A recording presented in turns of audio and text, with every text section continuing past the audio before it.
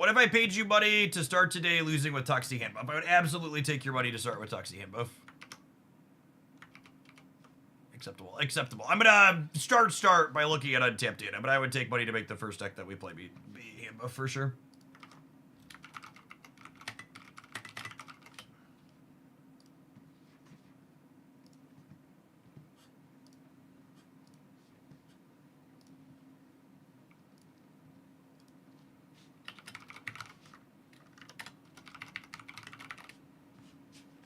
We should get our new season. Our new season announcement.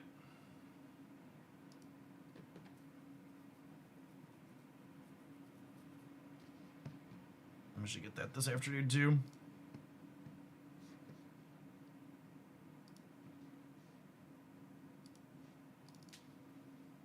I got a login reward, chat. Isn't it exciting? Mastery.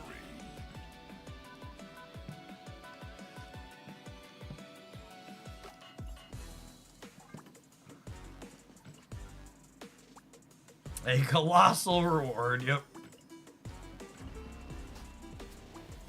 Ooh! That's actually really good, yeah? I don't think I had any Iron Patriot variant.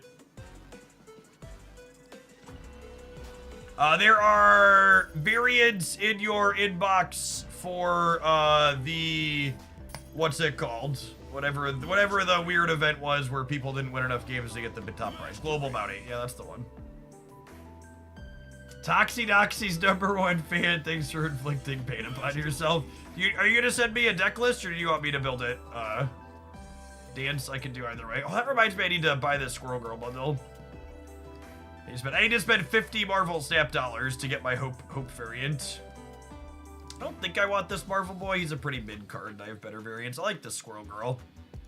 That Squirrel Girl's probably best in slot.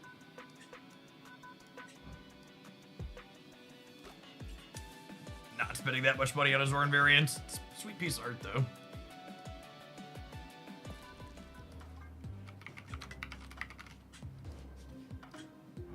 Oh, do I have a split weighting on this card? I totally have a split weighting on this card. Hey, look at that. Andy's gold. What a wonderful golden gamer. Fourth split gold is nice. I'm pleasantly surprised. I think Zorn's plenty playable. I'm just not gonna play enough of him to spend that much on a variant. He's not like Surge. I think Thanos is dead after the OTA. Absolutely not. Marvel Snap doesn't really kill decks with OTA updates. They take things at the top and they make them marginally less offensive.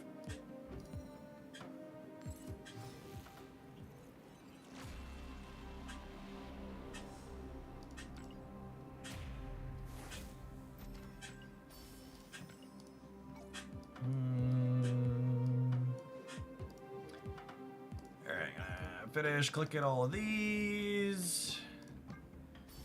Let's take a peek at some Untapped Data. Speaking of people asking about Thanos, we can start there, yeah.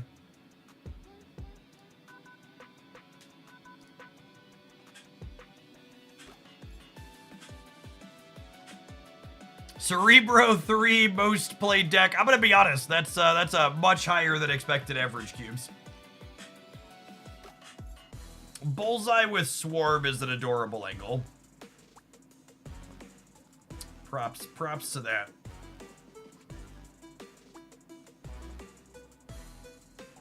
I don't know who told people to play these 12 cards, but this is a really bad Cerebro 2 build.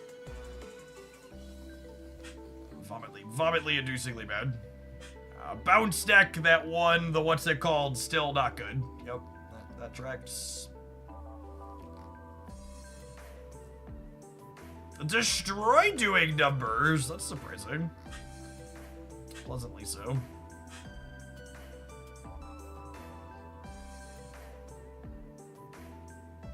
I'm gonna give you a cheat sheet, chat, to let you automatically know if someone knows what they're doing with Cerebro 2 or not. If there's no Nico Banaru in the Cerebro 2 deck, the person who built it has no idea what they're doing. Bearded Bean, thanks for the over 2 years. Nico Banaru is an incredible power level increase for Cerebro 2. She is very, very good in the deck. As your cheat sheet to know, does the person that built this Cerebro deck know the details? She was a big power level boost for that archetype when she was added to the game. David, thank you for the 13 months on the YouTube side. Appreciate it.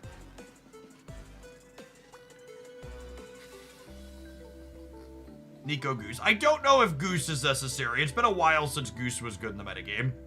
I would not be surprised. I'm probably going to start with Goose, maybe, when we do Cerebro 2, but I'm not convinced. I'm less certain that Goose is optimal today. Nico is very good.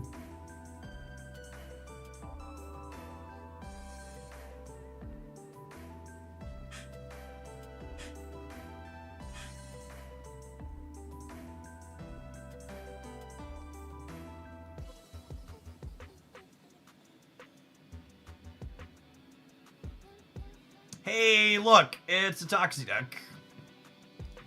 Grab that one.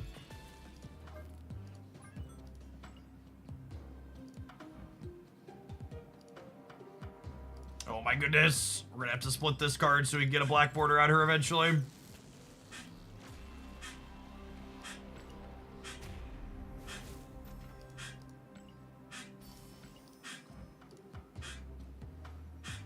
Fastos, so we put that black border on right away. He looks very fine with that. I'm surprised they went with 2-3 for Toxie instead of letting her give +3. They seem terrified. If a card is not named Galacta, it doesn't seem to be allowed to give +3. Which is really, really weird. Because Galacta is so good.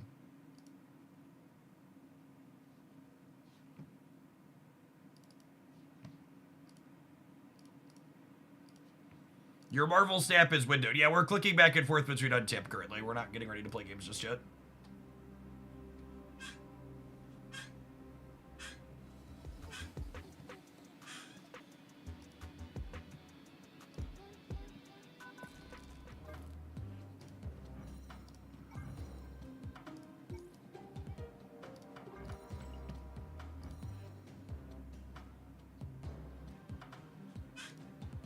They have a contract with Marvel Rivals to make sure one of their cards stays busted. LOL. Whoo! The other deck from the other off-meta deck from the tournament. That's numbers I'm not surprised to see either. Mela, thank you for the 20 months. I appreciate that. Welcome back.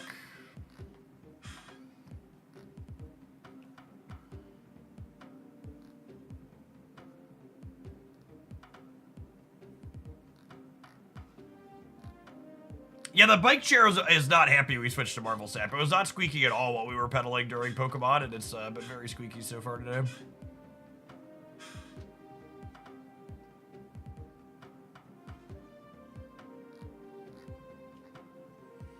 I am a little concerned. I am surprised they cited Storm Legion as the thing they wanted to get rid of, and they left the War Machine interaction.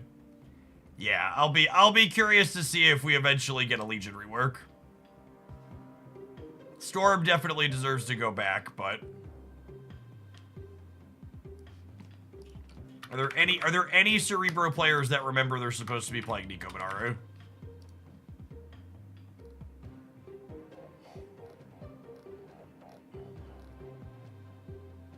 Yeah, a few of them.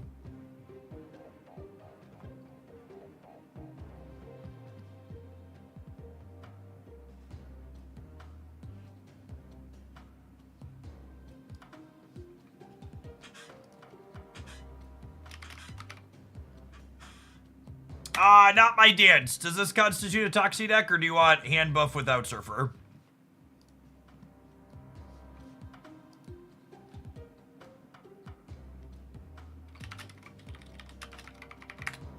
Do you envision something else? Legion should make all the location changes with the random. Yeah, I agree.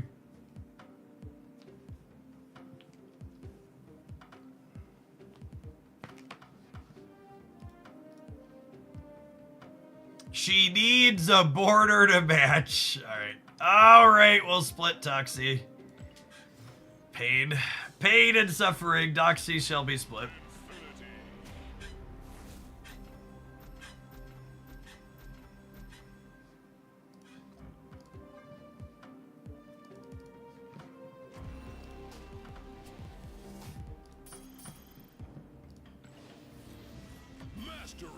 Mastery. What a banana split.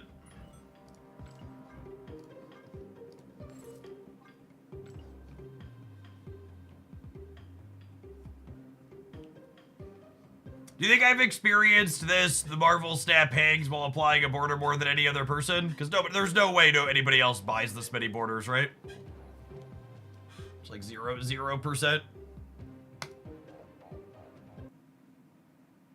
Is it splitting the card and then immediately applying a border that causes it to hang? Because it doesn't hang every time I apply a border. I think it's when I split. When you split a card and then apply a border, it goes crazy.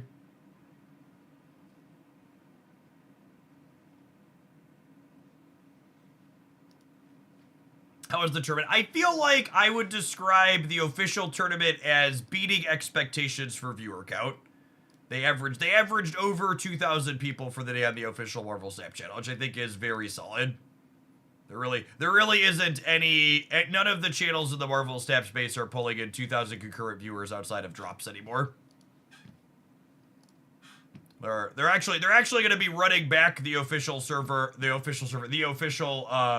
tournament on, I think it's June 7th. It's happening again.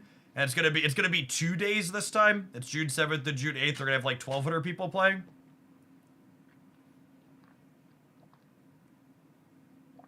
All right, we're gonna start with Fastos Surfer because we had someone vote with their wallet for that, and obviously that's how things work here in Hoaglandia. And then we'll play some Cerebro 2 after. So I'm going to tap an ad break and run to the restroom while that happens. When we get back, we're going to do this, then we'll do some Cerebro. Oh yeah, you need audio for the Marvel Snap? Yeah, good check. BRB.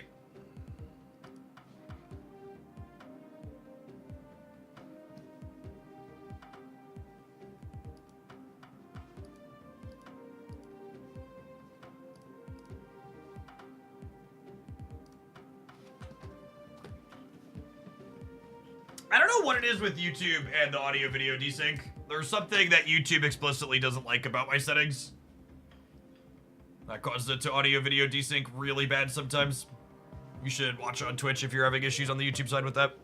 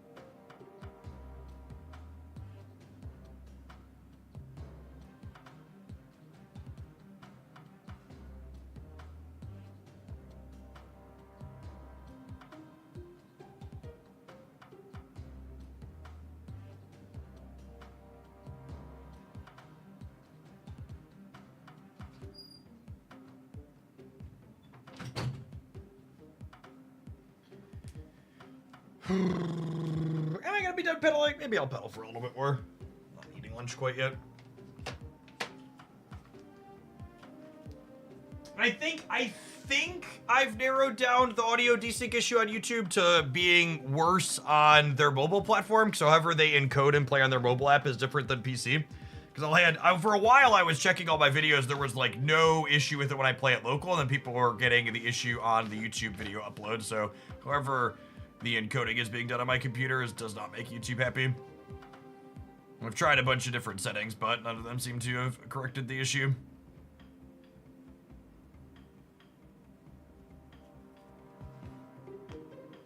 Thank you for all the resubs this afternoon. Memo Inferno, appreciate the 2/3 of a year. Leg end. I'm gonna try and end my legs while I pedal here. Thanks for the 22 months. Mandoxa, thanks for the 14. Jeff, broadly speaking, do you have faith in the court's ability to proclividly rein in Trump's illegal executive orders and the like? I mean, to be fair, where due is due, the Trump administration has a really solid history of listening to the court and following the orders that they give. Less sarcastically, the number one thing this administration has taught me is that far too much of America's structural things at the national level only work when you assume people are acting in good faith. And in reality, it seems like there's actually no enforcement methods for the executive branch deciding it just wants to do whatever it wants. Like, it truly feels like the only thing that stops the president from being a king is deciding that he wants to follow the rule of law. But like, especially with the rulings on things that have happened around all of the very illegal deportations and the removal of habeas corpus and people's right to defend themselves, like, that's all deeply terrifying, and it doesn't seem like anything can be done to make him actually follow anything, or else we'd have, you know, planes not leaving against judges' orders and people being brought back who have been sent to illegal detainment camps.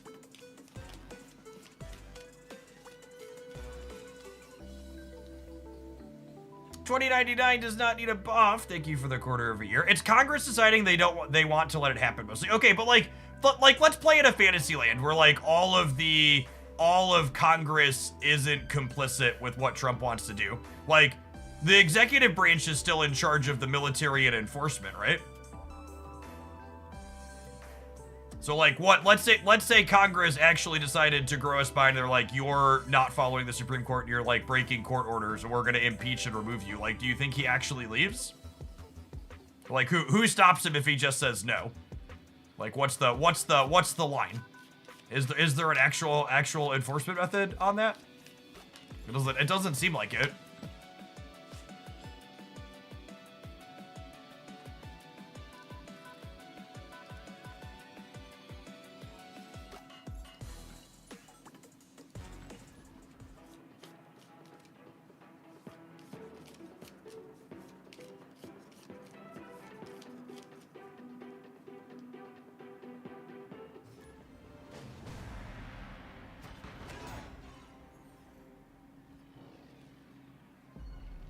Shadow Cat, thanks for the entire year. Welcome back. I have 2 excellent hits for Toxie in my hand. Excited for her to hit Surfer and something else.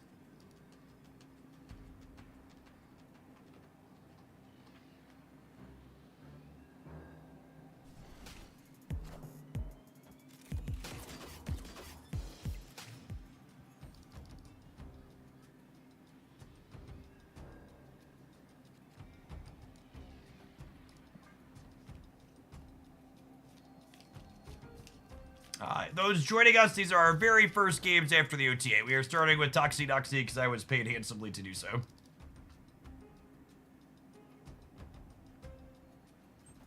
Yeah, I really wish they would have reworked Toxie's text box, either making her give +3 or maybe giving some control over which cards in your hand that she buffs. Just like actual perfection in terms of like how absurd this card is.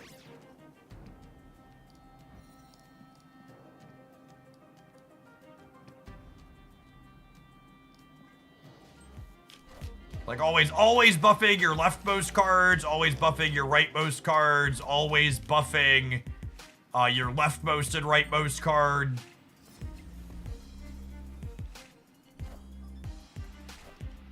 Just giving her 2 points of power is definitely one of the laziest, most imaginable.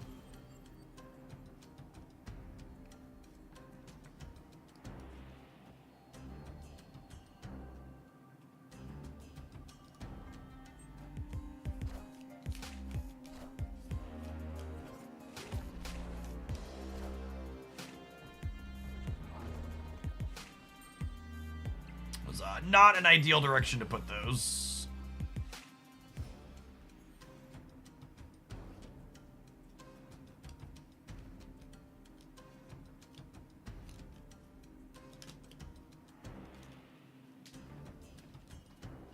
You've lost every coin flip this game, just like Baki. Turns out it wasn't a Pocket exclusive issue. Losing every flip this morning it was just a Jeff Hoagland issue.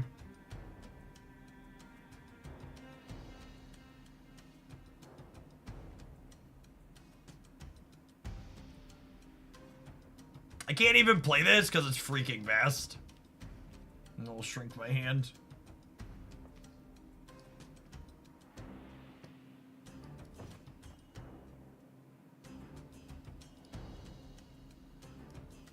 I think it's this, actually. So that way we can Prodigy... So we can Prodigy the Surfer next turn.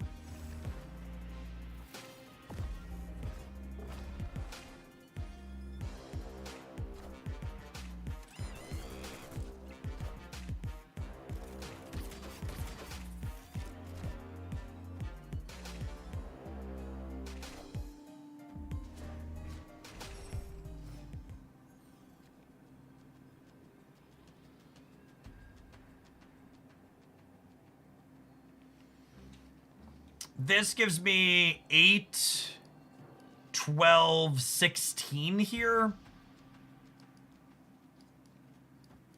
Let's play this for all three, all right. Seems fine. There could be merit to punting the center and just assuming that we win the left with 25. Do I just assume I win the left with 25? 25 wins the left every time, yes? Like, their Hitmonkey's already in play.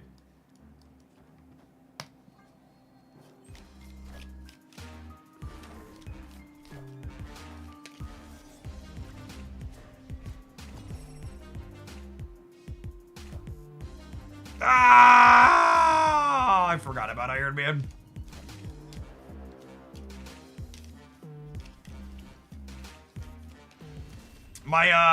What my first line of one?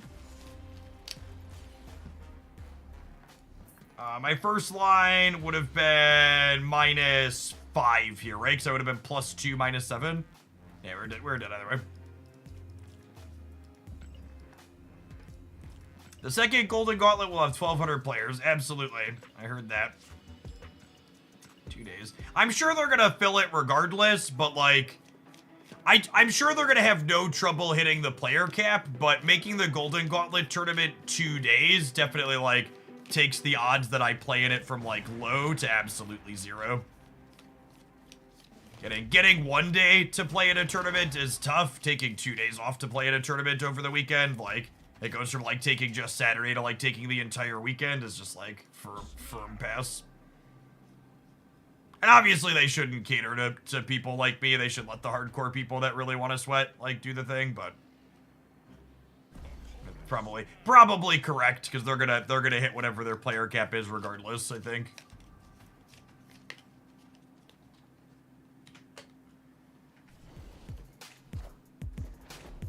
Thoughts on Fastos and Surfer? I don't think Fastos is likely good in anything. This is our first Cerebro 2 opponent.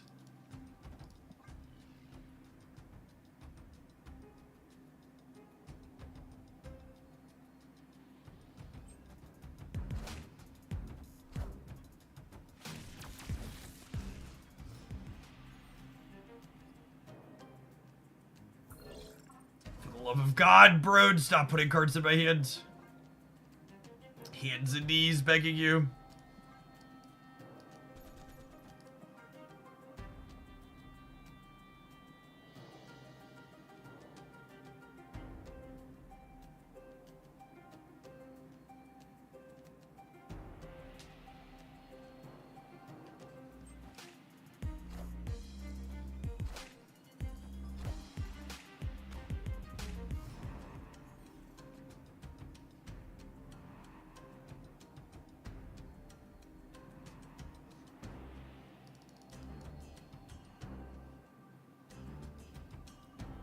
Now I'm a little sad I didn't play this year because they're not going to be a Cerebro deck this game.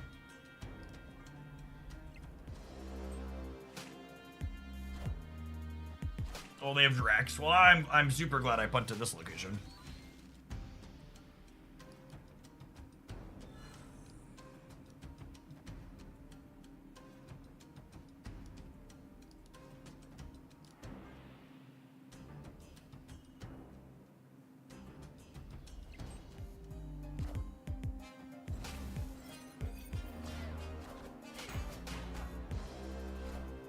Okay, and then we just juggernaut them out of the center, and then Surfer to win the right.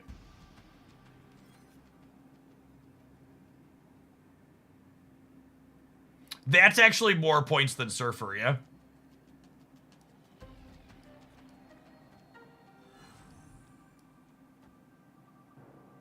Mad Max, thank you for the 32 months. I appreciate it. Welcome back. Right, because this will copy Carter, and then I'm pretty confident this is bigger than Surfer. I guess it makes the center less big, but we should be punting their stuff out of the center.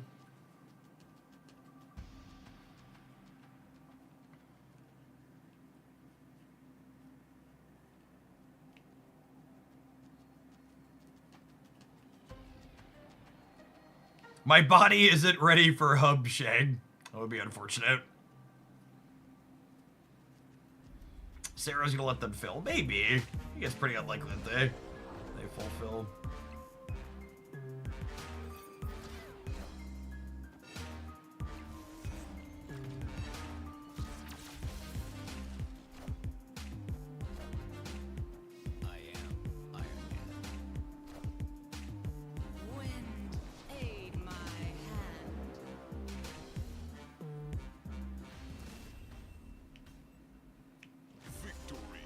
Alright, didn't draw Toxie, managed to win the game. Coincidence? Probably not.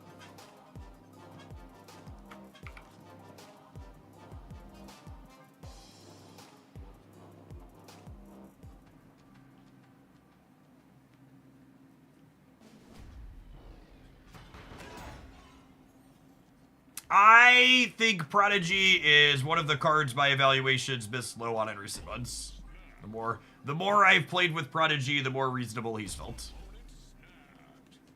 I don't think he's a must-have. I think you could probably replace him in most decks and still play the deck, but he's pretty reasonable in these kinds of things. Copying Carter and Surfer are both very reasonable. You know what's not very reasonable, chat? Sweating profusely in a game like this. Are you ready for Toxie to hit Fastos here? Absolutely. Whoo! She dodged Fastos and hit Brood. It's like Christmas.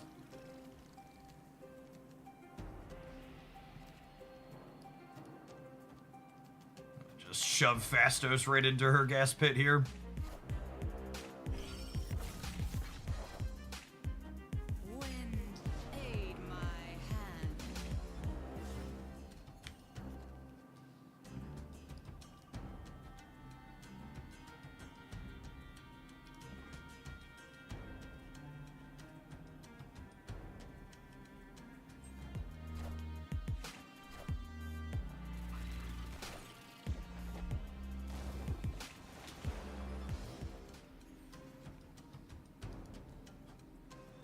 So, big Gwenpool into either Brood Surfer or Brood Carter.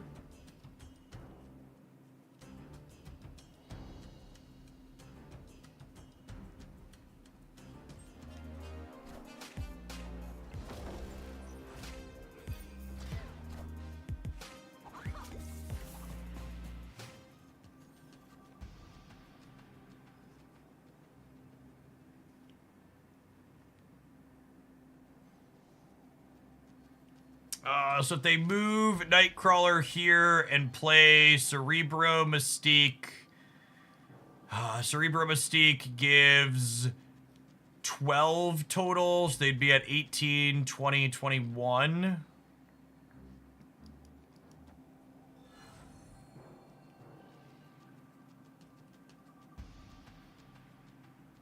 Can we play around Shadow King on the left? I don't think I can beat Shadow King Cerebro. I guess I could count on 18 being enough in the center and do this here. Yeah, I'd probably beat Shadow King. Played for the middle.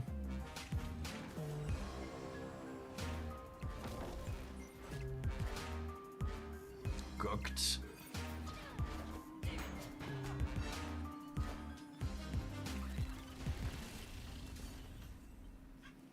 Victory.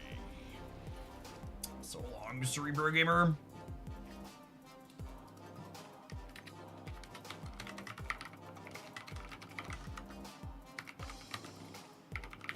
Toxie did a thing, Gibbers. That was nice of her.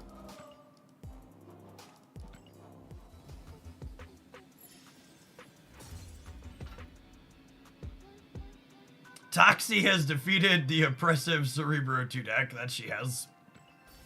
That she has. She has risen up to deliver us from the tyranny of Cerebro 2.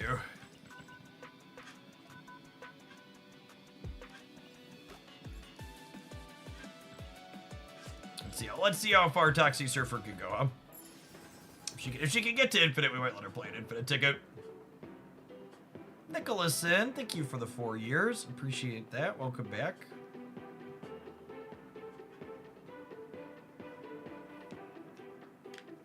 Is Stomper worth 5k tokens? If you like playing with Batroc, the Batroc Stomper deck's one of my favorites right now. Gets very reasonable.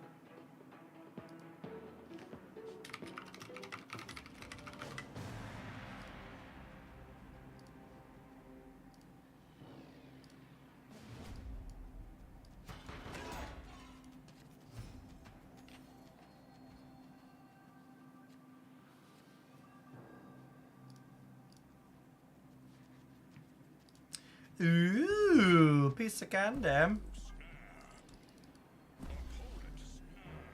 Grab the Bastida deck, and I've gone from 70 to 80 out of the ladder so far. Yeah, I think that deck's super reasonable. Very, very solid.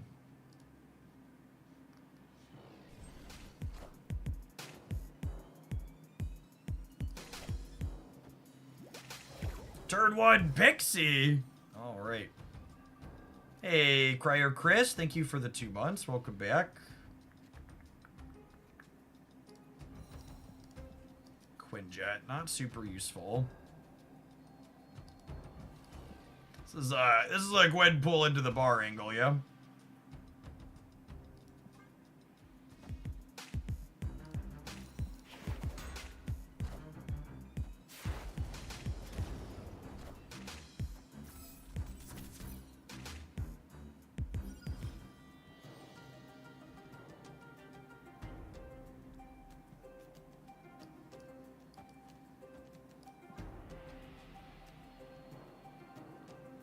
I hear Peacher is great. It's real good, yeah. Yeah, I didn't have a variant for him before, so I was happy to pick this one up.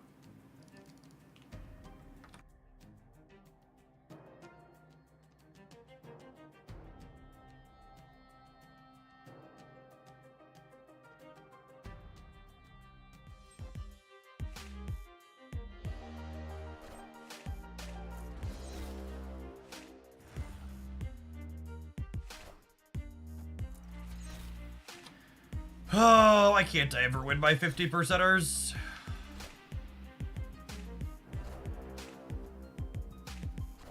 Extra punish for not moving the shield mid to give me flexibility. I almost put the shield mid there too to have extra flexibility to play there down the line. And then our one Gwenpool missed. Sad. If I would have put the shield there, we would have really gotten him.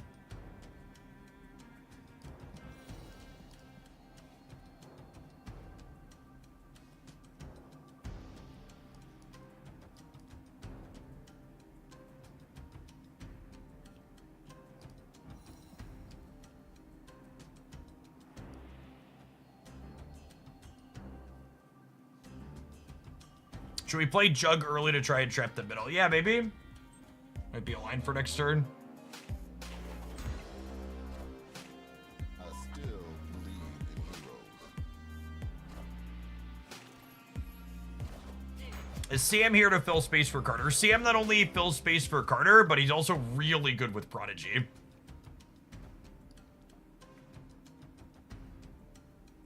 So you get to do stuff like this now.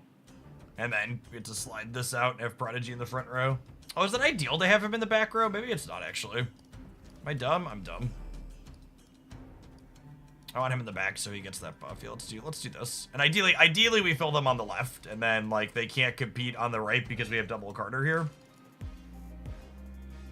That's interesting.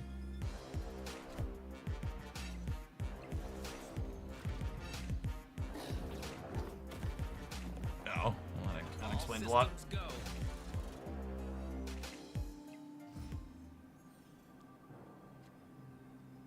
Ah, Toxie, welcome to the party. And we're cooked now, yeah.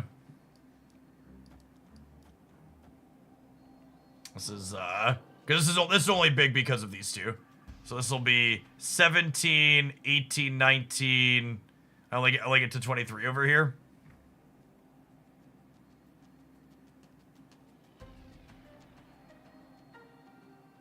Yeah, rip. I assume they easily beat us in the center. Yeah, if I would have had the shield to the center, we'd have totally gotten him here. Oh, we're actually, oh, the shield was 2 from this Dark Tower, so actually only 1 short on the left. That's so sad. Gosh, that's so sad.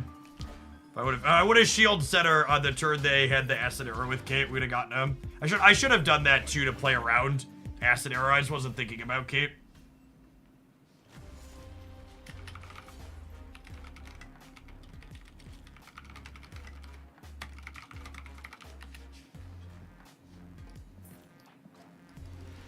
What deck is the Bastina deck? It was the deck highlight yesterday morning on the Hoaglandia, or on the Jeff Hoagland channel. Sweet Marvel Snap deck highlight 7 days a week up there. Used it to get an infinite border earlier this season. Speaking of, I have 3 infinite tickets. I kind of like the Surfer deck. I think we'll let's dive into an infinite ticket with it. We'll see how far we can get into there, and then we'll Cerebro some nerds, I think.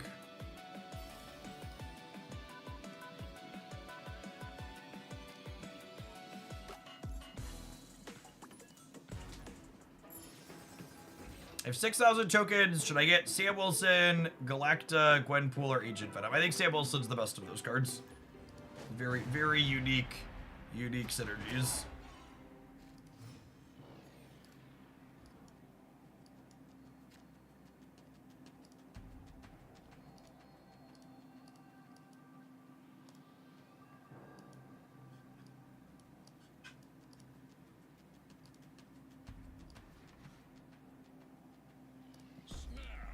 I'm still gonna snap aggressively, because why not? Our hand's also pretty fine.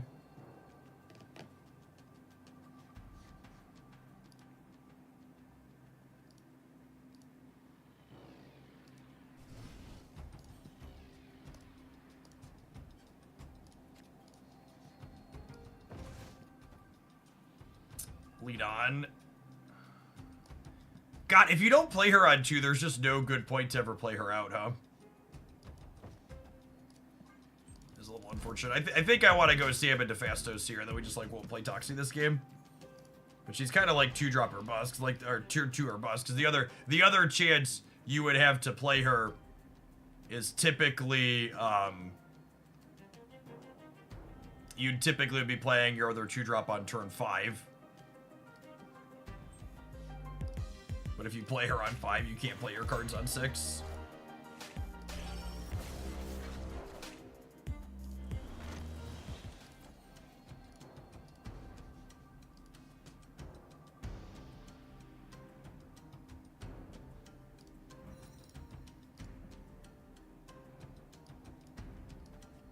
X23 debris.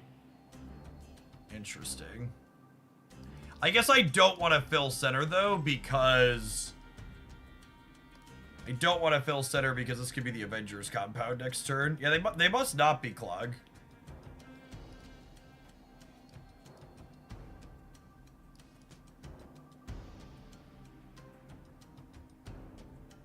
Did I ever Toxie this turn? I wonder if it's Toxie this turn. We're about to get Misery on the debris, though. Could be possible. Killmonger, sure. That makes sense. We're on debris as a death enabler. We're hoping Fastos greases us with a 2 energy card this turn. We did hit the good things here.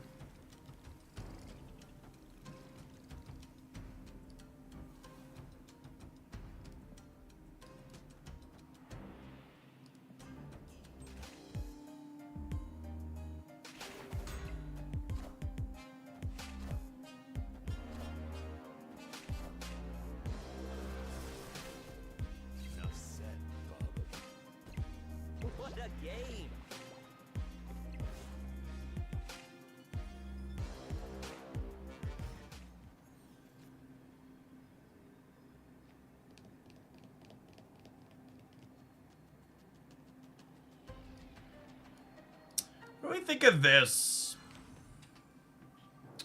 Gives me 8 in the middle up to 17. Gives me 24 on the right.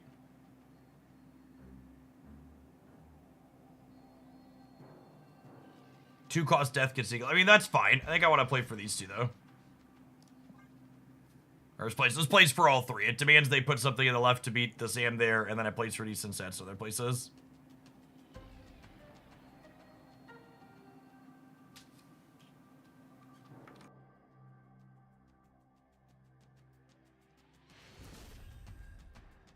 Victory. All right, on to the next one, eh?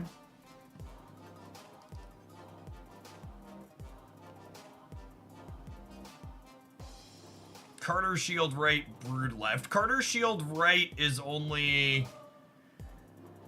I guess it's 14 over here. I don't know. This way beats the death on the right. We played Toxie and our opponent retreated. Wake up, sheeple. Good second dinner, buffing their pay to win cards.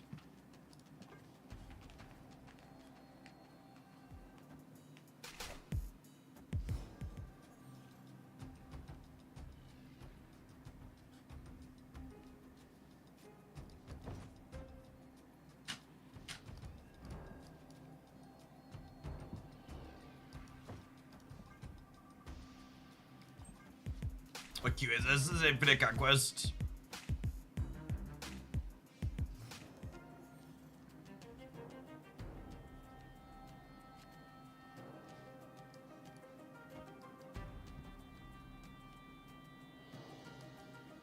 I'm gonna play him center, so that way we can set up Captain Carter next to him, potentially, if we draw that.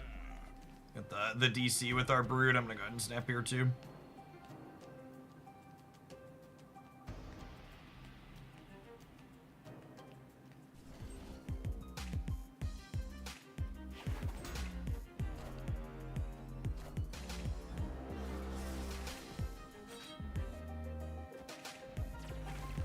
Enough said, bub.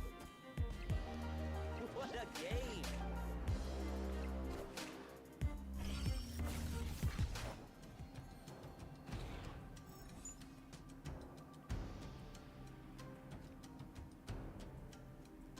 Well, that's certainly a mixed bag.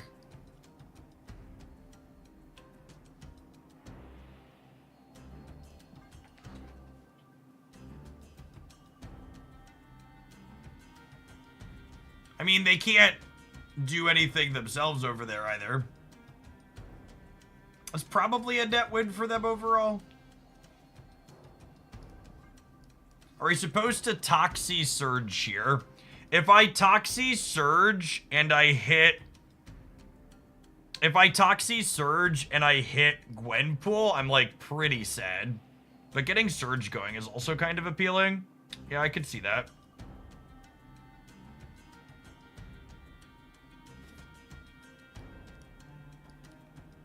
Yeah, I don't hate that.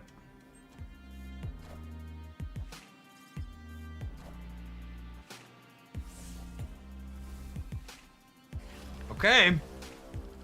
And then we're gonna draw a 1 energy 3 cost here to go Gwenpool plus a 3. God, our surge hits have just been so rancid.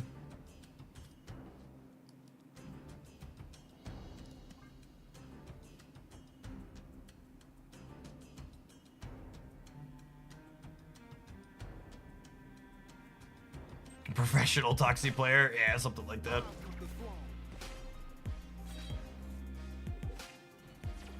Alright, so the hope here is to draw a Fastos +2 powered Captain Carter or a Juggernaut, so that way we can force them out of the center and then Brood can win the right.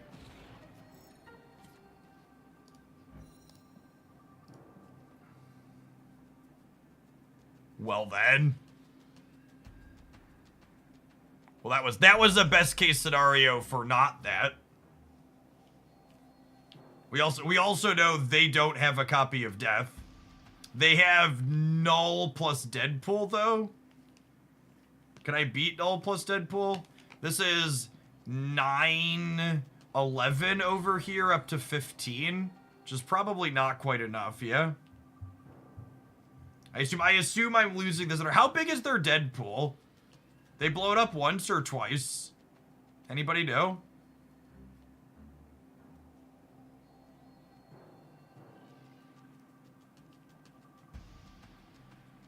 Asking how big the Deadpool is and getting 3 different answers is perfect. Very peak Twitch chat experience. I don't know. I know it's Infinite Conquest, but I really just don't care.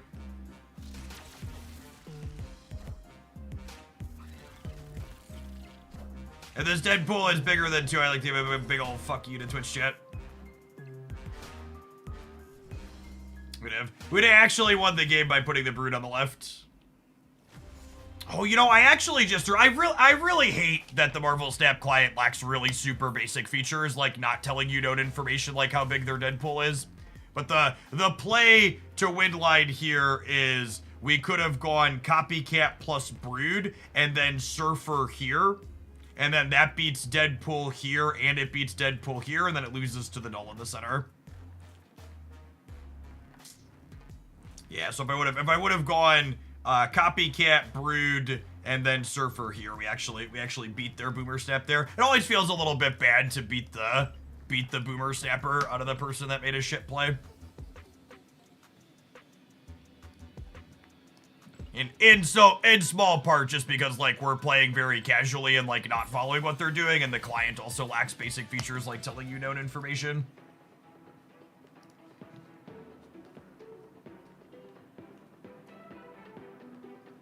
It would be nice if the application did simple things like showing you things you deterministically know are in their hand.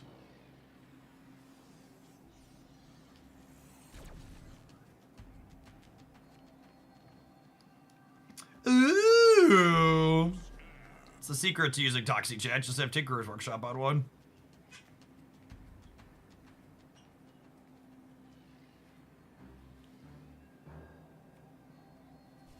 Excited for it to hit Juggernaut and Prodigy. Ooh, she hit Carter.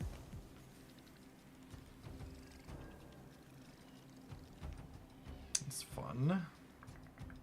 Ooh, and we top decked Surge. That's so good.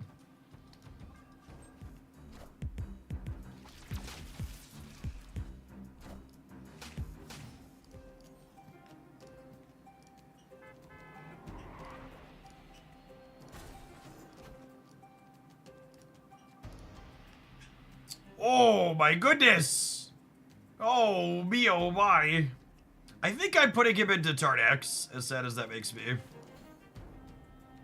Do I want the Changa for Carter later? I probably want the Changa for Carter later.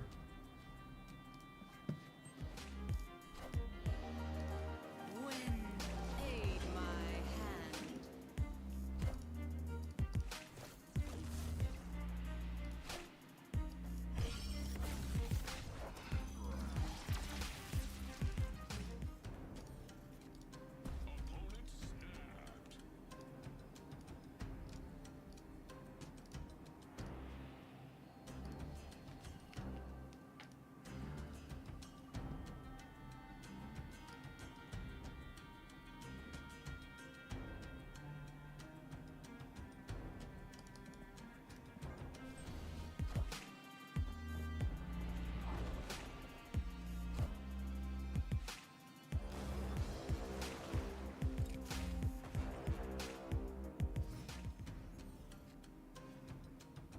Oh, I forgot she was gonna move.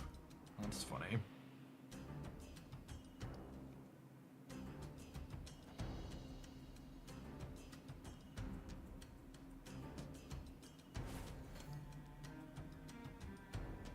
What if we do this? And then next turn I can Carter Prodigy Surfer.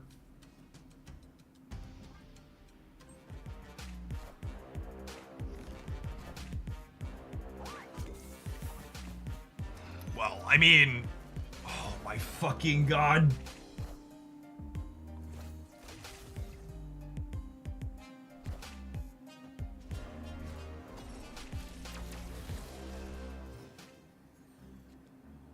What an RNG fiesta.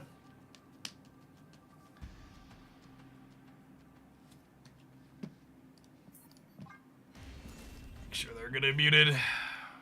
Escaped.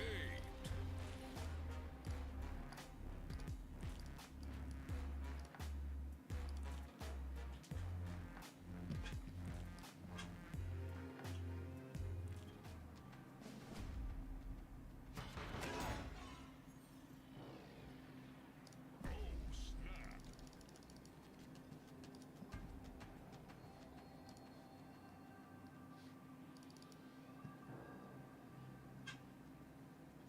I think New Storm will be a Surfer staple. No. She wasn't a staple beforehand.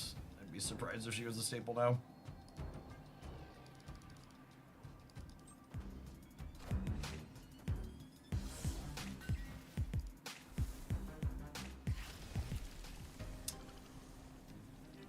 Take those, I think.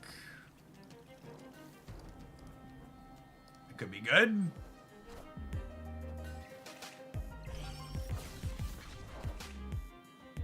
Wind, aid my hand.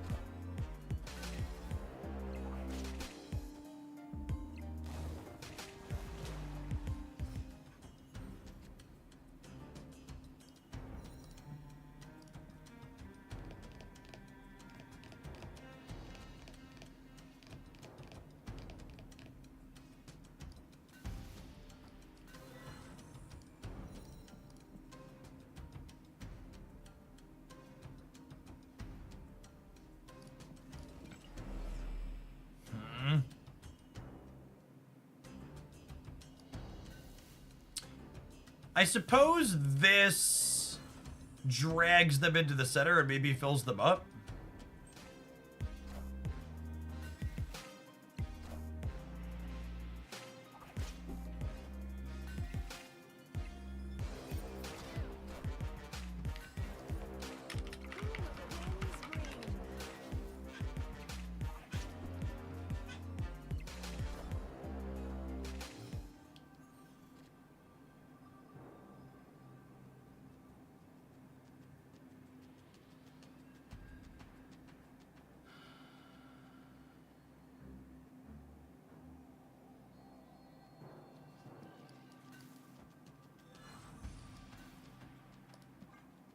I guess like Shanged or something in the middle and die.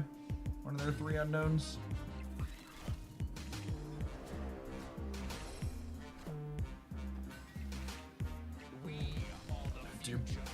Was Makari 3-3 on release? I can't remember. She was not 3-3 on release, but she was originally data mined to be a 3-3, and then they emergency buffed her. Alright, 2 infinite tickets later, it's time for an ad break and to delete this pile of cards. Toxie. I think Toxie is an example of one of the worst types of buffs they do periodically, where like, the reason why the card is not playable is not remotely because of her stat line, it's because her effect is just not good enough, and I think wasting one of the handful of buffs they're going to do, giving her points that aren't relevant, is really sad and annoying. Alright, have some adverts, we're gonna build some Cerebro 2 when we get back. Thanks everybody for hanging out, don't go anywhere.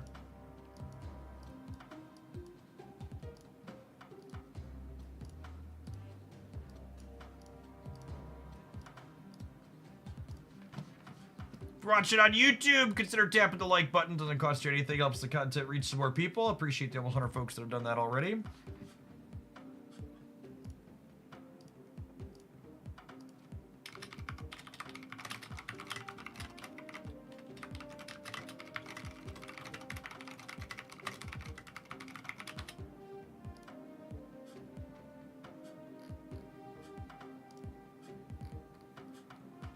One of the downsides to their late OTA timing of the day is I'm probably not going to have snap highlights for this weekend. We're only going to play for 4 or 5 hours today. Maybe we'll have some decent decks after Cerebro 2, we'll see. Jackwater, thanks for the 27. Cerebro 2 is going to be a highlight, Copium. Cerebro 2 is going to be a highlight, yes. Assuredly, Cerebro 2 is going to be a highlight.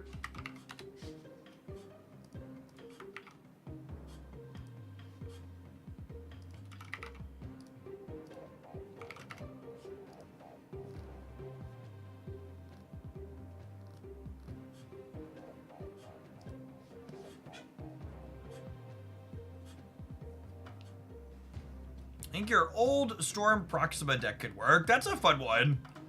A fun one to consider. I'm gonna grab that. I'll try that. We'll try that later for sure.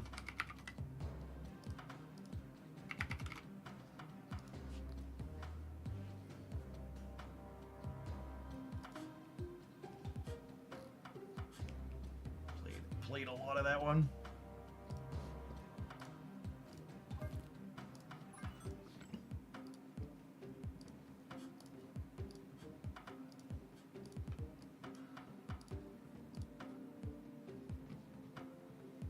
Marvel Jesus Man, thank you for the almost over 2 years. Appreciate that. Welcome back.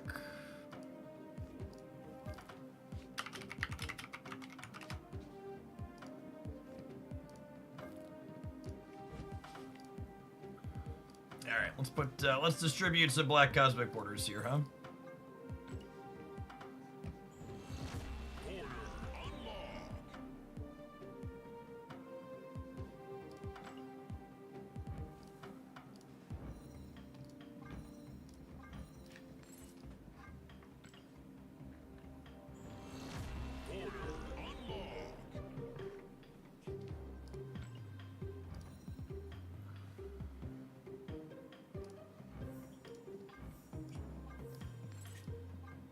Arena metagame where Echo is good, probably, especially with Storm.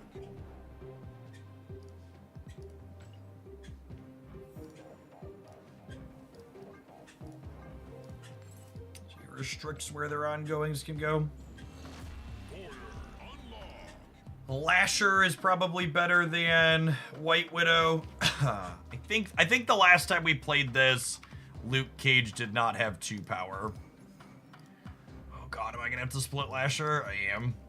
And if I split Lasher and then give him a border, does it hang the client? Is that the bug? I think that's the bug. If I split and then assign a border, it breaks.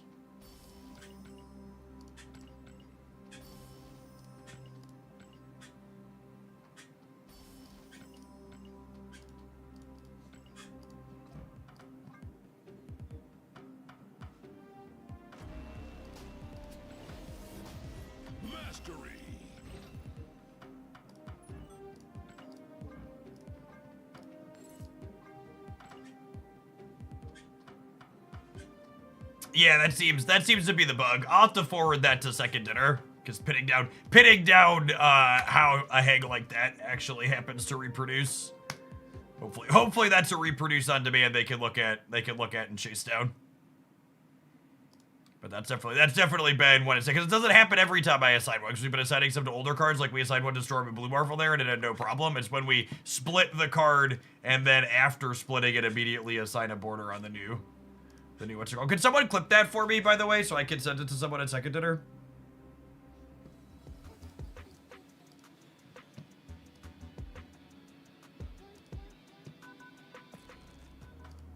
Hopefully help them chase that down.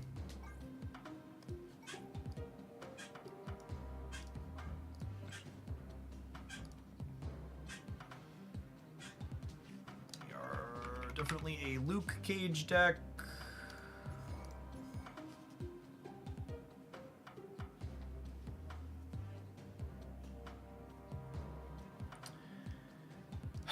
Are we gonna Goose? I would say we're gonna start with Goose, but I wouldn't be surprised if she's not good enough.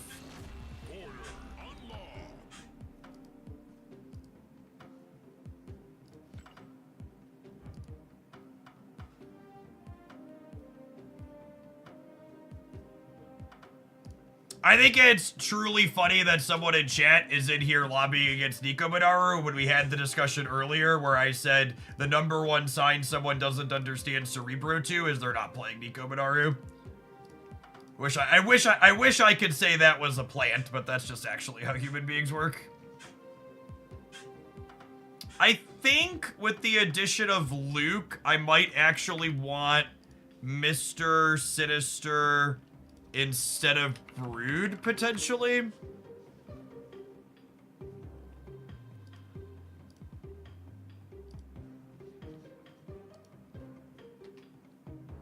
I think 6 3s is too many otherwise. We need more 1s and 2s.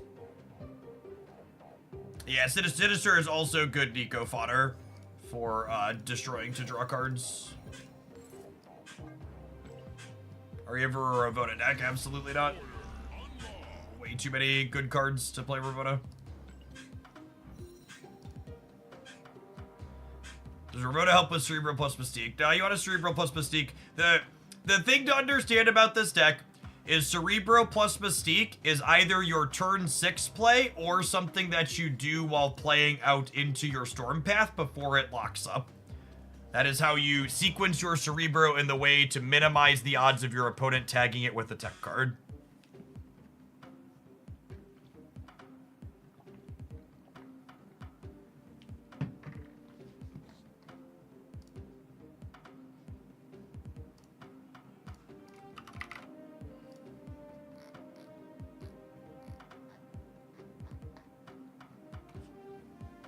It's funny, I wanted to look up and see how many Cerebro 2 games I had lifetime, but Untapped actually only tracks the last 2 years, meaning I have games older than that.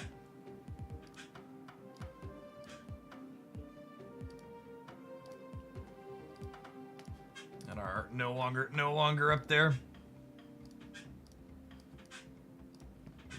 Marvel staff's been pushing 3 years. Ravona is only worth it if you're playing Iron Man, which is a different style of Cerebro 2. Different style is a good way to say shit version of Cerebro 2. That's very kind of you. Very diplomatic way to say shit version of Cerebro 2. I would just like the record to reflect, I don't expect Cerebro 2 to be a top tier deck, but at no point, even when it's had good stats, was a build with Iron Man ever good. Just so we're clear.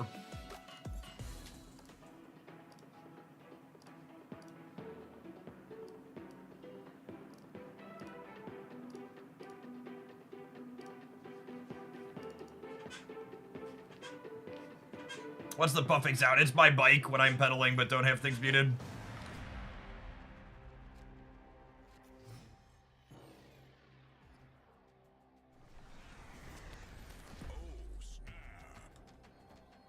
First game back playing Cerebro 2, Quantum Realm is the first location. Praise Brode, we are so back, gamers! Look at this, meant to be. Nico Badaru rolls the draw 2 cards mode to start as well. Oh baby, look at all of these cards we are about to draw, holy.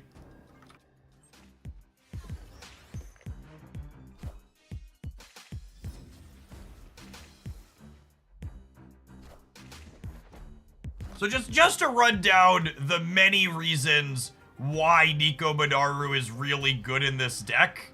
Like, there's a lot of them, but among them is the fact that she draws you more cards to get you to Cerebro more consistently.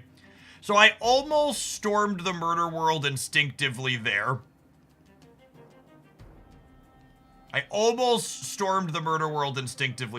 But the average Ravona Renslayer deck is a magic deck, which makes me want to hold the storm for clearing that later. It also means I can probably play this Cerebro out proactively and not worry about getting hit by a tech card, Copium.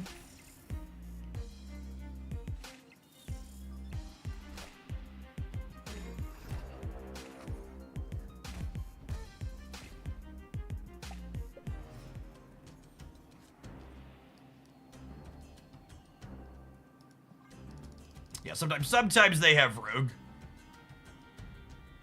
Like, Enchantress and Red Guardian are probably out. It is a little sad that we gave up Echo, but I didn't know what we were playing against, and it was right to draw cards. They're good and muted, so we'll be A-okay with this here. Celestial Martyr, thank you for the 16 months. I appreciate it. Welcome back.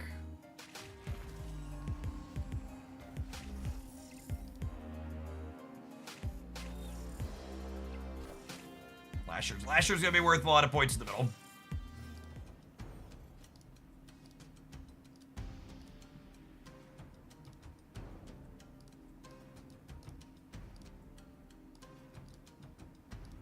And then Shadow King assuredly wins us the game somewhere else, yes.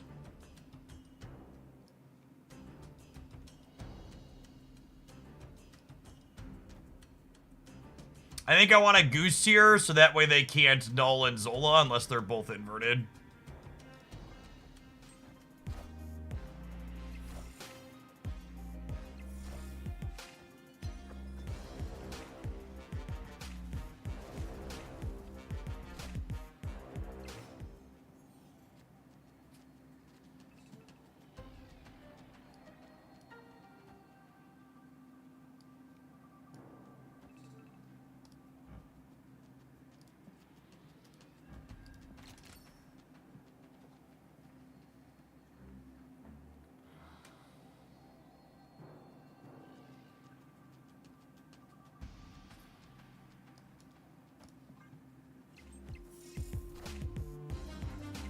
Wind, aid my hand.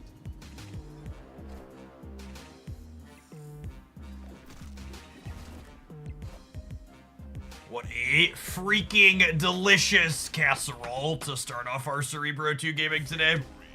Actually, just every bit of the Buffalo there. Nico drawing us cards, Lasher giving a penalty, Goose locking about of setting up here, Storm closing us out with the Limbo removal.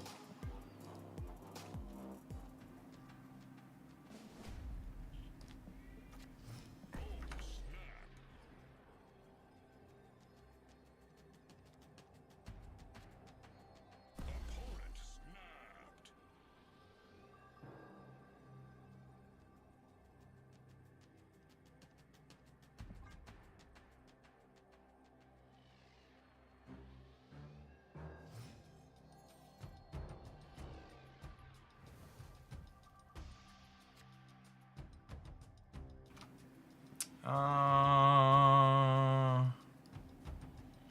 Nah, I don't want to Goose the Avengers compound because there's a real chance we want a Blue Marble on 5.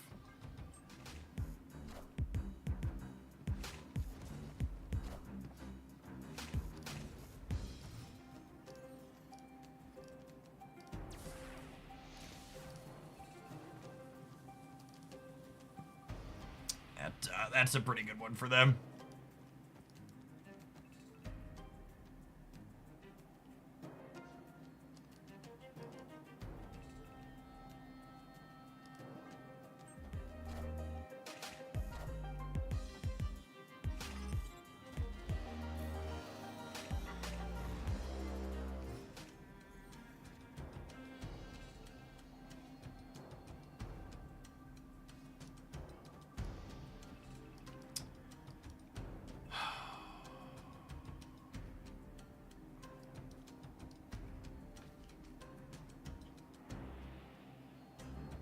With the Echo on the left, I don't think we need another Goose there.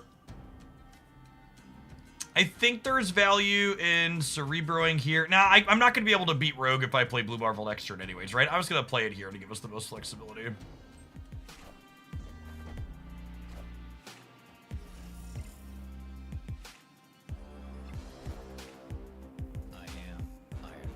I was surprised they were committing more to the Hulk path, but that's literally the only place they could play that card, so LOL.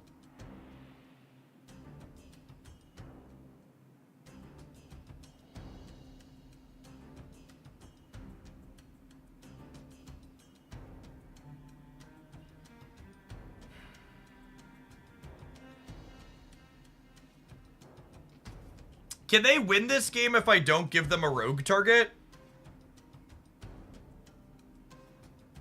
I guess if they rogue and I lose the Cerebro bonus, I'm still going to be able to Mystique the Blue Marvel, and that's probably fine.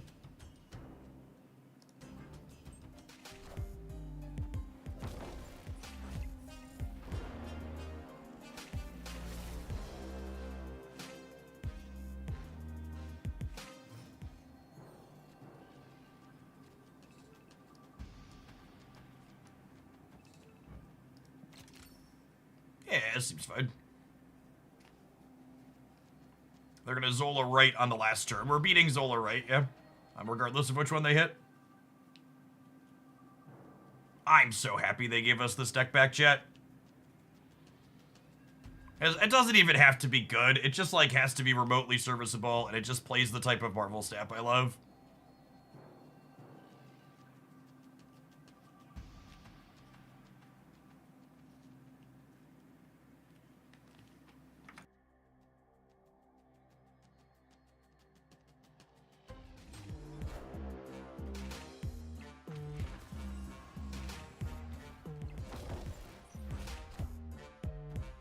Do we lose to Rogue left? I don't think so.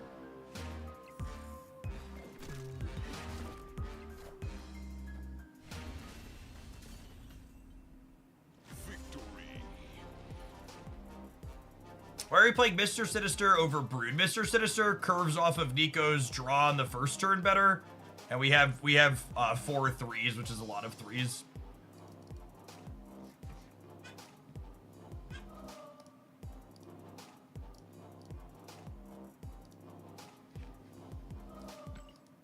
%100% win rate, ship it, absolutely.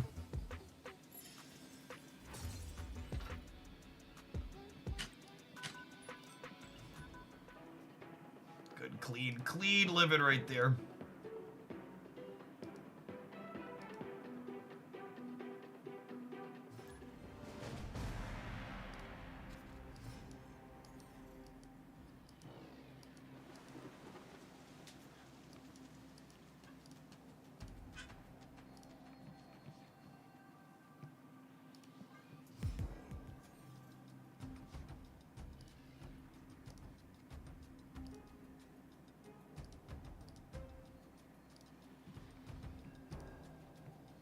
It's an annoying location for us. Not the end of the world, but obnoxious.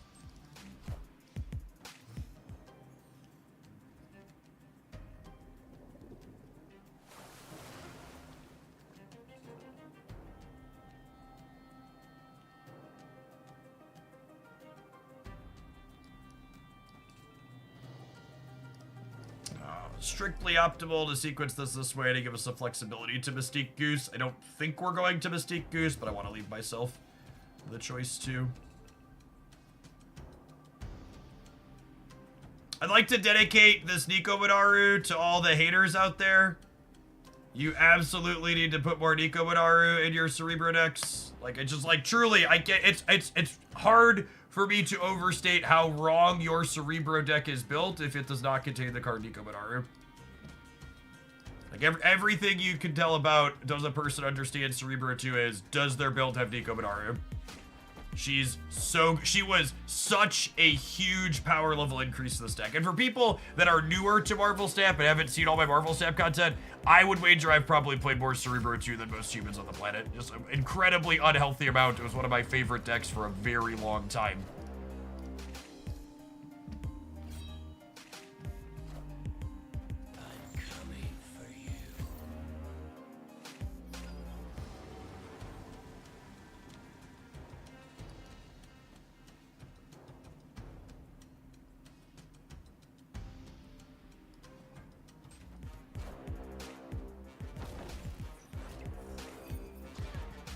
Jeff was having Cerebro 2 withdrawals. I was.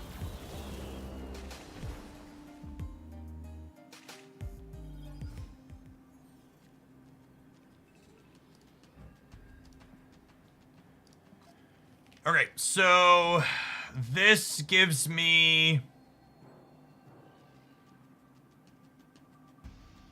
+4 on each of these. Plus 2 more. If they hit the 2x Infinity Ultron thing, I can't move Nightcrawler here because they can hit the 2x Infinity Ultron. So each of these is +6, right? Oh, it is +6. You're right. Oh my goodness, my math is I gotta redo. So it's 6. Each of these are worth 7. So I'm going up to whatever it is here. Oh yeah, they're super cooked. Super cooked. Bro's been hitting the gym. He knows how to lift. Warmug, thank you for the 1.5 years. I appreciate it. Welcome back.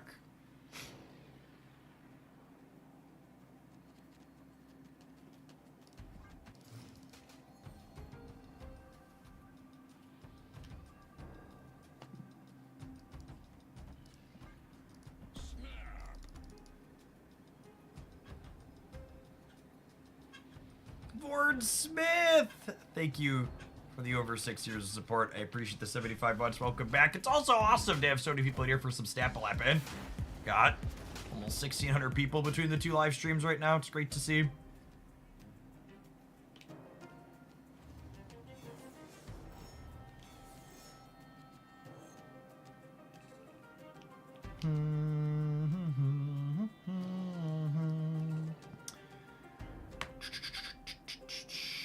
What do we think? What do we think? I think I'm into it. I think I'm into it. Little aggro.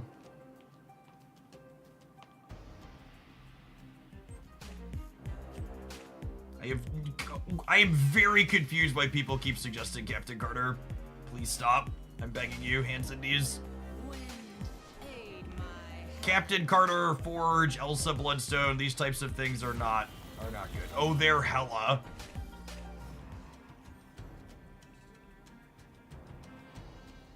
Oh wait, if they're hella, I just do this, yeah?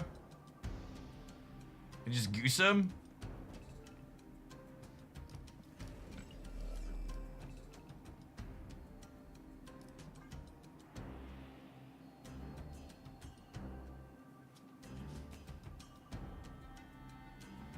Yeah, I'm so glad we kept the cat to start. I almost cut the cat before we started, but Goose has been very serviceable. Can we snap again? Does not appear to be the case. I do still need to draw our namesake here. I do still need to draw our namesake.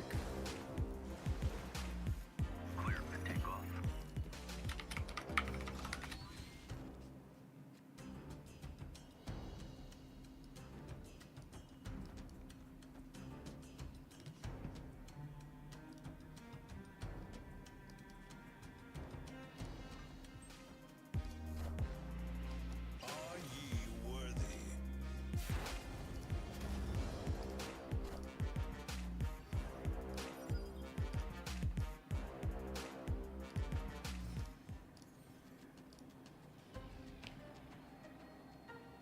Man. This is another reason, by the way, Nico Badaru is one of the best cards you can put in your deck. Opponent also retreated. Shouldn't have been a coward. Shouldn't have been a coward, shit. Opponent's been playing this kind of tight. I should have assumed they'd play around Cerebro.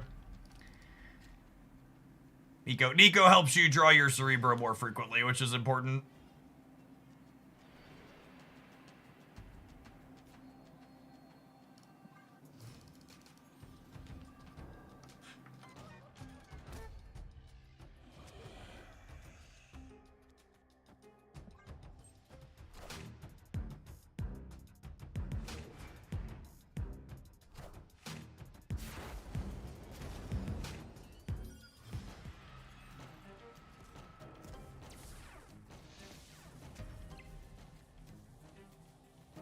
Opponent snapped.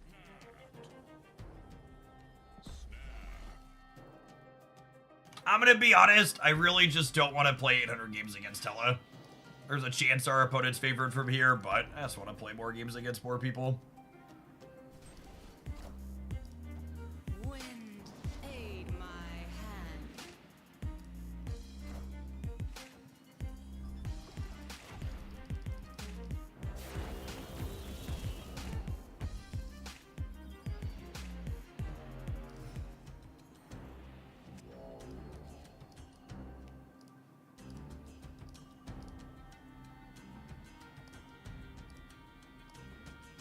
I think that's the thing I miss the most about playing Cerebro decks.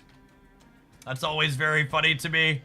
Are the number of people who are like, Jeff, what's the substitution for a card in the Cerebro deck? And it's like, well, what if I told you you could just play a different 2-power card?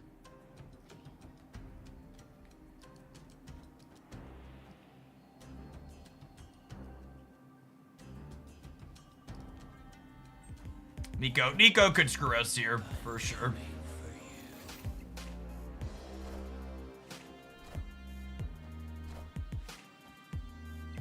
Surfer and Cerebro decks, the biggest example of you should just pick obvious, reasonable things to substitute.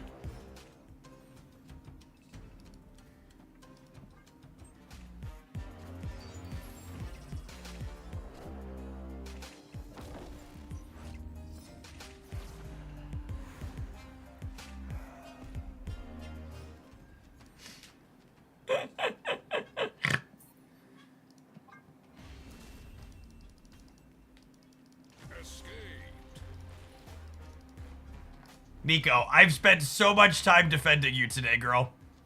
I've spent so much time defending you today, girl, and this is how you treat me? I invite you into my home, and this is how you repay me?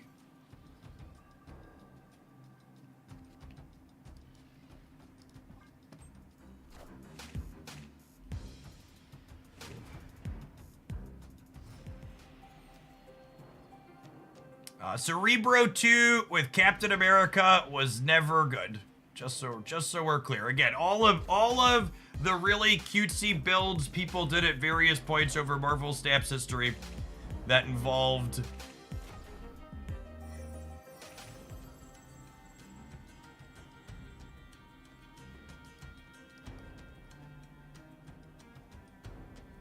other cute things like that weren't ever actually good.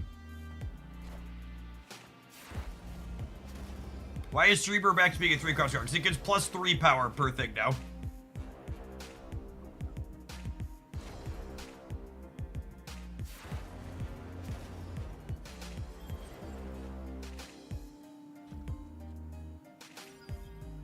Looking for a 1 or a 2 here, so I could do that plus a Cerebro this turn. Oh man, that's such a bad beat.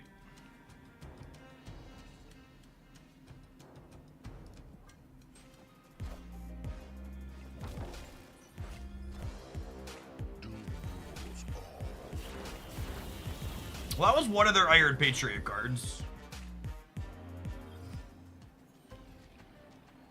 Does this win the game? I feel like it does a lot of the time. Let's get it over with. Count it up, and if you beat me, you beat me.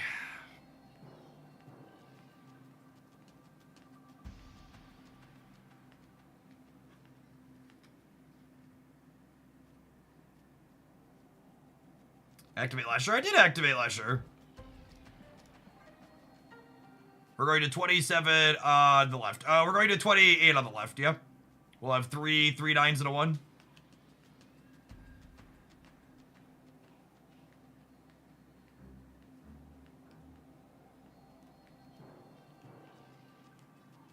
Ghost Rider could get Hella. Yeah, but they only have one other card, right? I think this is fine. We're gonna be on 28 on both sides here.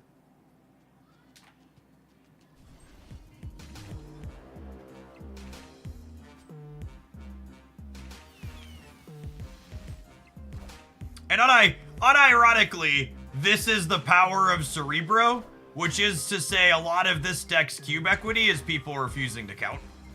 Because, like, my opponent should never stay here. They should be able to deterministically count that Cerebro Mystique is 28 points. But they've never counted it out in their lives. And they're certainly not about to start today. I ain't here to do math, Hogland. You can't trick me into doing math.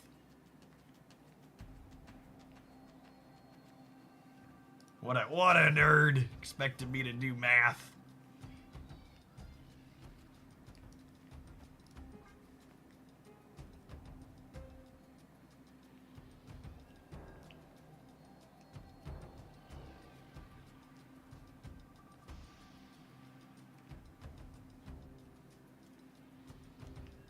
They play Hella to explicitly avoid doing math. That's probably true.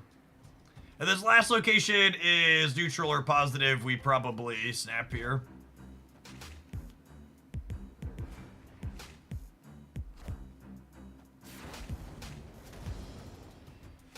And I think I, like, give them Cerebros and Mystique Cerebros to their hand, yeah? That sounds beneficial for me.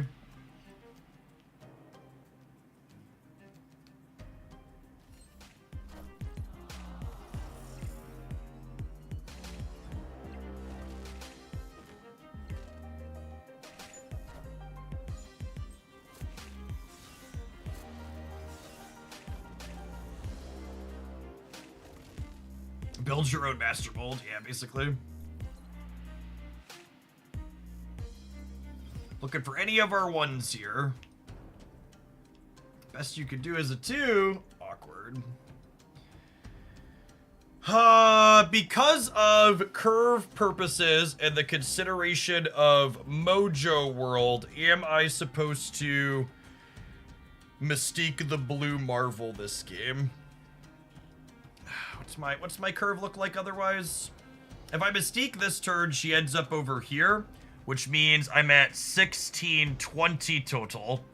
Whereas if I Mystique the Blue Marvel, I could have another 5 here, which would give me 15.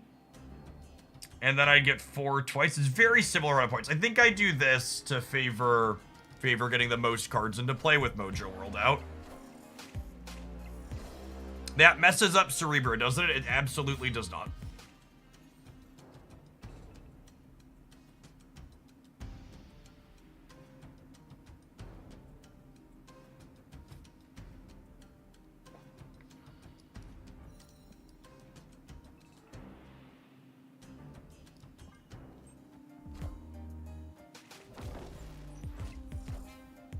Minions to me. Coming for you.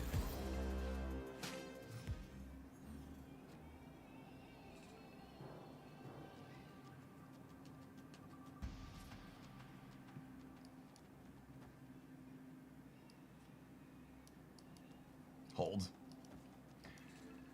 So this is 22 over here.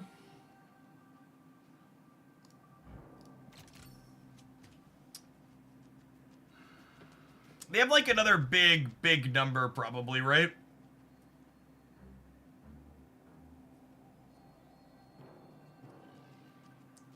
We're beating the breaker against Odin and Infinity Ultron.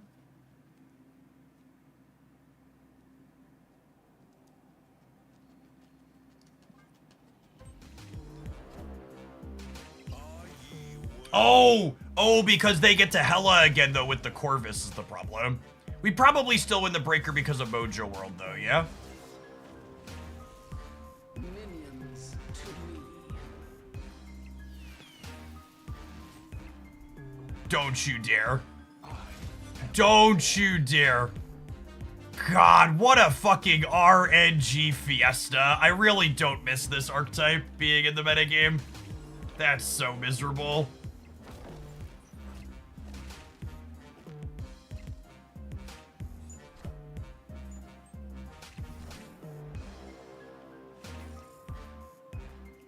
Three cards in their deck, by the way.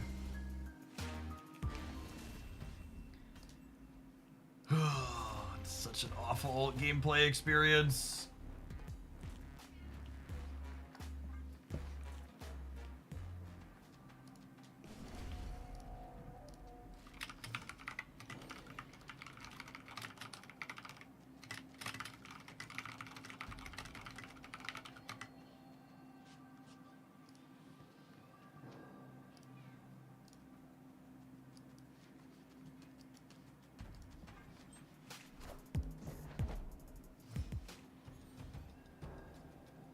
Lasher left would have gotten it. Yeah, but I couldn't have known that when we were making plans there. I can't know that that's where they're going to be playing to.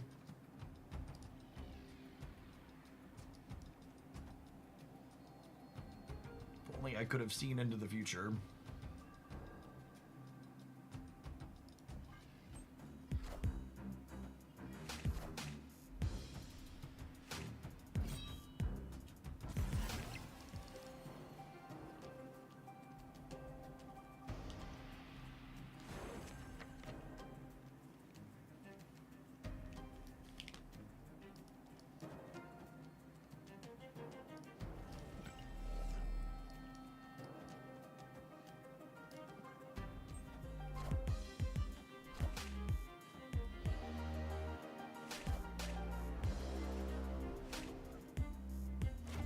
Alright, well, they're down a Hela.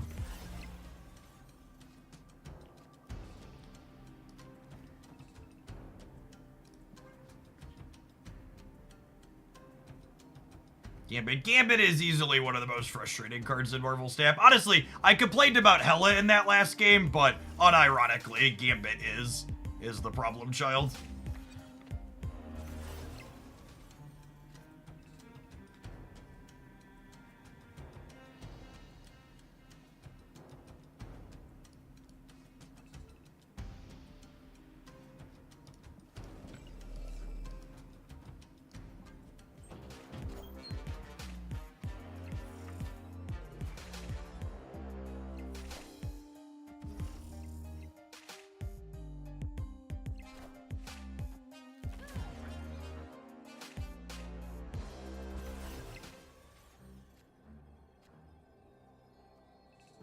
All right.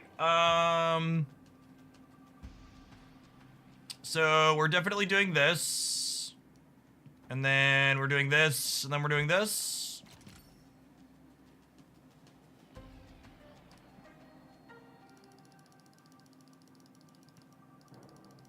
And we have priority here, so even if they have, like, the Infinity Ultron double up, Lasher's gonna take his points of power away beforehand.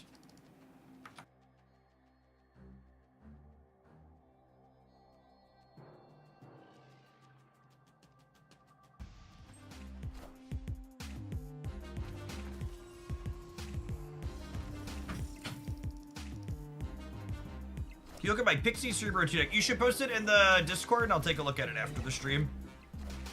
I just don't usually, I just don't usually look mid-stream. Infinity Stone! That's funny.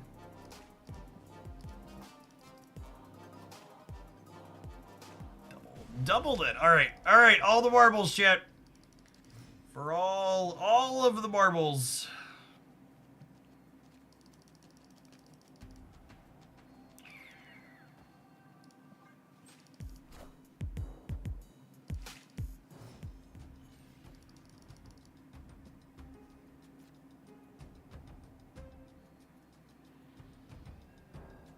What do we think of hiding this so I could top deck Cerebro?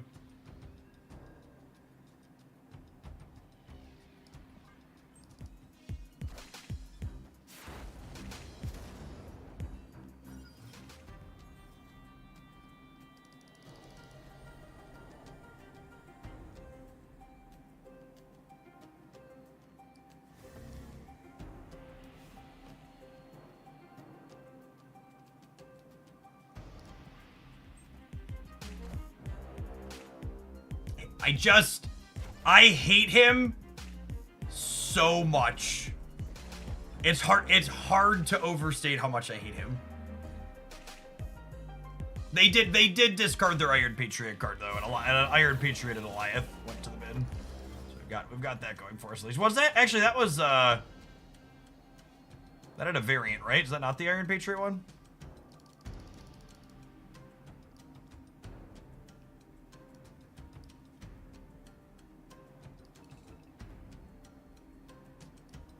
Oh, it's the same artist. Got it. Cool.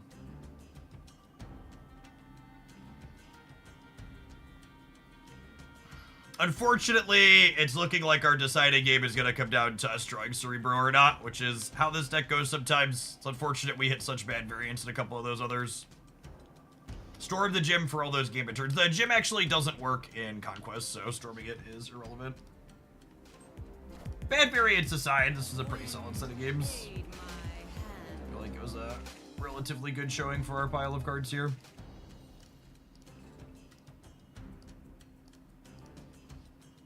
Heyo.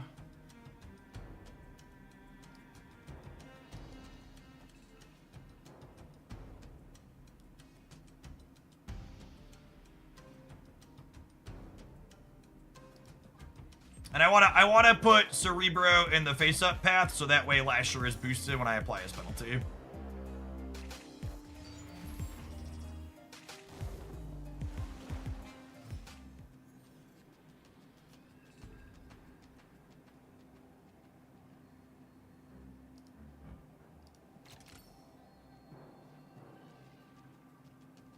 They've only discarded Goliath, and I have priority.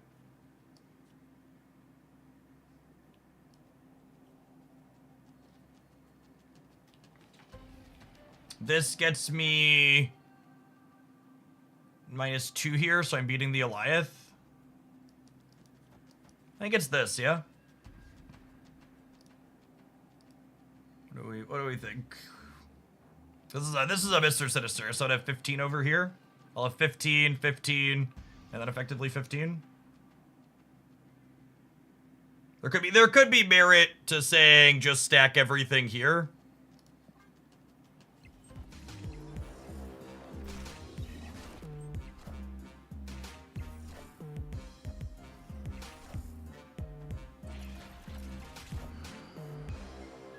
I'm gonna lose to not having 20 on the left, aren't I? I am. That's frustrating. Oh, we'd have died. We'd have actually died regardless. This is the one that moves something to Infinity Ultron's path, yeah? Yeah.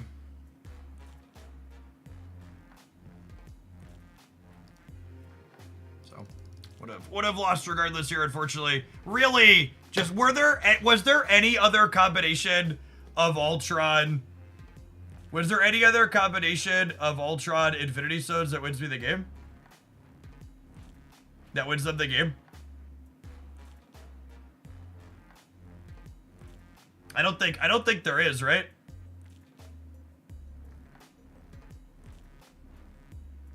Double Power Stone would have gotten him there.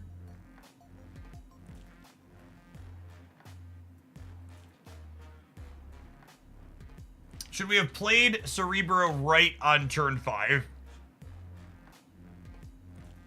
Yes, absolutely. That's the good takeaway. No, that's the takeaway. If I would have played Cerebro right on turn 5, I could have put 20 in the center, and then that's what I should have done. I should have played for 20 in the path where I had Goose. Because I didn't storm until 4, meaning Cerebro could have gone here on 5. Yeah, good shout. All right, we need to take an ad break. We're definitely going to play some more of this little sour Infinity or Conquest game there against our opponent playing an RNG Fiesta, but we had some decisions to make on the last one. Definitely going to play some more of this. Cerebro is everything good and pure about Marvel Snap. It's real good. Someone just asked me, do you like Pokemon Pocket or Marvel Snap? Well, I'm going to be honest. Marvel Snap's gameplay has been significantly better for me lately. Yeah, definitely. We'll see. We don't know how things are going to shake out with Pokemon Pocket's current metagame exactly, but the addition of rare candy to that game made it a lot less tactical. Have some ads. I'm going to go grab my lunch. We're going to play some more of this after lunch. Thanks for hanging out. Don't go anywhere. All card games ebb and flow, and I don't expect to be done with Pocket, but at this current window in time, Snap's gameplay is definitely higher quality than Pocket's for me. BRB.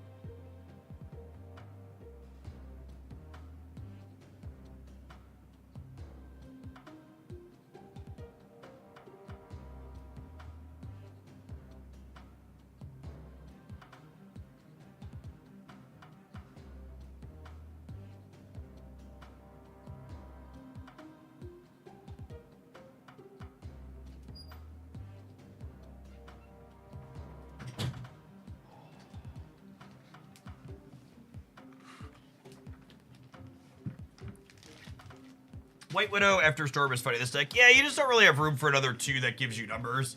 I guess you could maybe cut Shadow King, but Shadow King as a tech card is pretty good. I think White Widow's assuredly worse than both Lasher and Mr. Sinister in this deck. Let's burn this last infinite ticket on this pile, huh?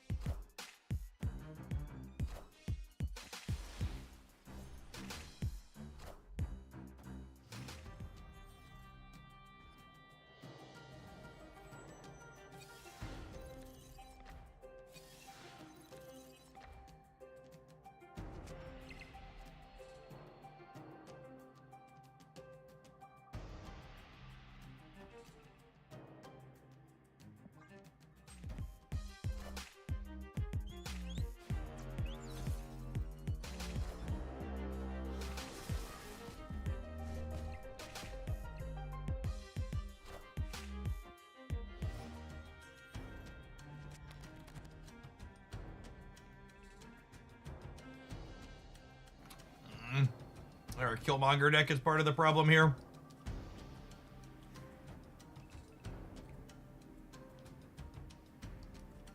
Which I think means I tuck her over here in case she could blow up later.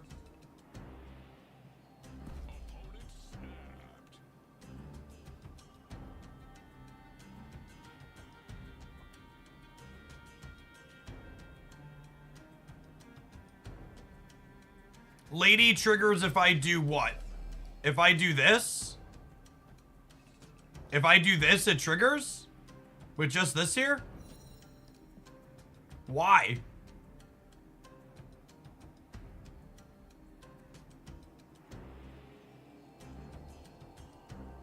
That's an insane fucking bug.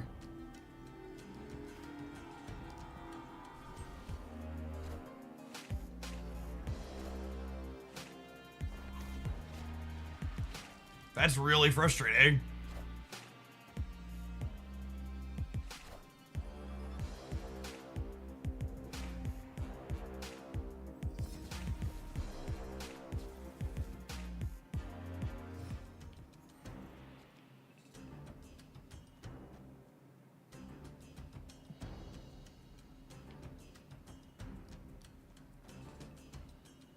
Hopefully they Killmonger on this window here and Echo doesn't die. Cool.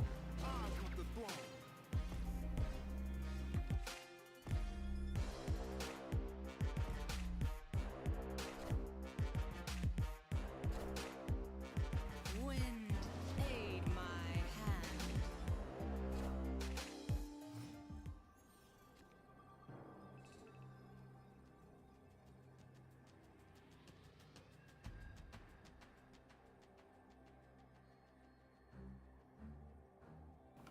All right.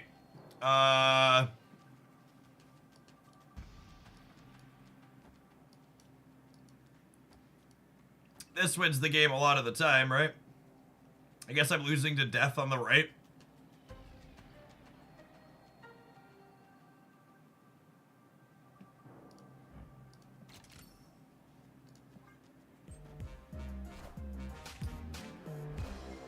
Oh, we beat that. We beat that by a lot.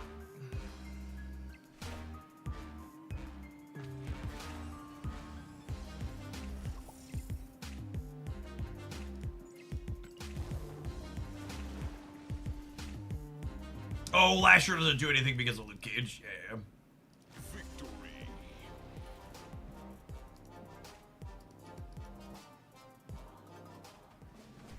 Yeah, that was a win thanks to the Cerebro buff. I read a lot of really eye roll / sigh inducing things about whenever Marvel Snap does balance takes. But genuinely, the number of comments I read that they nerfed Cerebro by putting it back to 3 and making it +3, like, I was losing my mind.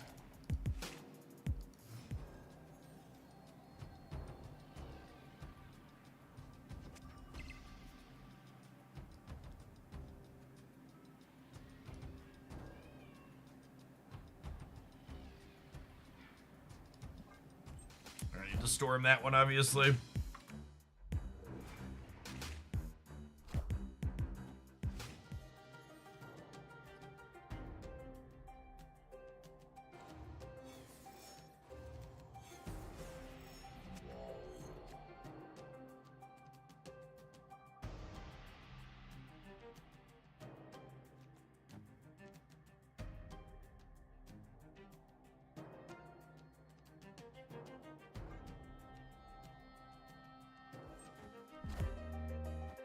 Wind, aid my hand.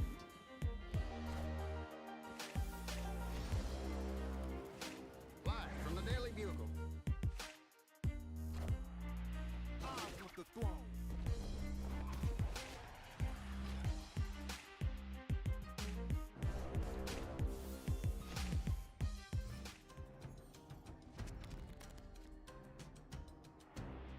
Well, that center location certainly went for a ride.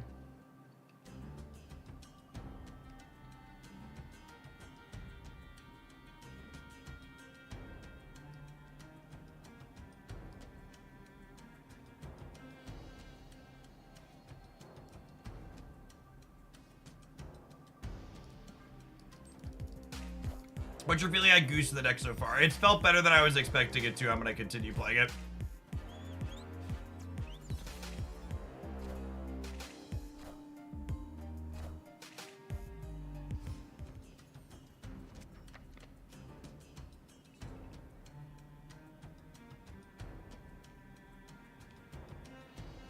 Yeah, thanks, Yandu.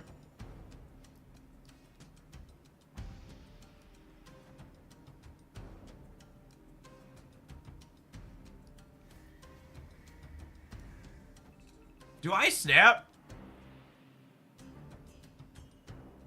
I think I snap.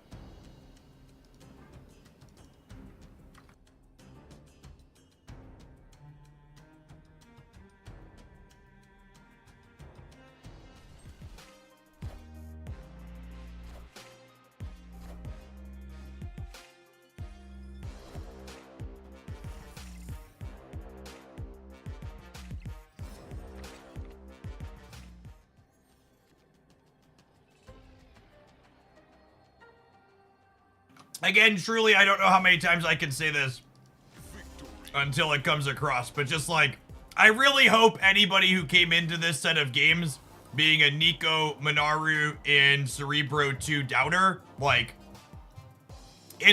this card is such a skill diff card in this deck too that when people are like, it's bad, I'm like, you suck, because yes, there's a couple of modes that you need to play around her, but you get to choose when you play your Nico Minaru.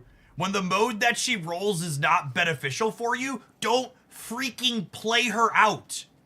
Just don't be a bad, dumb gamer, and she's amazing. So many of her modes are just so much more powerful than all the other options.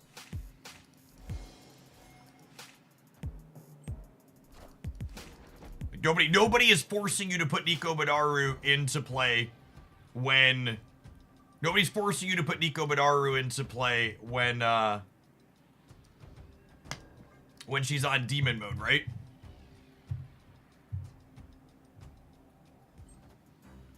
Yes, Nico's +2 occasionally lets Cerebro get its own buff as well. Yeah, it's really, really slick.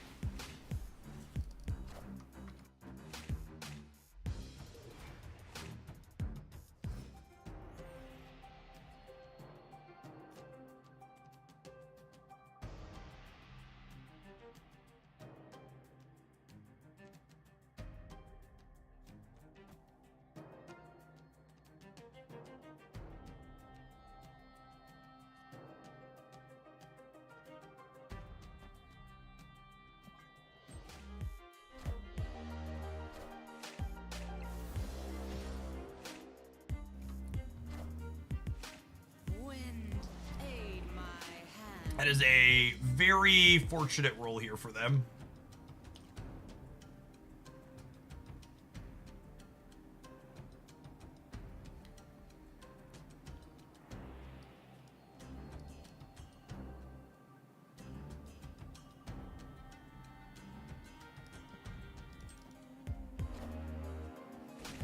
Interesting.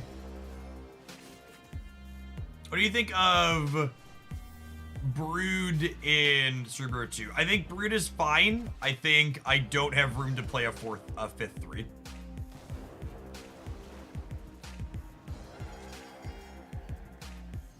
So you didn't have to play Nico on her 2x mode there. I did not. Declined to do that, in fact.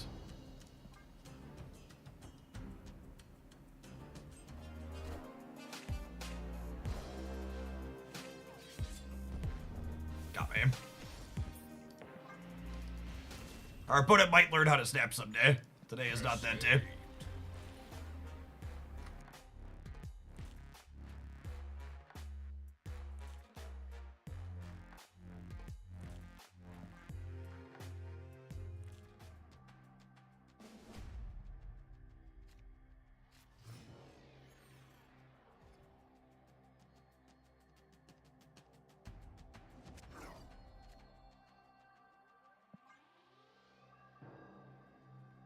Shadow King seems underwhelming so far. Shadow King is the absolute worst card in your deck right up until it's the best card in your deck. Is the best way to put it. Yeah, Shadow King is also for your own cards. Unironically, Shadow King can be location variance mitigation.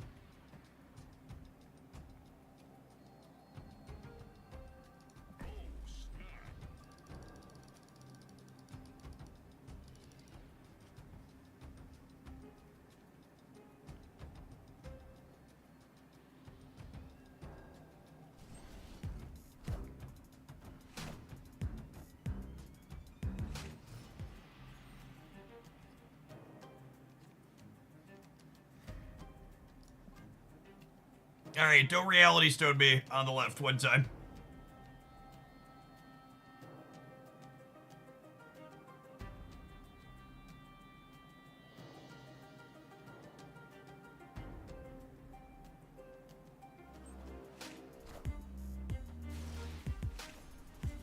Do they run Shang? Oh, that's fair, actually. They might play Shang.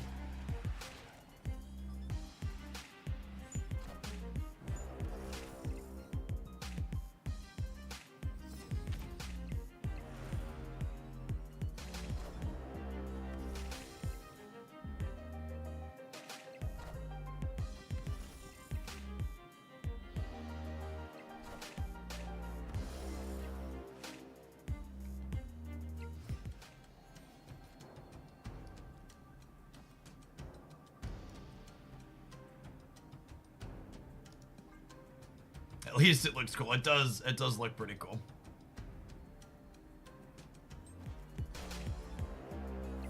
Wind, aid my hand.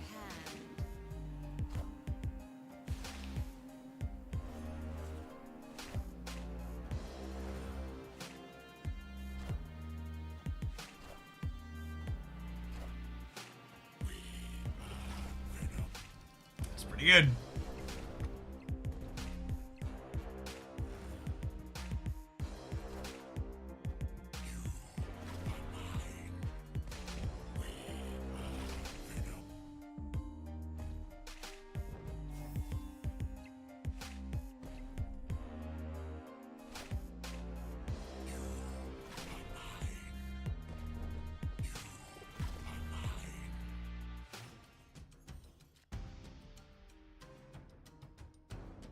Yes, their Thanos is not cheap. Their Thanos is free.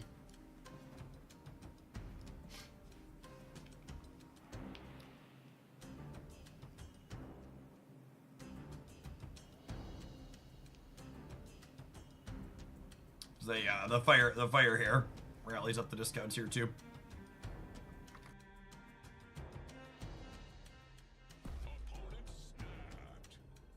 I mean, we're up 9 to whatever. I'm fine. Let's play for all of it.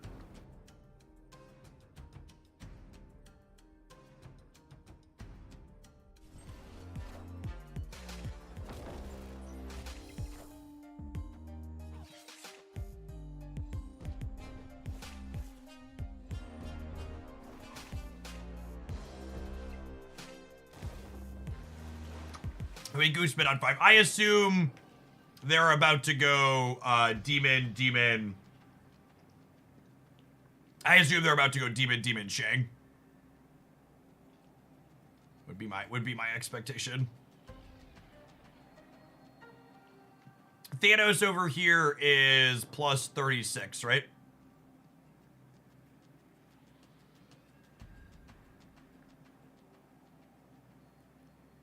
I don't think Mystique's enough, right? Because this only gives me, let's say they Shang here, they'd be at 315 here, and I'd be at 413.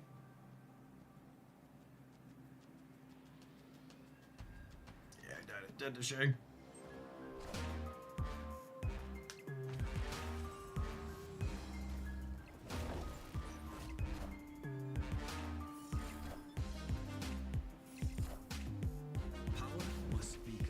Marvel Snap is still Marvel Snap, turns out.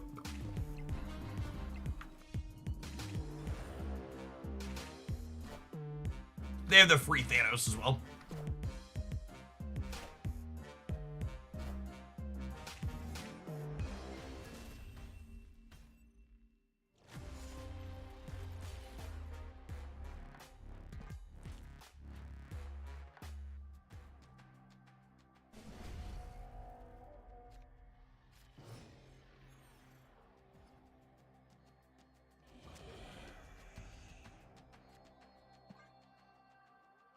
Legally obligated to put Nico into play.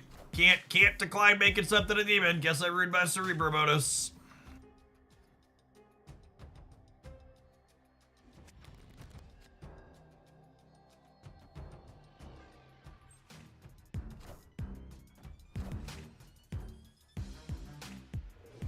I could be right to Nico draw. I don't know. It's just so resource inefficient.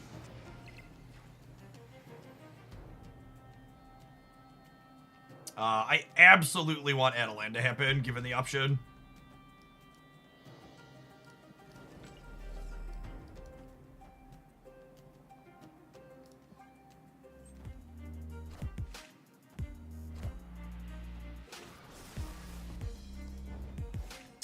And I guess we'll see. We can wait and see what our hand is here, but probably snapping them, turning 6 cards into 3, and us turning 3 cards into 3. Especially with Goose in the center to be winning this.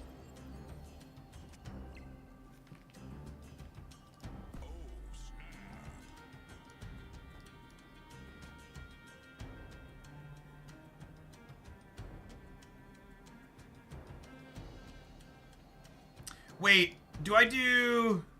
I don't think I need anything else extra in the center, right?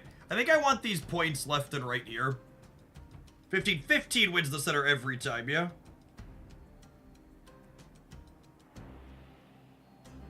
Does it? Does it win the center? But this is safe from Bleeding Deathstrike too, because it's powering itself up, yeah? Actually, I want the center to Mystique my Cerebro there.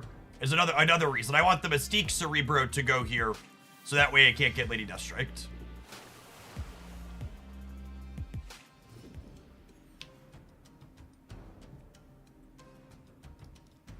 Have you ever just felt like your brain is so powerful that it just isn't fair? It's not right to the rest of the people who are trying to compete with you.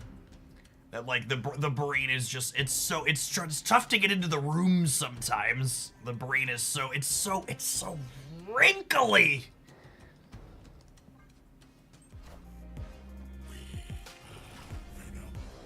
And I'm not playing the copy of Echo out here. Oh, wait, the Reality Stone could get us. Oh, shit. God, our variance has been so fucking pits.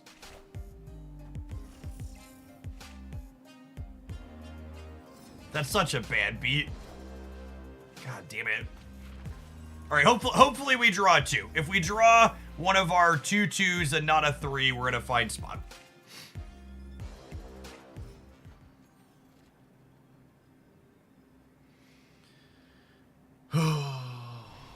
They're dead! Victory.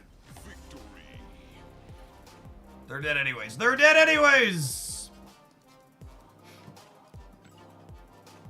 Lovely. Lovely. I am so smart. SMRT. Do, do, do, do, do, do.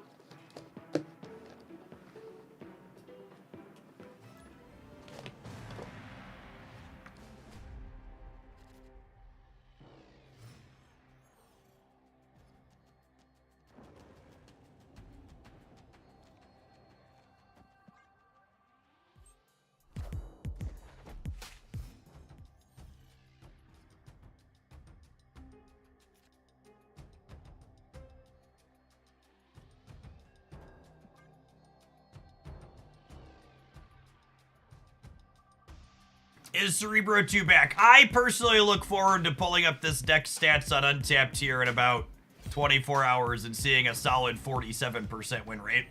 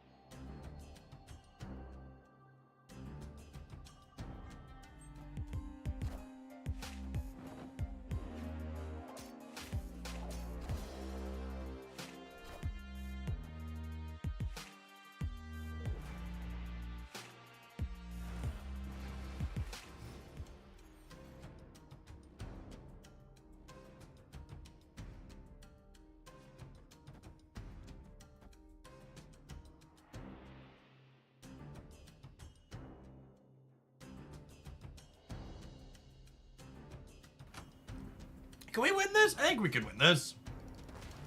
Cope. How good's your Modoc? Not very good. All right.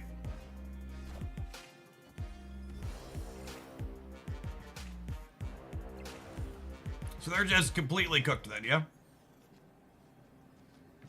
Mercilessly so? No! Fuck! I pressed the button too soon. I meant to snap. Yeah. I hate it so much. I hate it here. I'm gonna blame my cookie.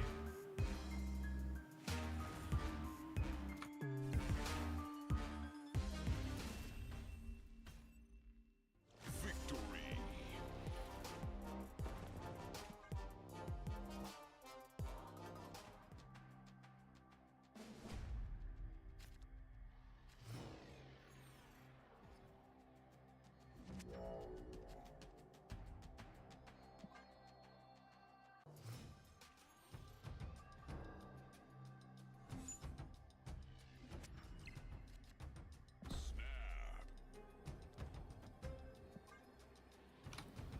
I am snapping on Subterranea because my hand is really strong. And even if this last location is bad for us, I can storm it.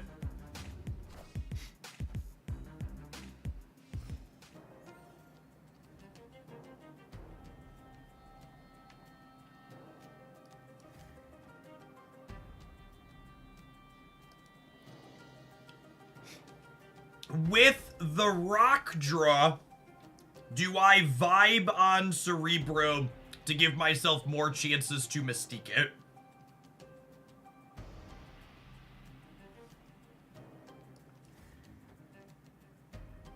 I think yes.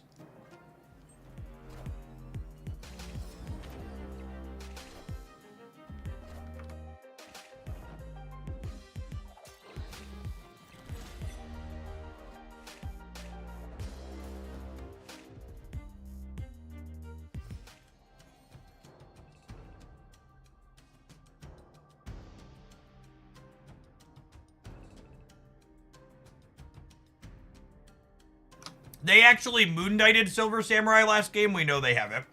So I need to play this turn to play around Samurai, yeah. It gives me one extra draw towards Mystique, but it's right to play it out this turn for sure.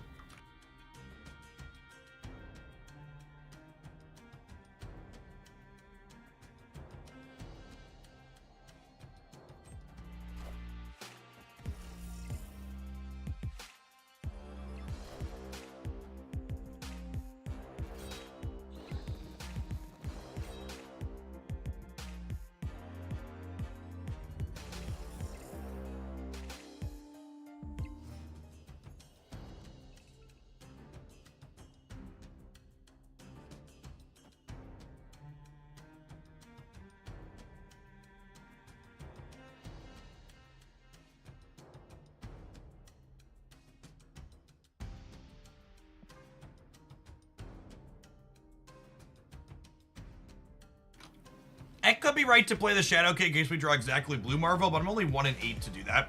And I want a Goose here to keep their Apocalypse from being played here. This way I only need to be winning here and here to beat the Apocalypse.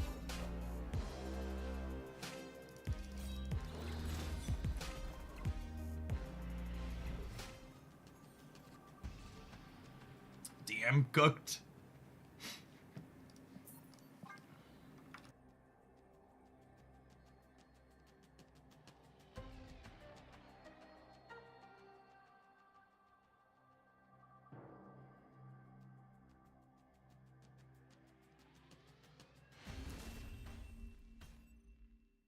Escaped.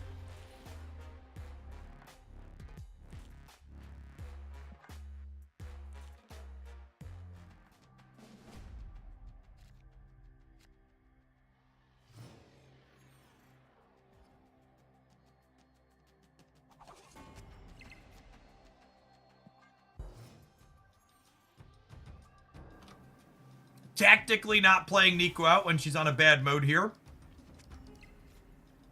Very, very skillful, much wow.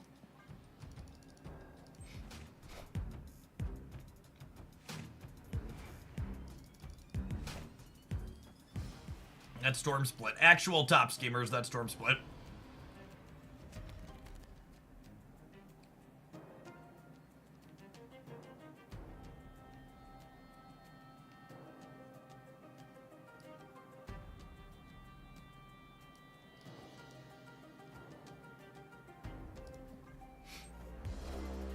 It's close. I think I'm supposed to draw cards.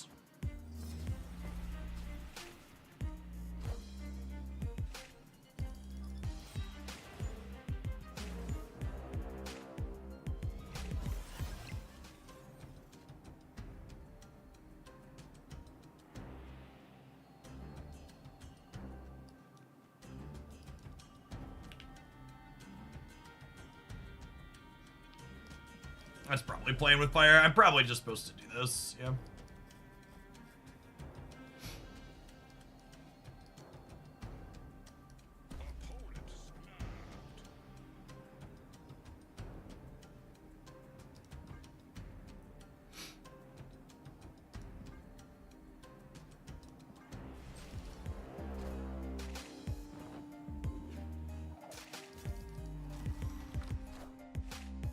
Very nice, very nice.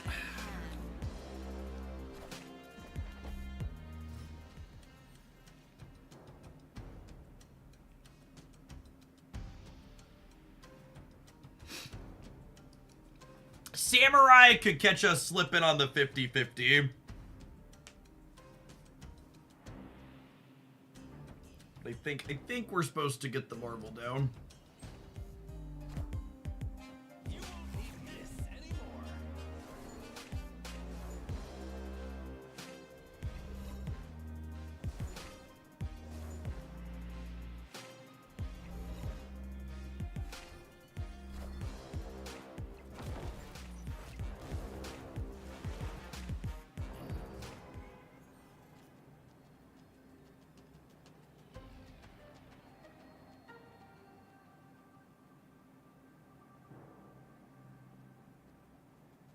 So each of these Cerebros is +6 on the right.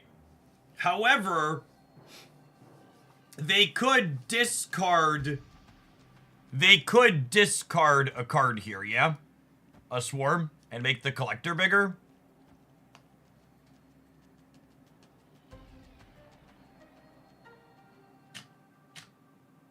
Do they have any discards left?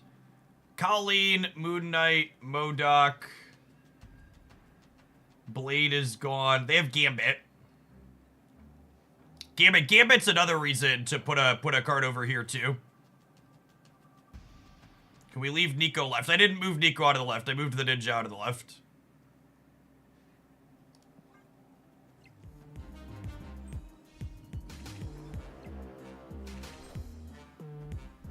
Yeah, I think we're supposed to play around them having a discard here.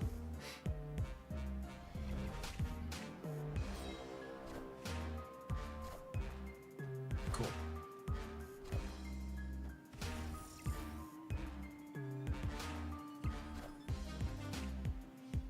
God, +3 is so much more than +2. I know it sounds silly to say that, but like really, truly, holy, it's like so much more than +2.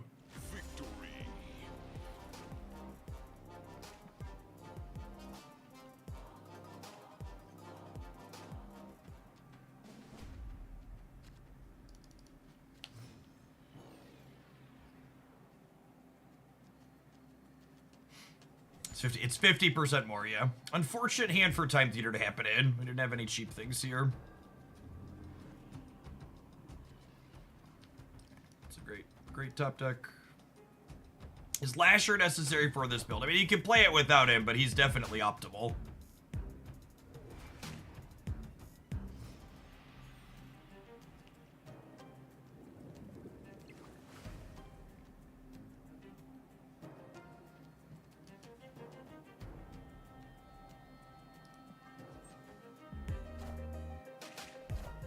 Second collector is big game for them.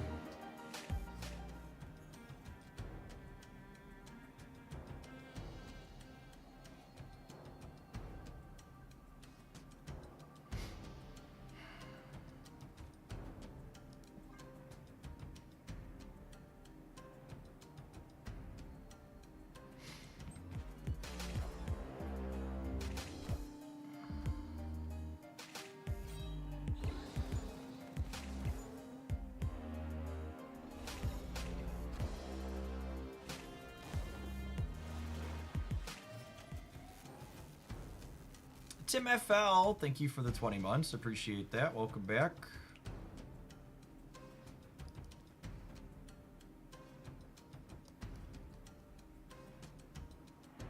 I see as many points as possible over here, right? I could go Lasher Cerebro and then like Mystique Storm.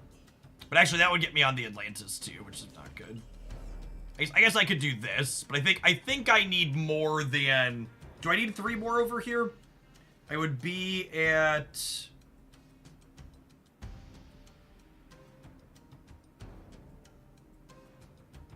Does Lasher let me compete with the Collector here, actually? I'm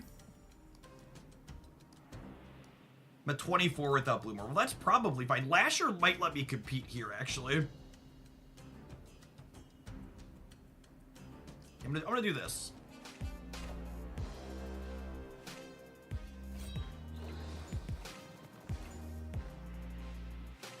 Yep, that's a real possibility too. All right, we want to draw one of our 3 1s here.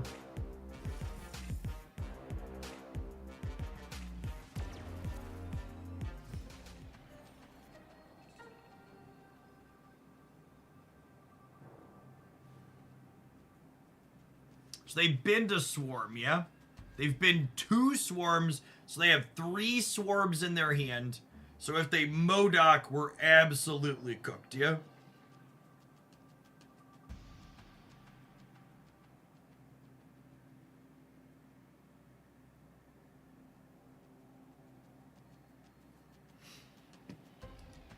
This never wins it, right? They'd get +6 here up to 17. I'm going to... It would be Modoc plus... It would be Modoc plus Blade would really get us too. I think we just leave here. Feels like we've been kind of running circles around them. I really wish I had remembered to snap on the Mount Vesuvius in the first game, and then we'd be 2 to 8 here, and we'd just get to stay no problem. My missing that snap because I was half paying attention. Really unfortunate. Do you think this style, after turn 5, all but your highest cost cards here are destroyed? Do you think this style of Cerebro 2 is better than Ravona and Iron Man? Absolutely. All of the stats we've ever seen about this type of deck agree with that as well.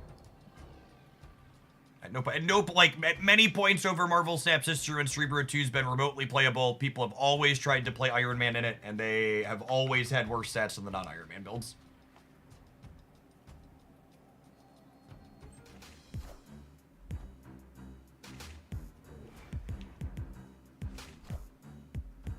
Stats only operate on vibes. That is 2025 after all.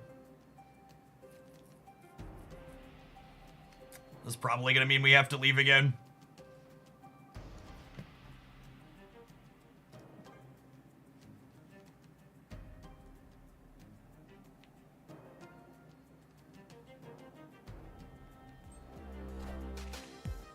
Wind, aid my hand.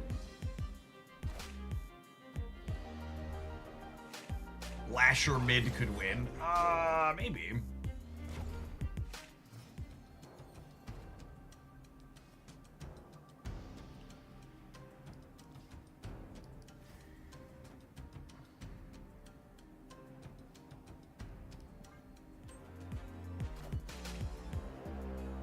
Okay, so if I put all 3 cost things into the left, we're A-okay, yeah?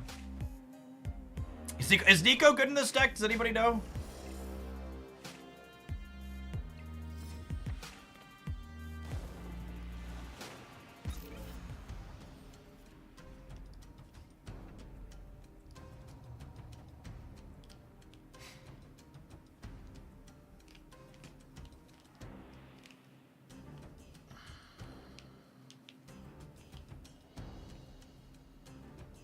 I'm gonna add 18 on the right.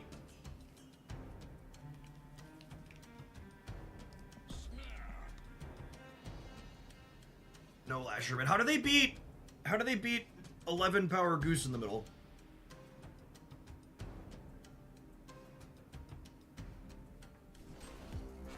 Order? No, order's correct.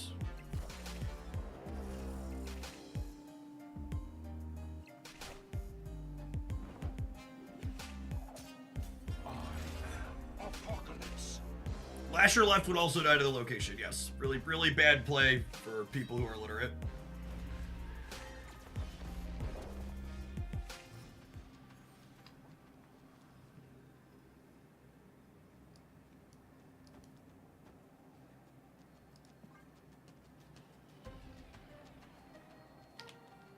Unless there's like an Enchantress we haven't seen yet here in these last two cards. Which, this is Marvel Snap, don't get me wrong. We could totally get Enchantress out of the discard deck. They should just be cooked here. Marvel is more power on the left. That's fine, I want to win center and right. No, I'm not going to Marvel over Mystique.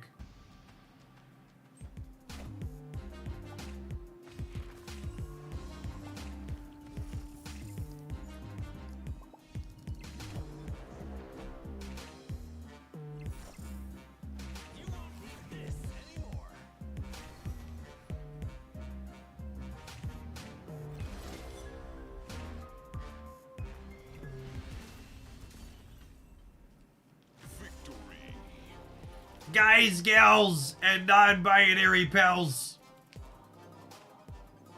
Nico Bedar.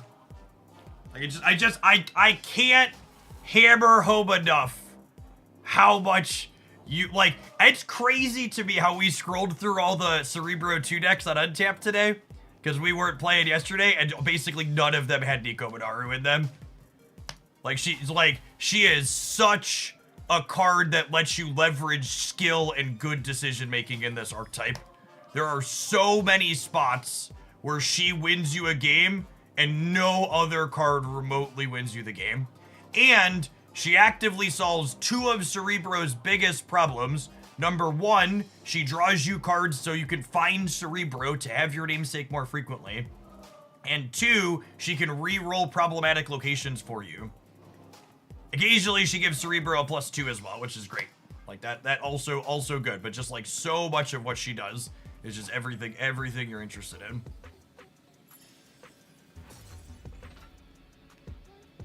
Alright, we've been playing this deck for a while, but I feel like it would be wrong not to let it run down its infinite ticket as far as possible. So, I'm going to run some adverts, and when we get back, we're going to play some more of this in the old Infinite Conquest. Thanks for hanging out. Don't go anywhere. Can you get into Crimson Cosmos? You have Nightcrawler and Blue Marvel, yes. To get into Crimson Cosmos.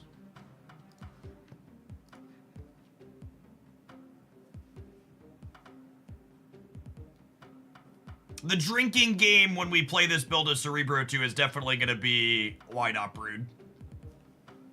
That'll be the one people constantly ask, yeah. You could also use Nico to move something into Crimson Cosmos. That's true. That's true. That's big thinking with Portal's energy.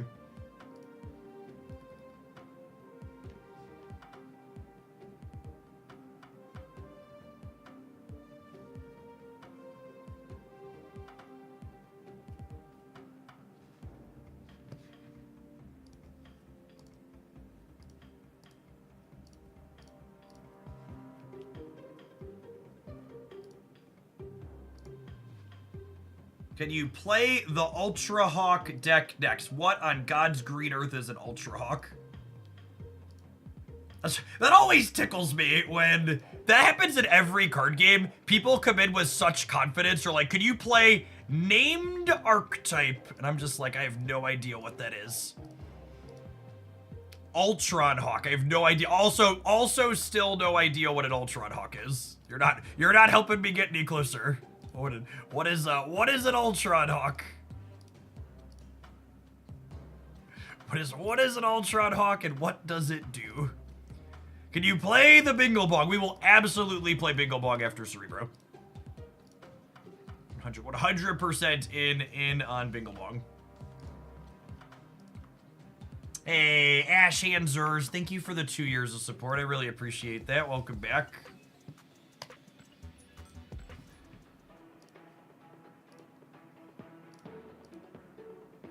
Thanks for keeping me around.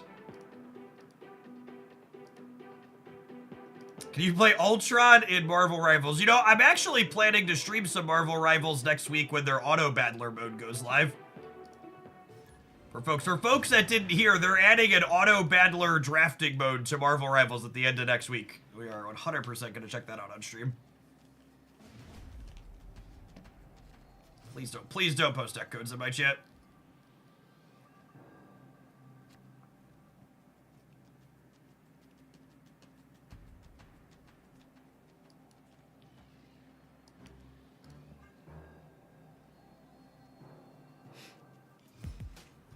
Make sure if you play it, it's Mogwai's Bingo Bong deck, and you give him credit as well. That's fair. That's fair. Mogwai deserves credit for the Bingo Bongs.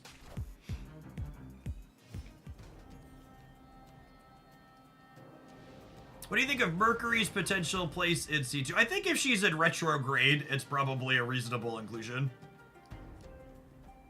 Without Lucas in hand, I think I'm just storming the sewer system on Curve here. Wind, aid my hand. Oh my goodness, never before have I had regrets like I do right now. Come on, Nico. Come on, Nico! Nico Banaru, guys, gals, and non-binary pals. Nico Banaru. Nico freaking Banaru.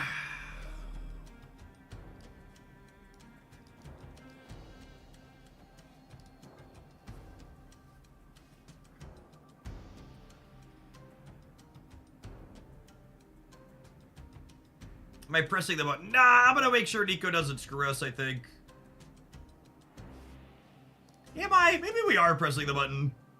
Nah, there's a Bob Vesuvius. It's fine. Hopefully this echo on the right catches him too. That would be great. Pizza Gibbon, thank you for the 28 months. Welcome back. Oh, yeah. Smack that ongoing. Smack that ongoing. Okay, the Venom's actually a little scary. Because it means that there is a Kill Daddy Thirstmonger in our not too distant future here, potentially.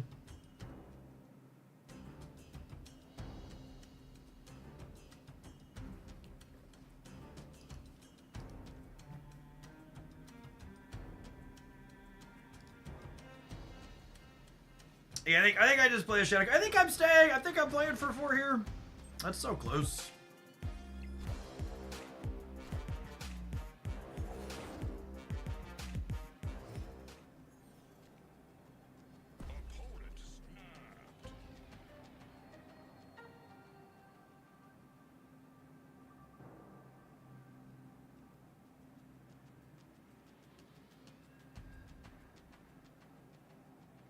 So they're gonna misery here, yeah? Is what this is? Misery plus something else?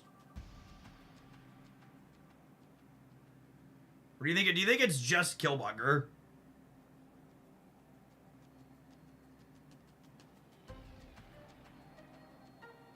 You're at a Lady Deathstrike. That's an interesting thought.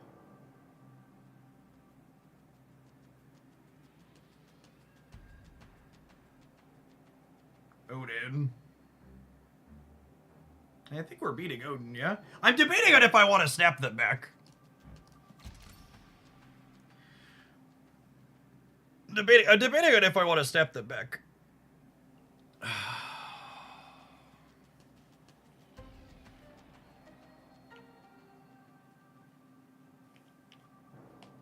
That's 15.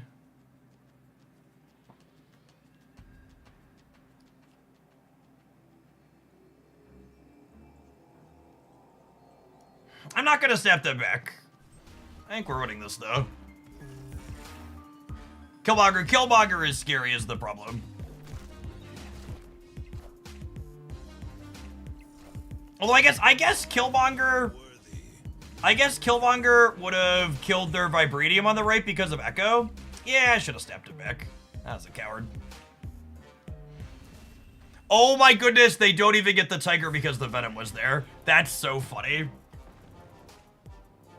That's so funny.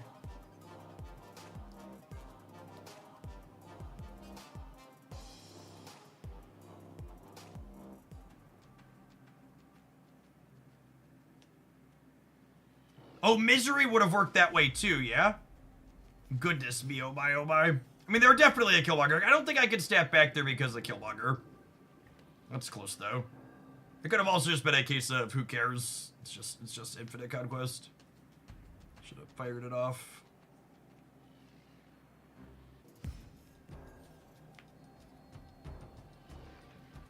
I get super rude when people say things about my opponent's collection level because they think their deck is strange.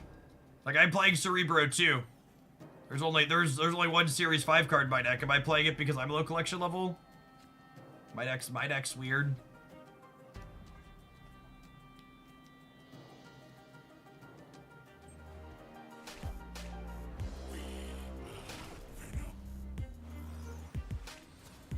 That was an unfortunate priority flip to lose here. Aid my hand.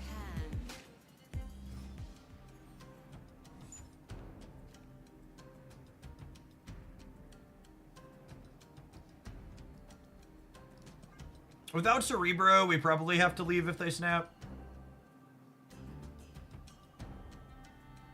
Opponent's playing like Fire Hair Stuff Gamers.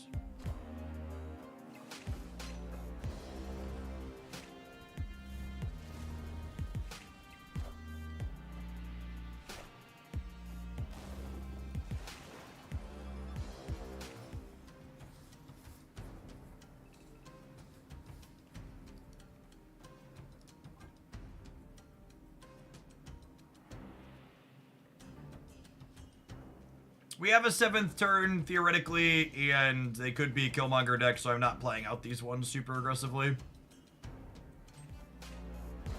we supposed to Mystique the Goose? No, there's a Strange Academy Gamers. Joyce, thank you for the 5 years of support. I appreciate that. Welcome back.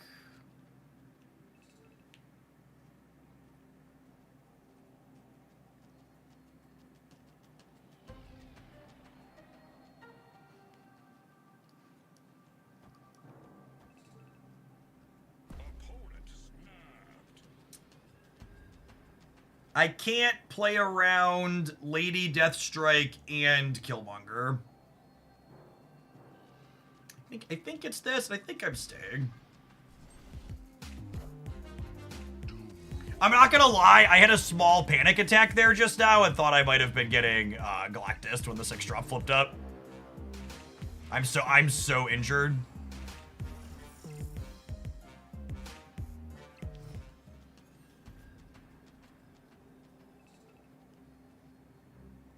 Alright, so if they Odin the center, they go to 23 here, and then they go to 15, so I'm winning the right. And then this is 32 in the middle.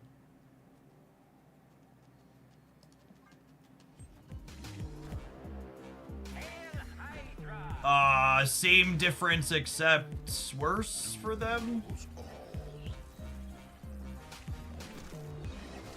People have been asking if they could replace Lasher in this deck. Unironically, this is the most Lasher has ever felt 100% necessary to me in any deck I've ever played.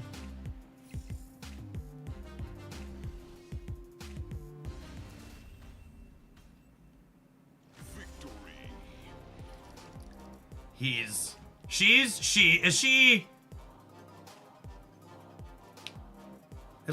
Lasher's probably one of those characters that's been... Symbiotes can merge with all sorts of things, right? I'm pretty sure they're a they. Pretty sure Lasher was definitely merged with a woman in the Venom movie. But symbiotes go all over the place, so...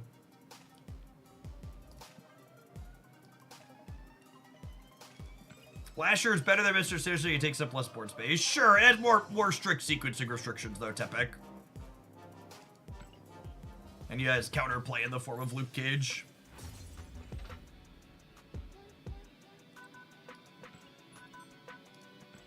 Yeah, symbiotes are kind of like the definition of gender fluid, I would wager. Oh.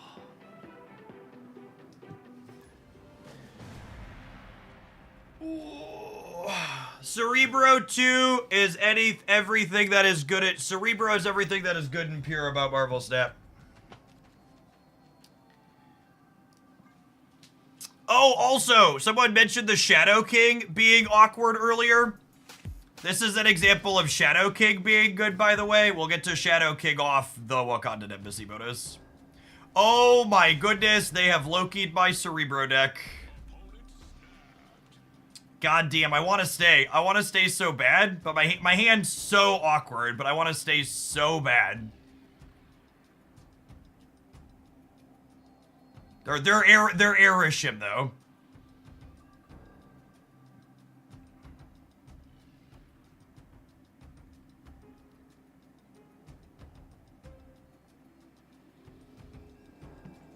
Now, I think so it's not even that I can trust the Shadow King. Part of the problem here is them copying my deck means there's no guarantee we're getting a 7th turn. And I think the tension of not guaranteeing a 7th turn with me not having plays is not a good combination for us, and we should leave.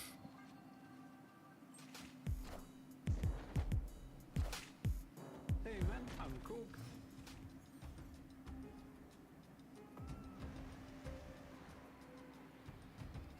These are it's gonna be a location variance bouncing in here in a second, I think.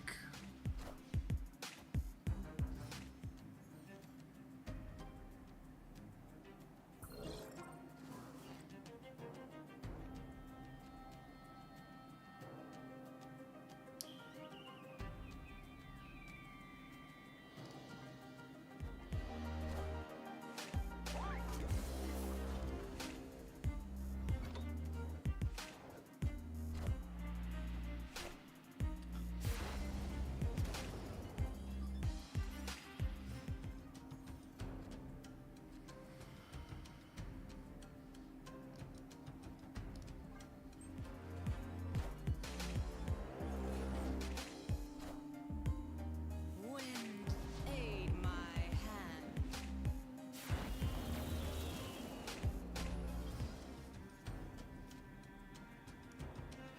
They haven't snapped yet, so we're staying, but we're probably cooked here.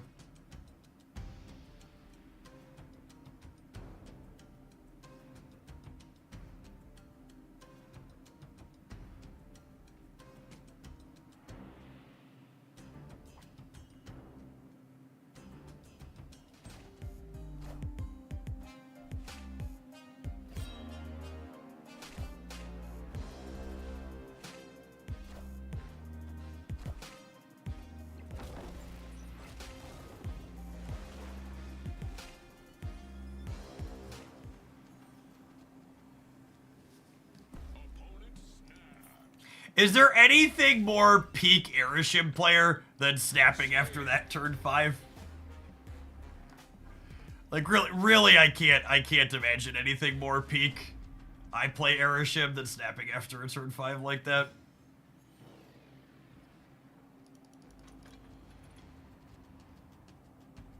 Opponent snapped.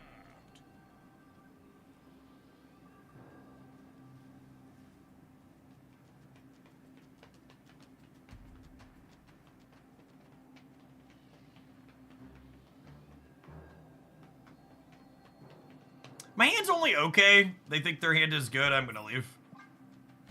First location's kind of neutral. I don't have Storm. The second two could be bad.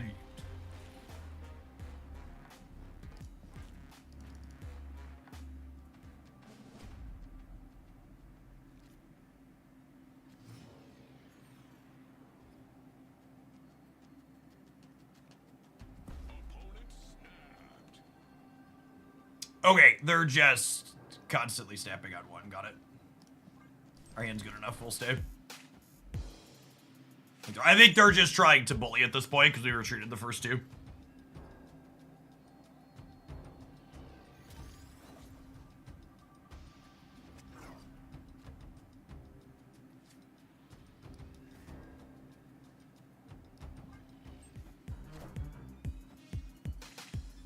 I figured out snapping on turn 6 wasn't good. We call that progress. That's fair, honestly.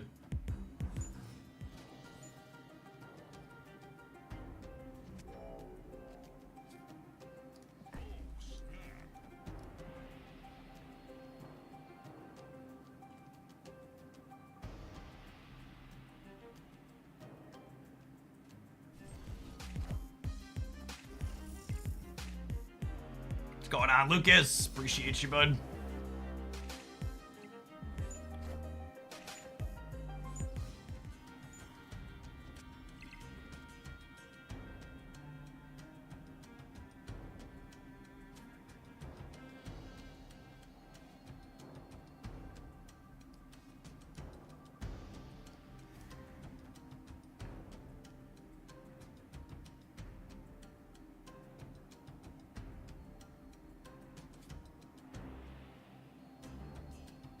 Will Nico be forehand? She will not.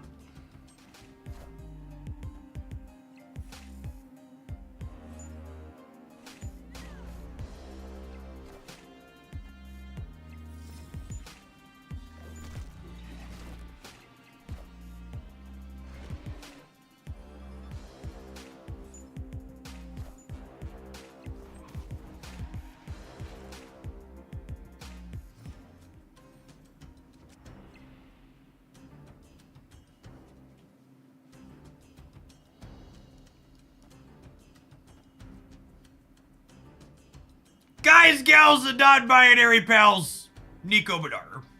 Okay, and actually, I want to copy Miss Benaru here. Just to give me the most options. Nothing I draw off the top of my deck is better than her.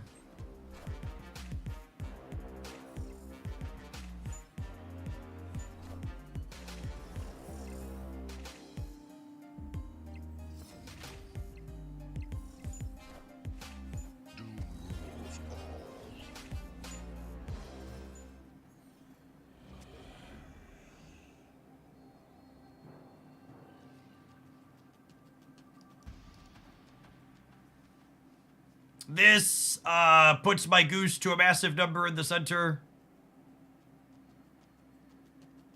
Do I need to play around Killmonger? I do not.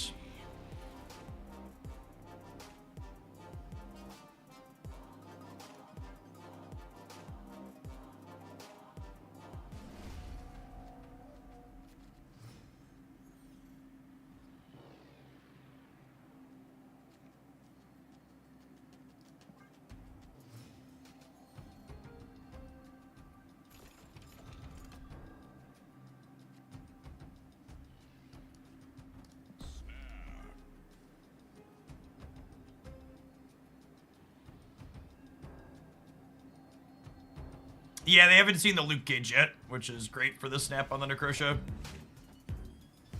Daily reminder to play more Luke Cage. Mood.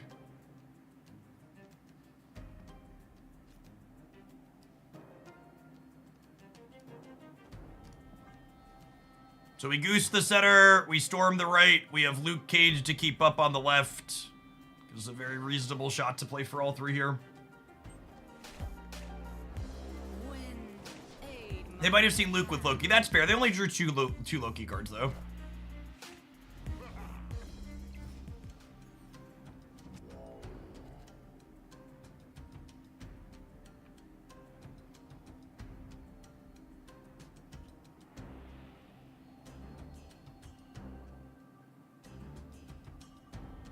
Oh, they goosed themselves.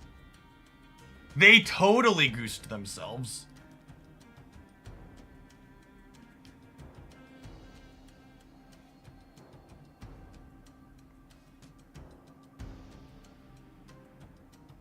I just play hard for here now, yeah?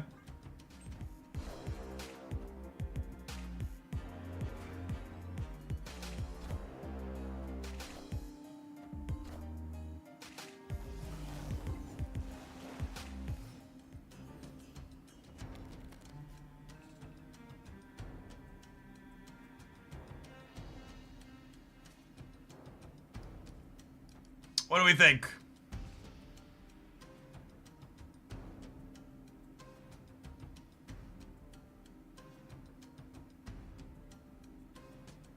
Do I want the option to have Lucas?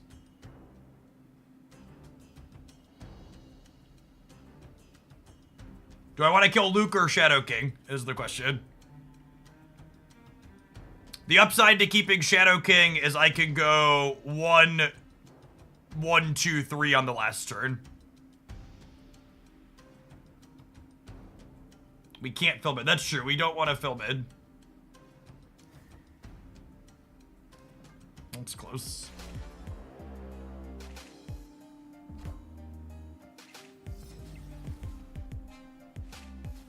Watch us miss on Cerebro here.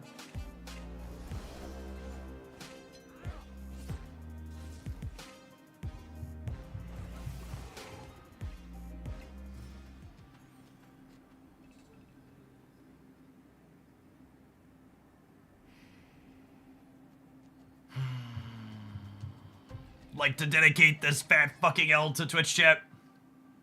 Oh, Luke, the Shadow King probably doesn't matter. That's so unlucky. Maybe they also leave, but probably not. Gonna have to win 2 in a row, 3-6.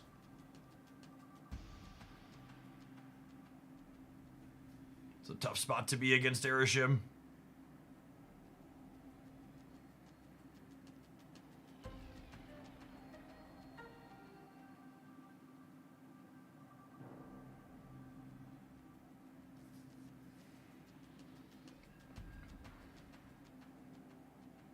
Roll last card of the deck. Escaped. I still think it's right to burn Shadow King over Luke. I disagree. I think I'm literally never...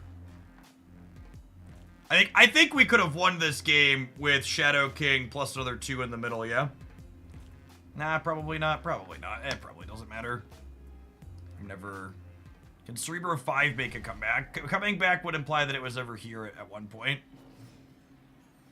Cerebro 5 not having Enchantress is a big deal.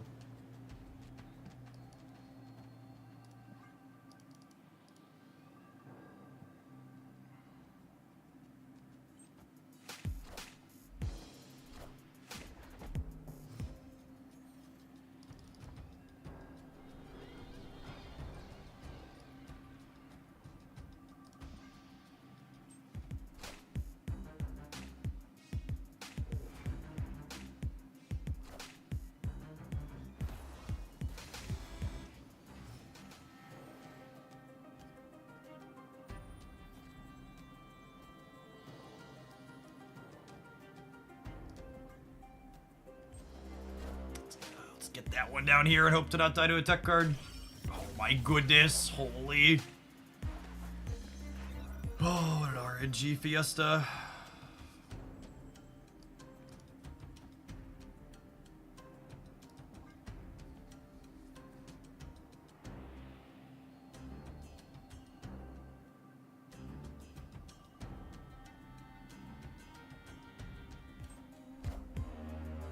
Trying to get out ahead of an Enchantress or whatever here.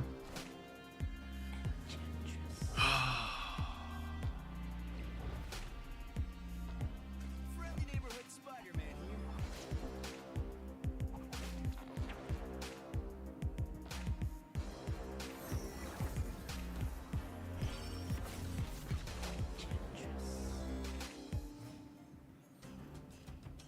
here. Yeah, 21 card deck, by the way.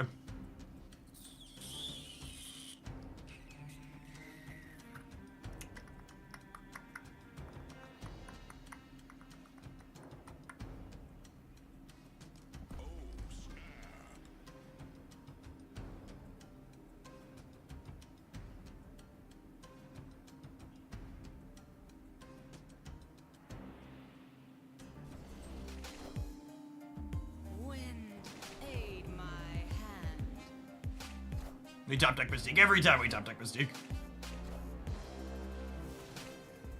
Every time.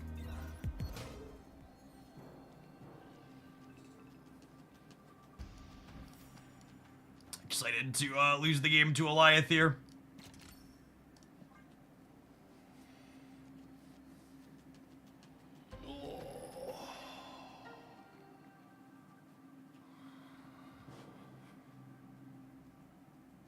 Or Teenage Warhead. Eliath, Teenage Warhead.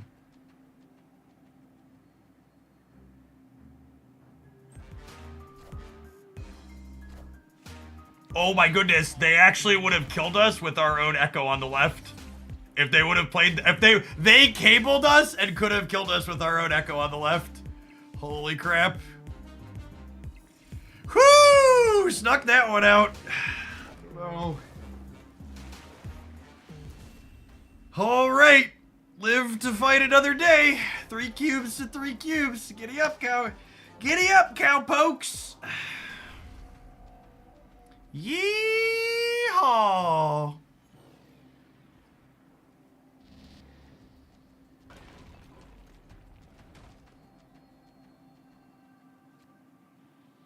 They lost Enchantress, gamers. I don't know that I can snap by them losing Enchantress, because I don't have Cerebro or Blue Marvel yet, but it's good to know. It's good to know.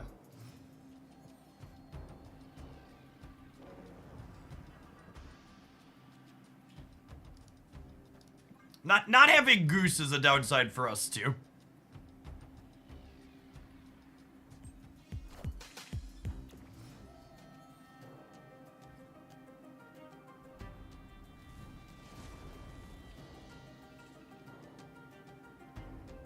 This favors them every time, yeah?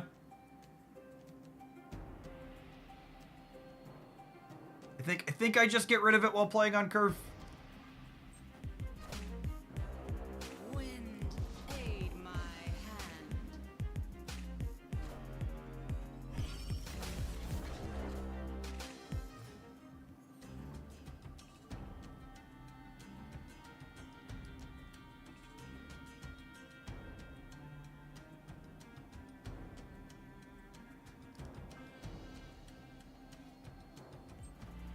Legion is scary, always is.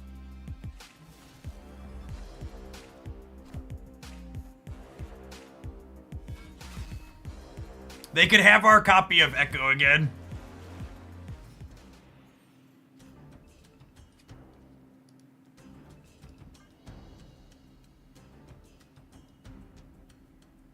They're 1 in 5 to have our copy of Echo. Lashy, thank you for the 26 months. I appreciate that. Welcome back.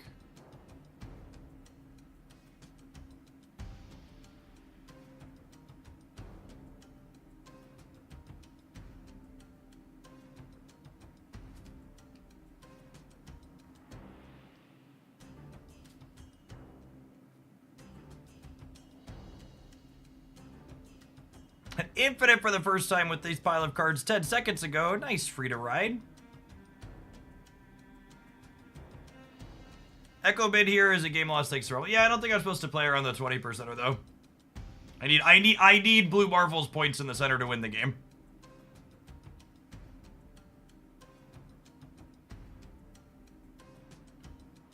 They're only 20% to have the Echo. I know it's gonna feel bad if they hit the 20%er, but it's just how it goes.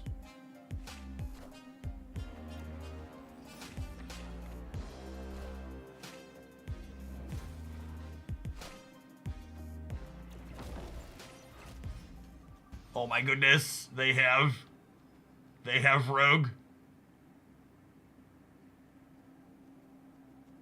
Well,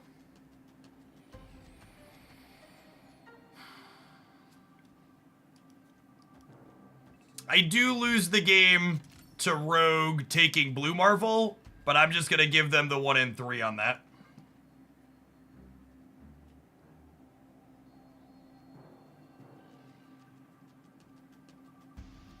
Our Lasher is really big. The problem is we'll lose the right, yeah? Enchantress, but their Enchantress is gone. It was discarded by the Burial Ground.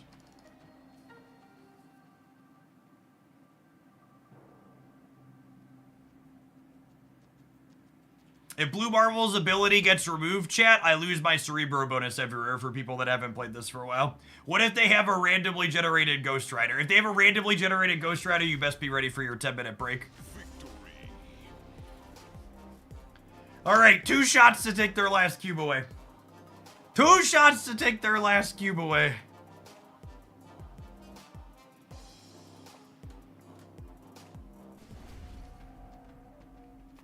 This is round 4 of Infinite Conquest for those joining us.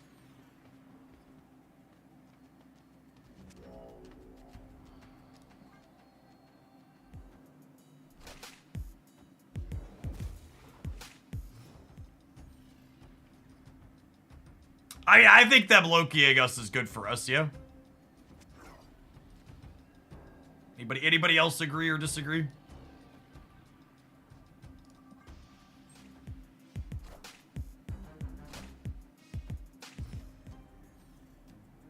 They do get our Echo and our Luke, I suppose.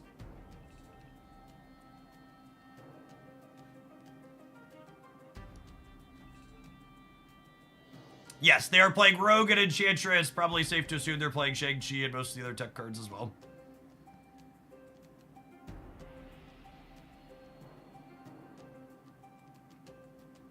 Do we echo middle as well? Why? Oh, just to stop their ongoings? I mean, this could be one too, right? I think I just Lucas, and I chill to wait and see if this is one as well.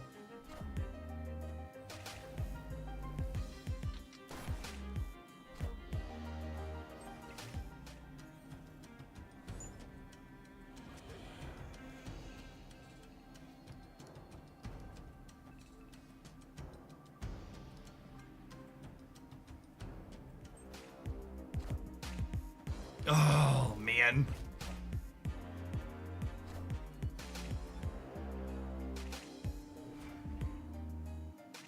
Draw mode, Nico, draw mode! She's so good! Can you believe people don't play Nico Minaru in this deck? It's crazy! Alright, it's fine. We're actually not playing her out though now, yeah? Are we even playing her out? I think we're not, right?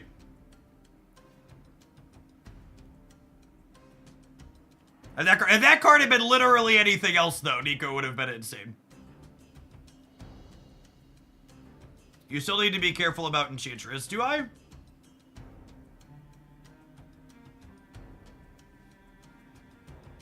What if I do this turn? This should give me priority, and then I can get my Lasher and stuff in and, like, play my Mystique Cerebro over here, right? I think this is the play.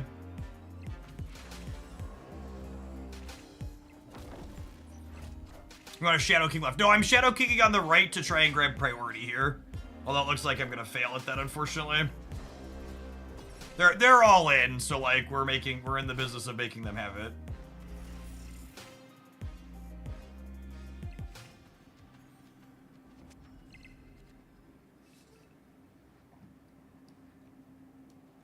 And with them having priority here, there's no reason to play around any possible thing they can do here, right?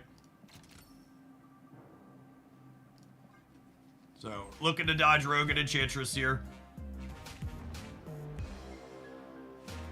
They should be absolutely cooked then, yeah?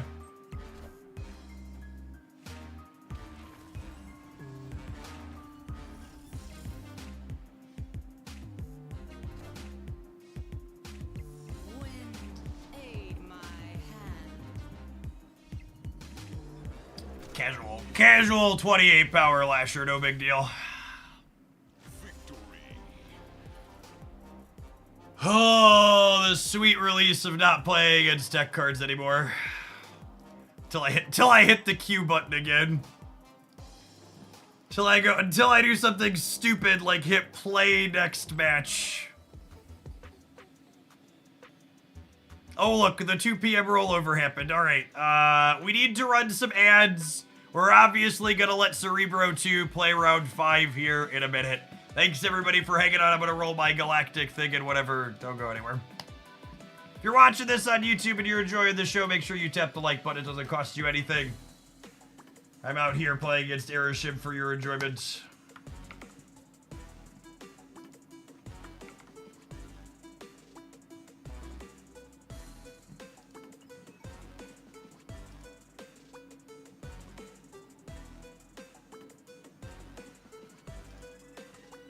Today in Vibes Market News, the markets bounced up when the tariffs got paused by the courts, but then had basically no reaction when they got reinstated afterwards. So it would appear that there's been so much tariff volatility up and down, they no longer respond to any of it. Which is an interesting commentary that the perception around the markets is just like everything else in the world. Which is to say that there's just been so much heinous and awful done by this administration. It's just everything's just become desensitized and dumb to it. Wild Man Wizard, thank you for the 1.5 years. Yeah, just full taco for sure. It'll be interesting to see here when we have a majority of companies hit their Q2 reports after like sometime in July. I feel like that'll probably be the big story of like, is there actually going to be a long-term impact there? Does all the nonsense actually cause earnings misses because of all the prices going up?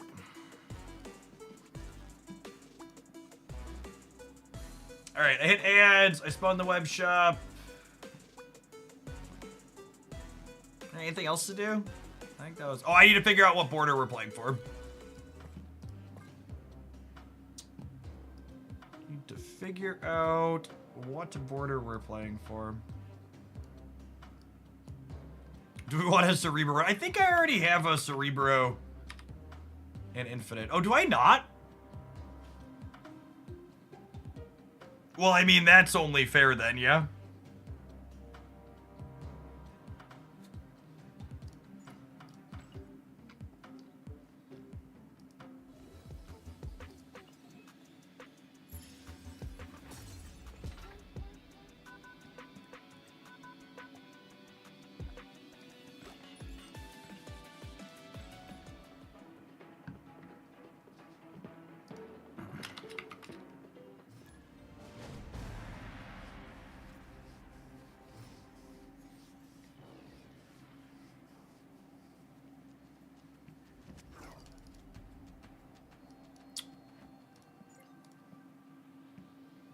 Part of me wants to snap on this combo alone, but it's a little aggro.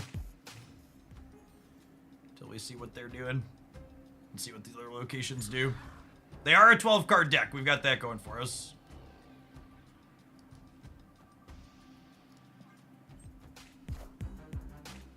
Now we snap. It's very possible I should snap here, yeah. They're a Killmonger deck. They are a Killmonger plus Red Guardian deck. Buckle up, could be a bumpy ride.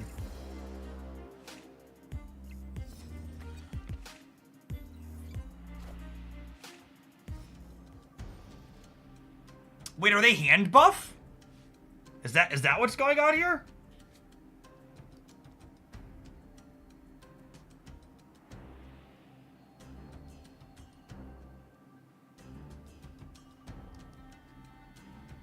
But their hand buff, I feel like that's good for us, yeah?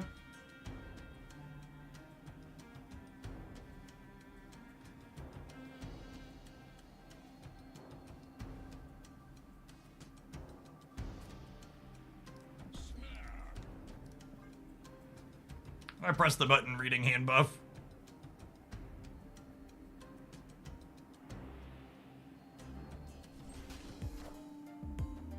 Wind, aid my hand.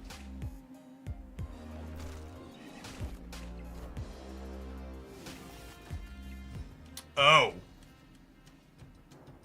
Oh.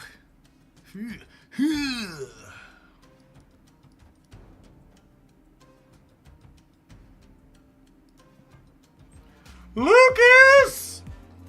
Lucas!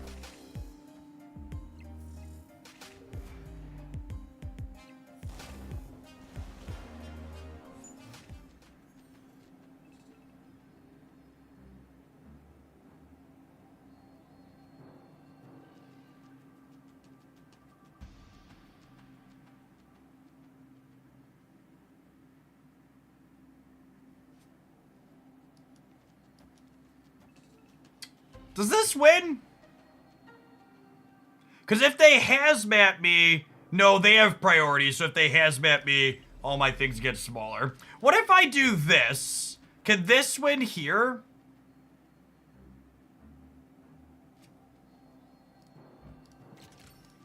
It's probably wrong to stay here, just because, we're probably so favored in this matchup. Wait, do we win? We win this, yeah, every time? Oh, yeah. Oh, yeah. No, we explicitly don't want a Shadow King chat because all of our things keep the same highest power after they hazmat us. Whereas if I Shadow King here, this Echo will be the highest power. And then these won't get the bonuses. Yeah, we just won 4 cubes off of them without showing them we're a Luke Cage deck.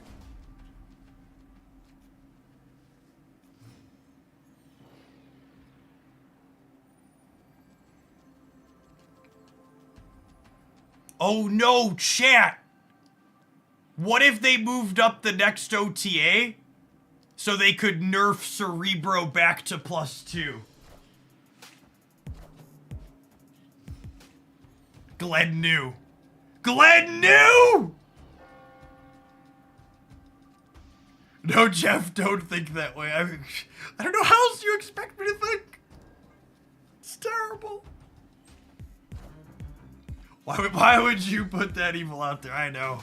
I know. You shut your mouth, Hogland!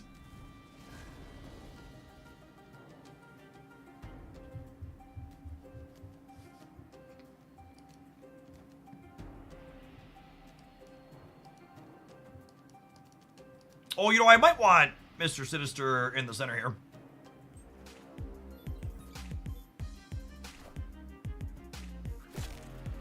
Lash me, daddy. They can't Ajax left or center.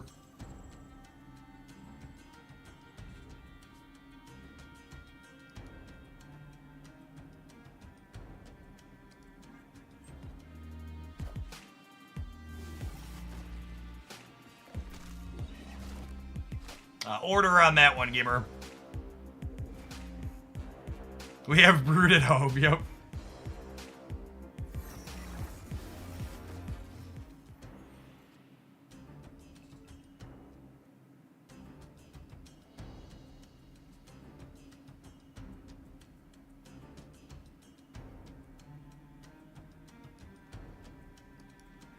Am I snapping? I don't know that I am.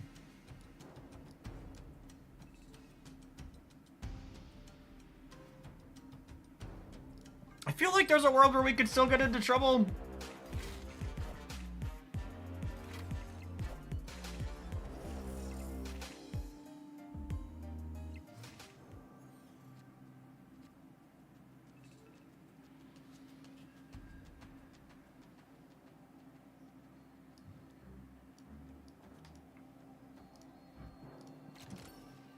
Can you believe there are real, living, breathing human beings who tell you not to put Nico Minaru in this deck? Like, holy, truly, real, living, breathing human beings who are not putting Nico Minaru in this deck. Don't you fuck me here, Nico. I'm making a point. Thank you. I appreciate you. Oh no. Clench? Yes! Echo's invisible! Echo! Echo! Echo! Echo! Hoo! Hoo! Hoo! Alrighty. Alrighty, guys, gals, and done. This has been peak Cerebro 2. This has just been absolutely and mercilessly peak Cerebro 2.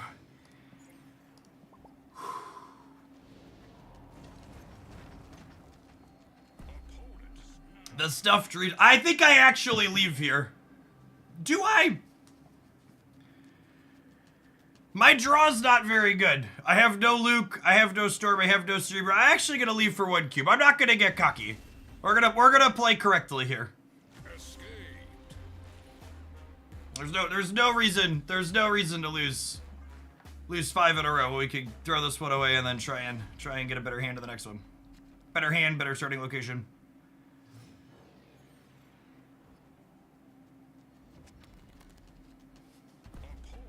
All right, we'll stay now.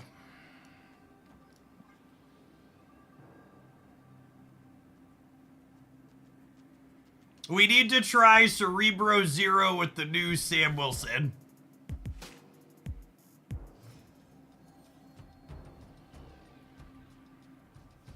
It's funny right there. We sure do, gamer. We sure do.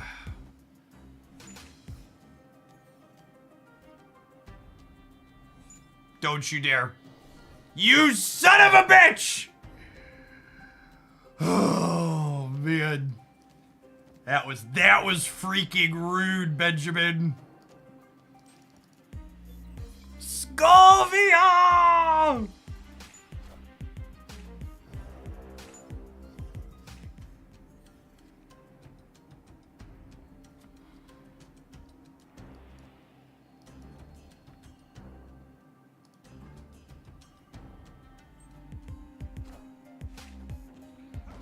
Don't you dare.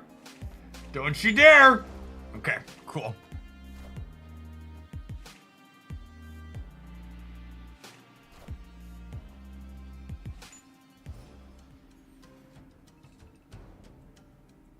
And then we go Blue Marvel Center into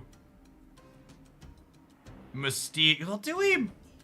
Actually, I think we do this, and then we might just storm the center. Yeah. Is that the line? Well, so if I Blue Marvel here, I could go Mystique plus second thing here. Sorry, storm the left. I mean, storm the left. Apologies. So if I do this here, I fill the board exactly, yeah? Is the appeal?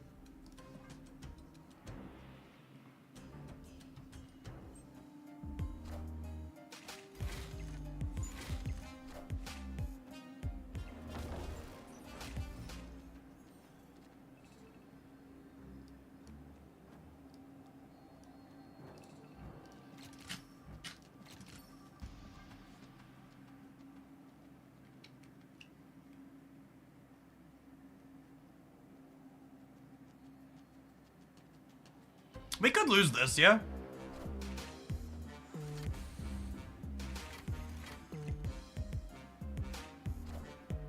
No, we're good. We're getting 8 on the right.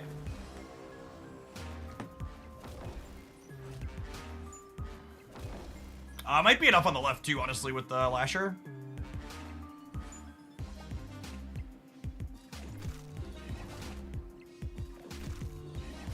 As a new player, what's the way you determine who has priority? Whoever is currently winning on board has priority, and then whoever nameplate is highlighted in gold shows it visually. So they had priority here, and their nameplate is gold. Recommended Lasher replacement. I'm gonna be honest with you, chat. This deck list has 1 Series 5 and 1 Series 4 card in it, and if you want to play it, you should buy them. Nico is already one of the singular best cards you can spend your resources on. I don't think Lasher's replaceable here. It's really, really good. This was Big Brood's plan the entire time. They buffed Cerebro.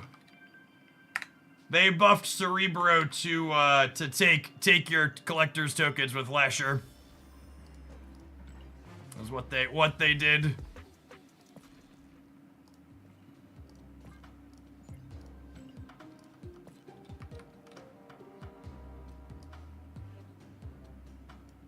That was a heck of a run. I don't think I'd change anything in here. I think this felt really clean. I think no Brood because you can't play 5/3s. One of the easiest mistakes to make with this archetype, and one of the reasons why Iron Man in it is so bad is you need to be playing cards proactively to the board. And I think Brood is definitely the 5th best 3 energy card this deck can play. But I also don't think you have time or space to play a 5th 3 energy card. You need a critical mass of 2s, so you could go 3+2 on 5 or 1+3 on 5. And I think these are definitely all better than Brood. Are there any flex slots in here? I think the ones are probably flexible. Nightcrawler and Echo could be other things, but I'm pretty confident those are optimal. Nightcrawler's ability to move around the board is so good. What win percentage is this deck gonna have on Untapped on Monday? My called shot is once the masses play this deck, we're gonna say somewhere between like 45 and 48%. I would take, give me a 3% range, I would take 45 to 48. Mostly because most people don't understand how to play Nico Minaru. And as always, chat, does your Infinite Conquest really count if you don't post about it on social media? Absolutely not, it does not. So let's head on over to Blue Sky and then maybe the Nazi site afterwards here, and we'll drop a post.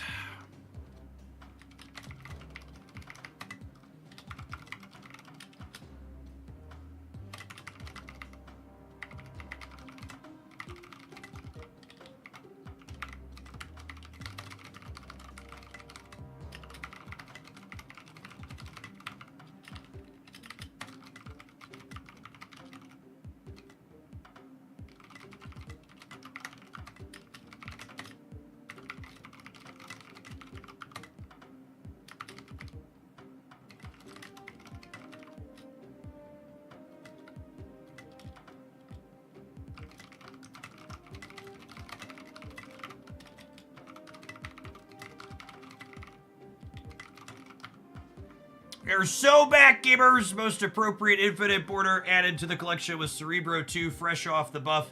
I'm fairly confident in these 12 cards. Lasher is very good in this deck. Nico is a must-have as well. Insane to me that people aren't playing her in this. Alright.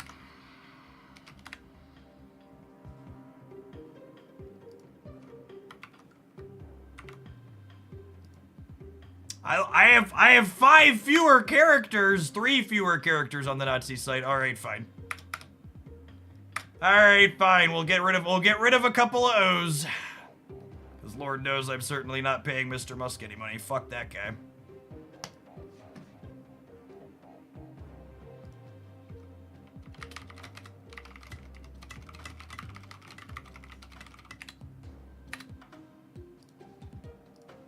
All right, gamers, what next? Someone mentioned weekend mission. Should we play a Zorn deck? Should we look at Untapped and figure out a Zorn deck next? That seems likely appropriate.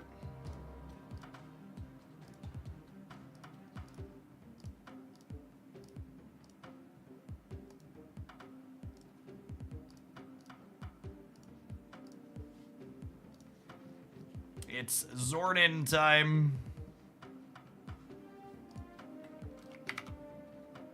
I don't know that I even want to look at just post OTA for Zorn. I guess that gives us slightly more recent ones.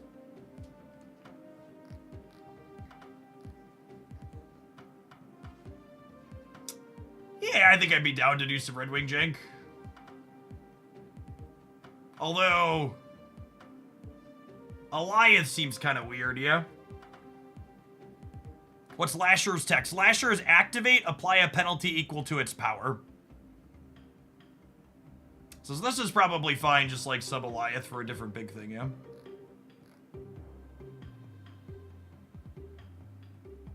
For Hulkling! Oh, this build's very different. This is War Machine. Oh yeah, this is War Machine. We should totally play Giganto over the Alliance.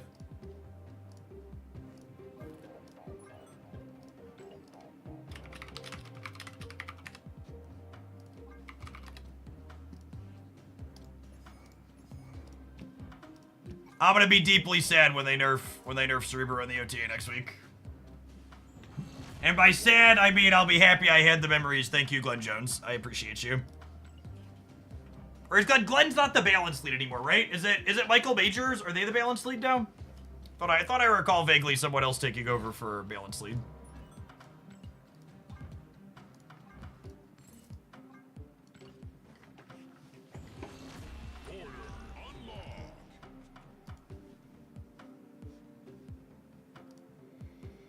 I'm not trying to be rude, But why do you continue to use X? Because a part of a significant number of sponsored contracts for content on the stream is they want a social post on TikTok, Instagram, or Twitter, or some other social media site that's not Twitch or YouTube.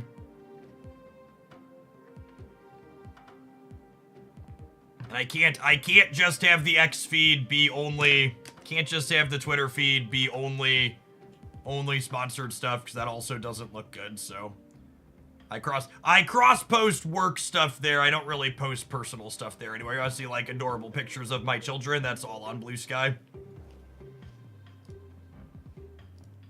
But yeah.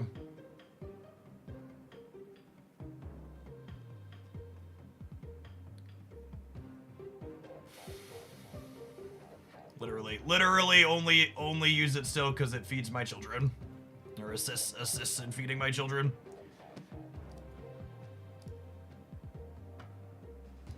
Alright, we're gonna do some of this. I'm gonna tap the ad roll before we start so that way we don't have an ad in the middle, because hopefully we're gonna record a highlight with this, so thanks for chilling. We're gonna get our Zord weekend missions done here in a second here, hopefully.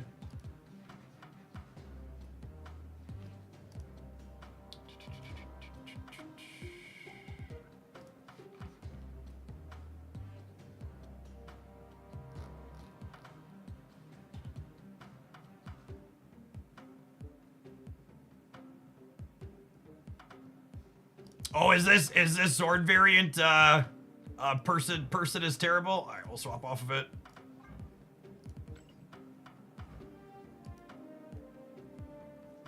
Had the wrong artist credited. Cool. That's fine. This one's fool's gold anyways, so it fits in better.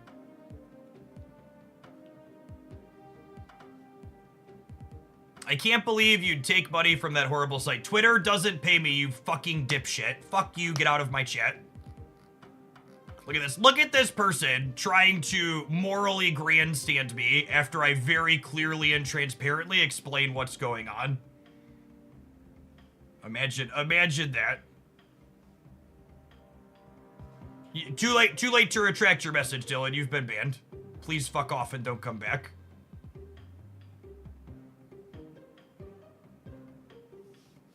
God, Jeff!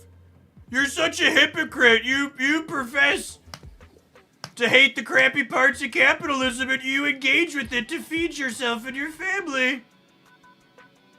You're so awful.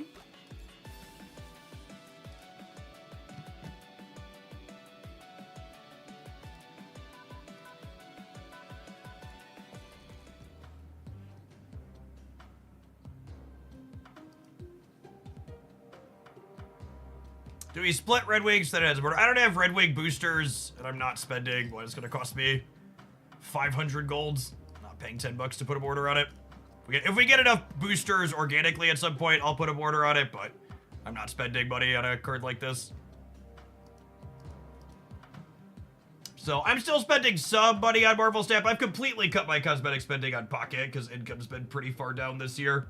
I'm still doing some on Snap. Like, I'm close to the, because of the community donating, I'm probably gonna hit, I'm 50 points off of Hope Summers, so we'll probably get her at least, but in general, I'm not spewing like I used to spew. Captain, thank you for the 19 months. Welcome back.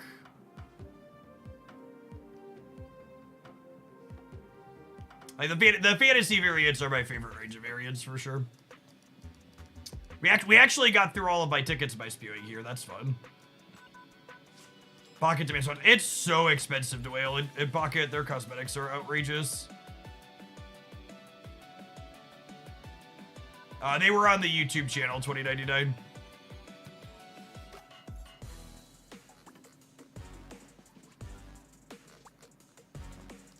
Oh, we could use the token shop on Conquest. Okay, yeah, that's actually a good point. Let's fire these real quick. All right, watch for Red Wing boosters, shit. I've got 17 spins here. If we get Red Wing boosters here, I'll spend credits.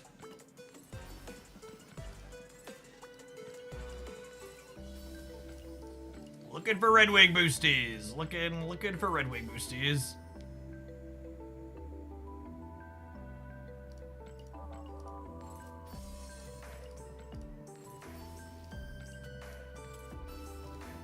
So part of the problem with the Marvel Snap bundles too, for the way they've repositioned their collection, is a lot of the bundles in Snap now, especially the bigger ones, are collector's token focused. I just like don't need tokens. For Wailing last year, largely funded by the community, we Red Hulk, close, it was red. Unlucky. Marty, thank you for the 10 gifted subs, I appreciate that. I don't think we're gonna hit that sub goal anytime soon, but I appreciate the support. Honestly, I thought about taking it down. Marty's been absurdly generous over the years. I'm pretty sure he holds the sub gift record. They've gifted 1,143 subs over the years. I fucking better. All right, let's do some Red Wing, shall we?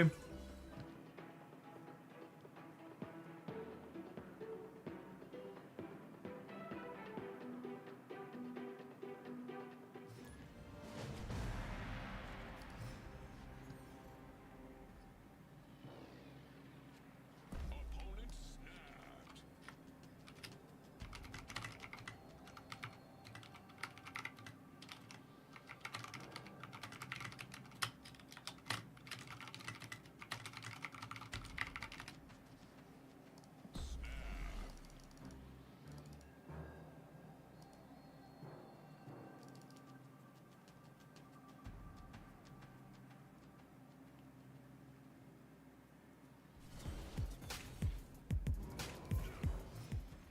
We did convert the infinite ticket. Yeah, we hit it with Cerebro too.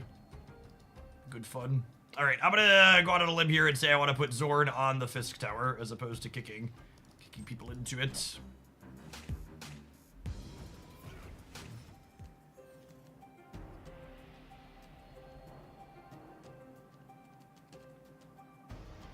And then we really want to draw, War Machine next turn, so this is guaranteed to be a fatty. It would be great. It would be ideal.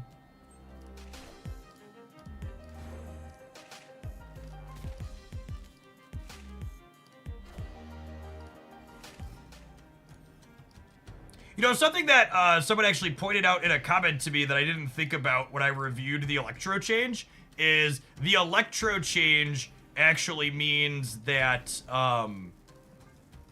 you can't Lady Death Strike this card anymore. Which I think is like I'm a pretty big proponent of you should never say a card that got more points was made worse, but I think that feels like a pretty big downside considering I feel like there were a number of Electro decks that were doing that. Obviously, it's still better in some spots, but I think no longer being able to clear it with that 5 is unfortunate.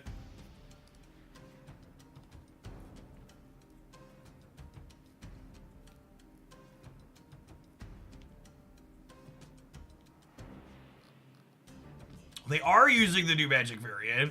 Very fancy. Very fancy. What a fancy lass.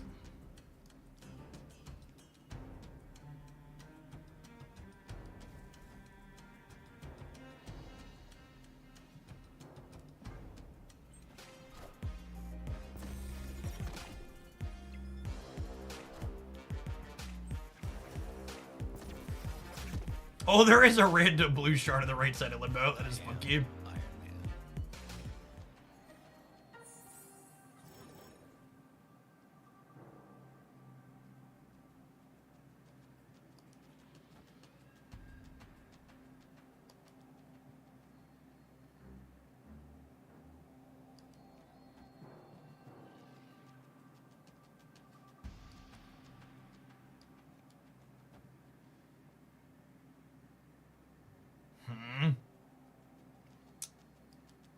If I do this, and next turn I draw Infinite, I could go Red Wing plus a 6-drop, and then Red Wing drops the other 6-drop in.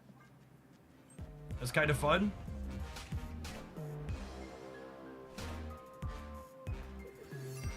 Oh, there's Cerebro 3, what fun. I mean, that's really fucking rude.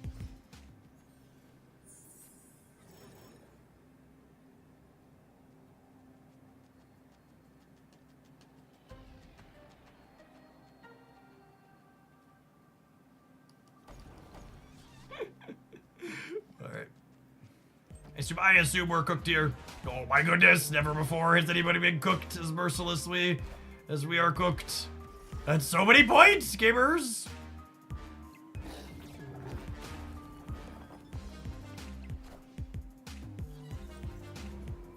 Man, I bet Glenn knew exactly what he was doing when he nerfed this card to 3 while buffing Cerebro.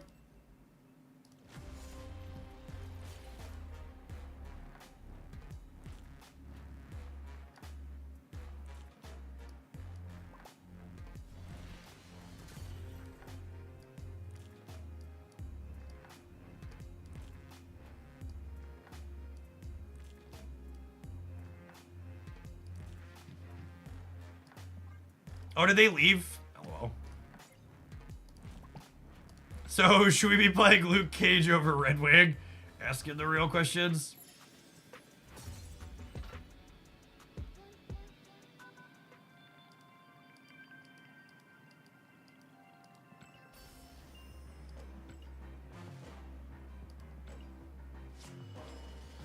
But an opponent helping us with the Zord mission, they sure are.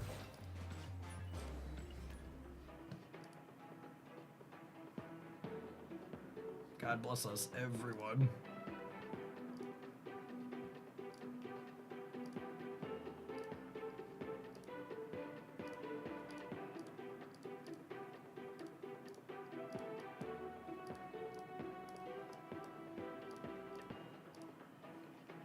Oh, you know what? I forgot during my last break I need to take my leftover vegetables and hummus back upstairs.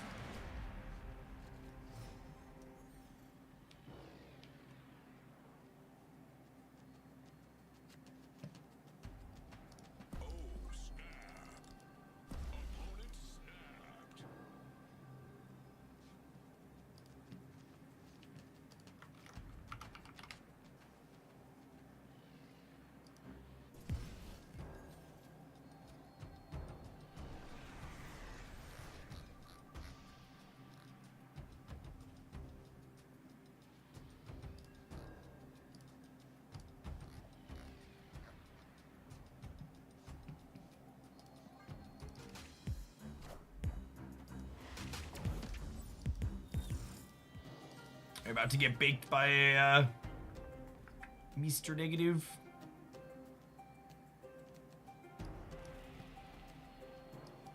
Let's do this here, actually, right? Because then I can blink it into something big here, hopefully.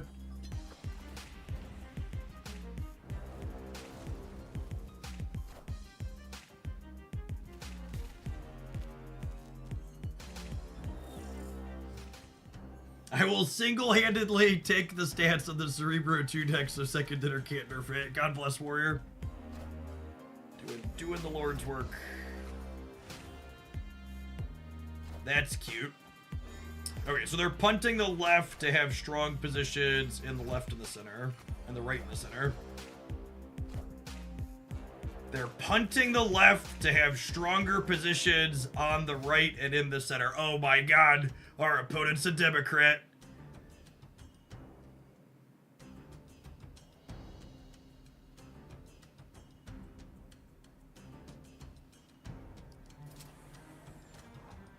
All right. I saw where you were going with it, and it really hurt. Listen, we have to laugh because the alternative is crying. Oh.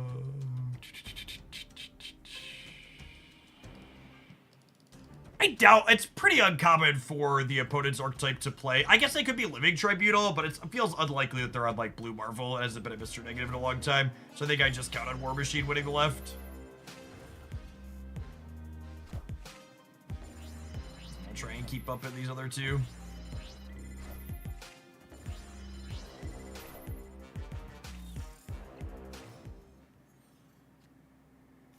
Oh, there is a blue sharded Bar Sinister now.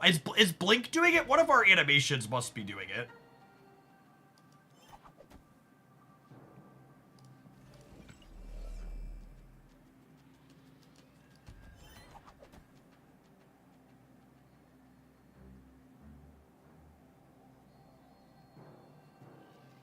Blink was responsible. Okay.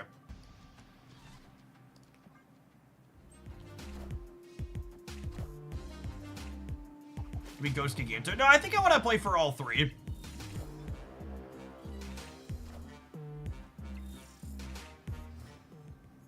There actually aren't that many odd reveals on this board.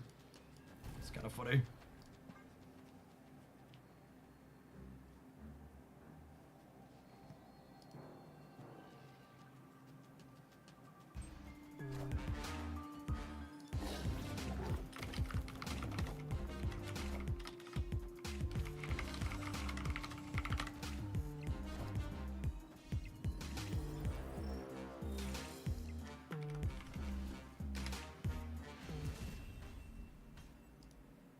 Victory.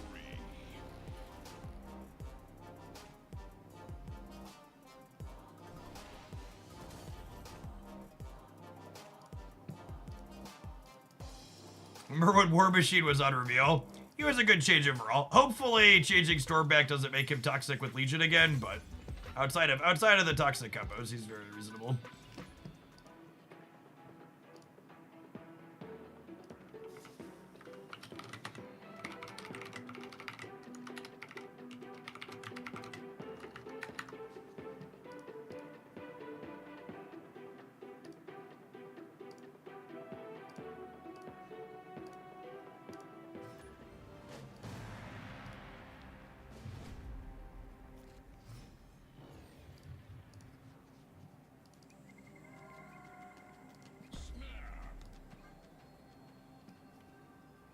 Hey, Fourth Wall, I appreciate you up in that Prime for a second month. Thanks for keeping me around. Those bits of direct support are a big part of why this is able to be my job.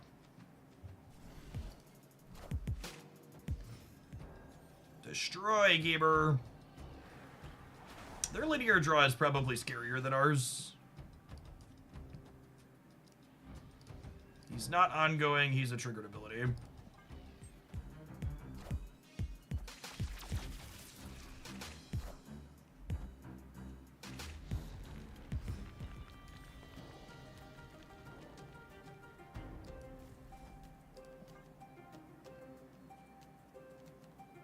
Electro Mid could be good, yeah. Although we're blinking Electro most of the time, so. 9 is so many. That's so many, Gibbers.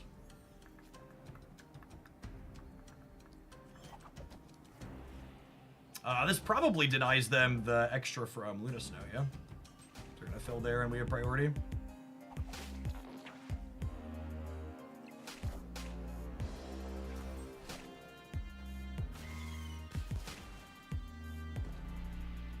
What a game! Hey Jeff, how do Prime subs work? What do you get out of them? I assume normal subs are better for you. Yeah, so normal subscriptions, I get 70% of whatever the person paying for the subscription pays. With a Prime sub, I get a set amount based on the country that the person who's paying the Prime sub is from. So the top ones are US, Canada, and Australia, all pay $2.25 for a Prime sub, and then most of Europe is like $1 to $2, depending on where it's from. And there's some in places like Turkey where Amazon Prime is really cheap that are worth as little as 9 cents. So Prime is significantly more than no support, but a little bit less than a direct paid support. Blink is guaranteed to be a 6 here, yeah. I'm kind of deciding, do I want to play Red Hulk this turn, or do I want to blink the Luna Snow? I think I want to blink the Luna Snow. We'll see where we end up at from there.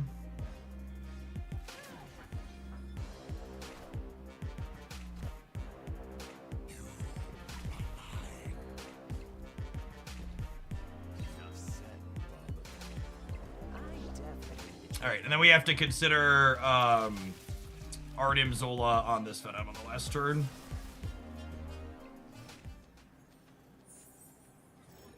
I don't have War Machine in play, so I can't play the Ebony Maw. They Shang left. Yeah, the squeeze between Shang and Arnim Zola here is tough. I ought to play around Zola because they're all playing Zola. They most of them play Shang too, but I choose to play around the Destroy card.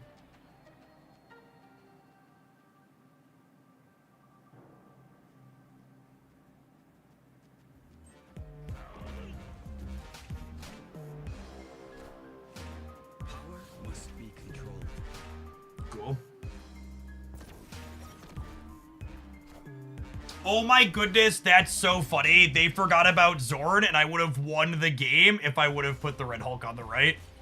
That's hilarious. What a peak Shagbrain gamer.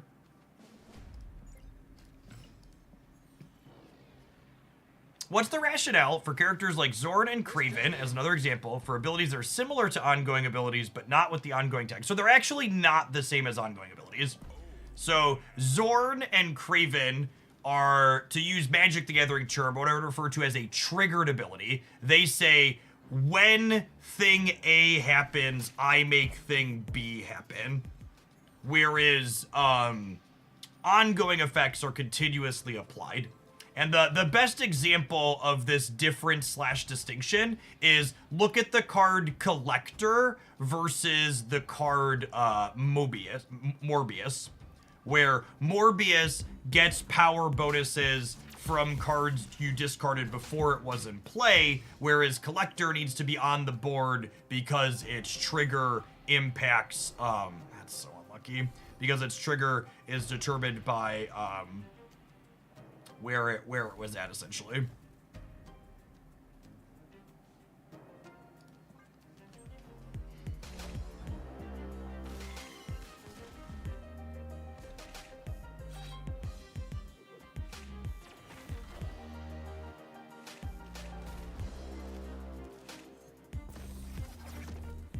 Well, I forgot Zorn was gonna move my Electro, and now I'm sad. And now I'm sad.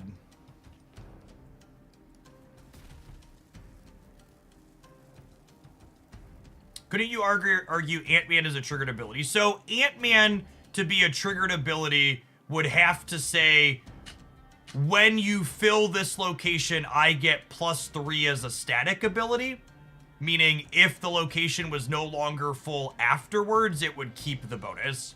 Whereas Ant-Man is a constant check where while it's full...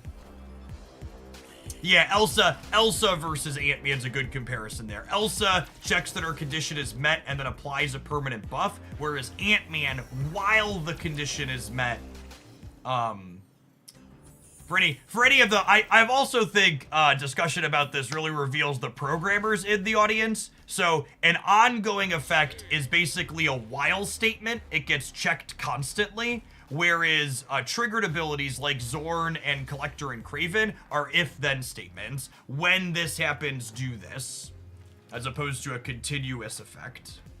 It's a very, very common misunderstanding / distinction. Once you get an example that clicks for you, it's relatively straightforward to see which ones are why.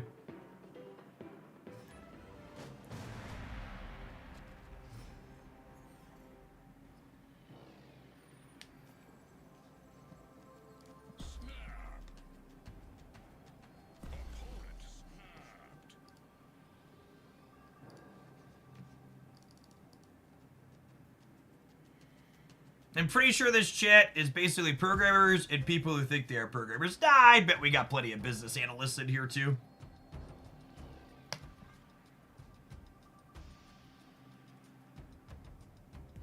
The Hokelandia chat has 3 primary groups of people.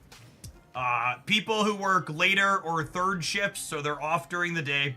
People who work jobs that allow them to watch while they are at work. And, people who work jobs that allow them to watch while they're at work. And, folks in Europe who are just here in the evening after work.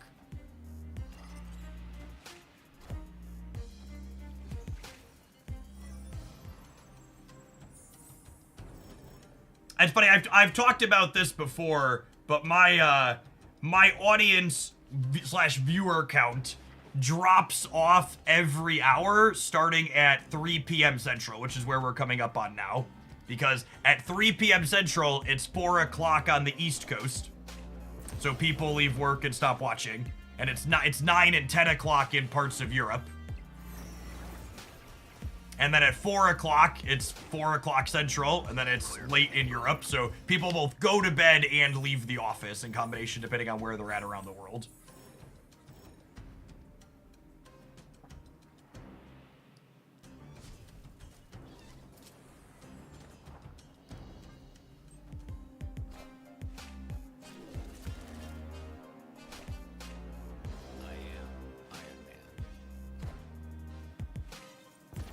I'm on the West Coast, so I'm here to the bitter end. God bless.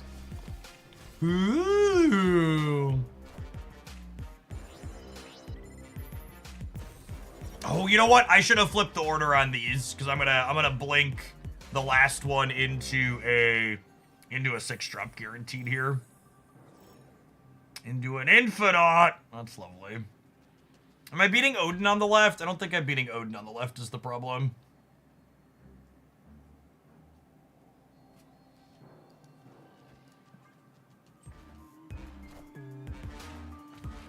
Second Iron Man. Yeah, that'll also do it. I am Iron Man.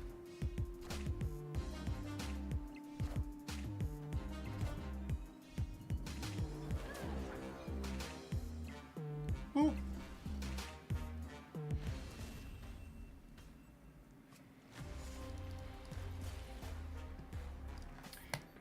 I'll slam our head to the wall for a little bit more, but I think the kind of harsh reality of decks like this one is they just don't have numbers that are meaningful enough. I think we'll probably get a highlight out of this just to like say we did it and have something to point to, but I'm fully expecting my opinion not to change by the end. Maybe something will happen that'll surprise us, but Red Wing not being released as a bounce card will forever be one of the saddest things about this game for me.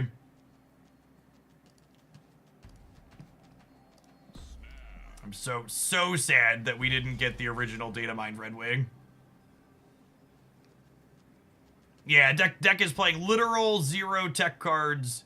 What was the original? So the original Red Wing Data Mine was a 1/2 that had the on reveal of return a 1-drop at his location to your hand and give it +2.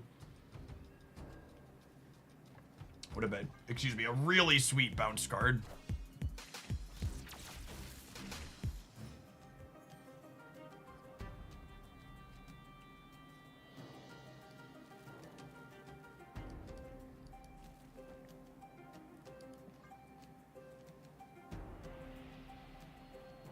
It would have been a mini Falcon, yeah, which represented its connection to Falcon accurately from a lore perspective.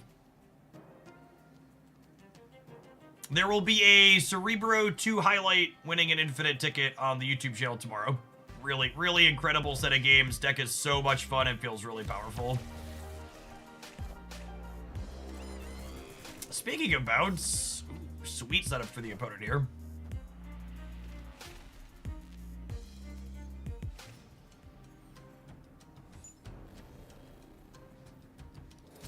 All right, War Machine lives every time, yes? Danger Room's never killed one of my cards before. It certainly wouldn't start now.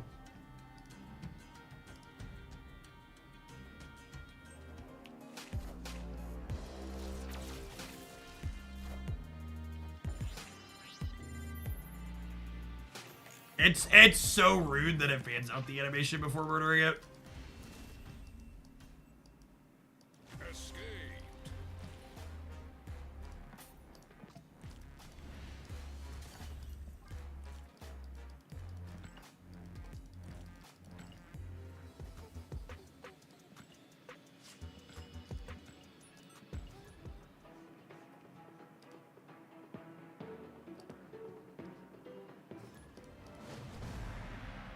Put in playing Surge and Black Swan. Yeah, they ain't afraid of no Mobius, whatever his name is.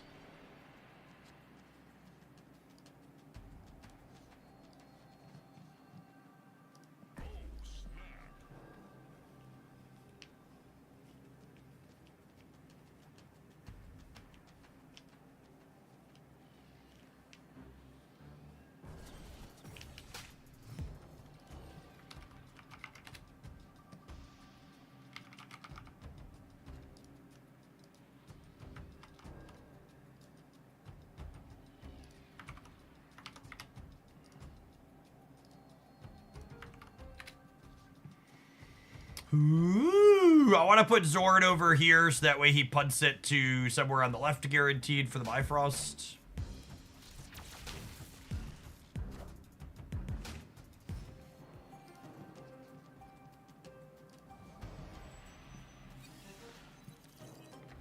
Well, they might have just gotten my copy of Vulture there. Was this a schmear match? Might be a schmear match.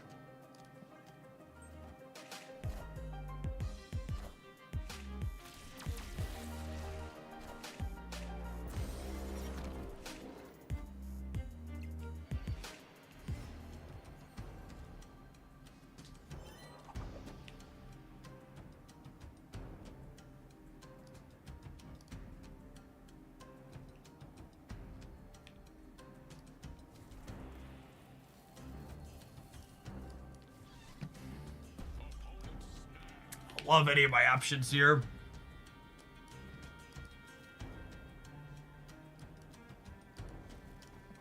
I assume we're cooked again.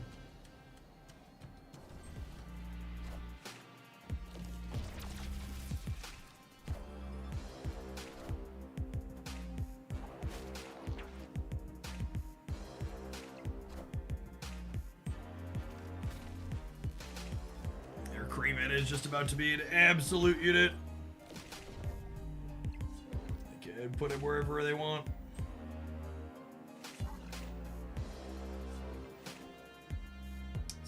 That's a big boy.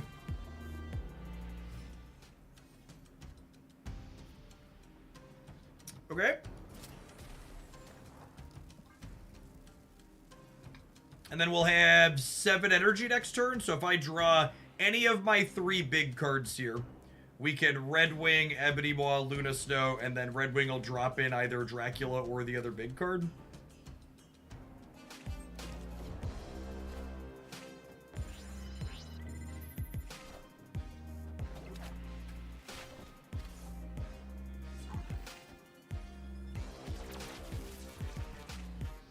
We want not Blink here. Giganto, yep.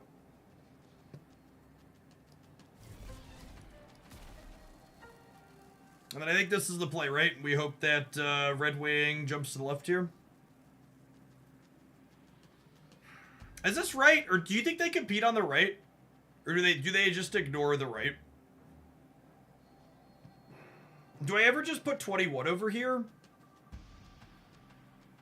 I guess I'm adding 11, 16. The problem is they could be adding 17. Luna Brock's Red Wing. No, I played the Red Wing before I played the Luna.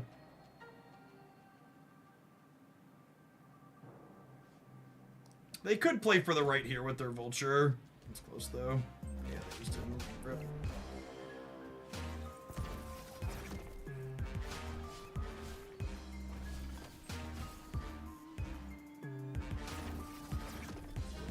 That's how that works? Excuse me? That ain't right. Alright, we were cooked either way, yeah.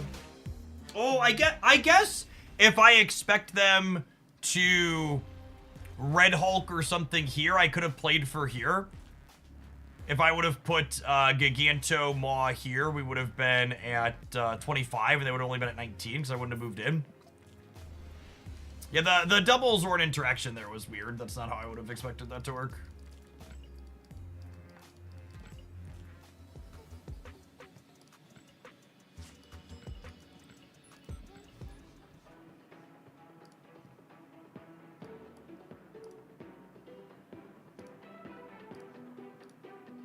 The Madam Web version had worse numbers on Untapped when we looked compared to this one. None of them were particularly good, but the Madam Web build was markedly worse than this.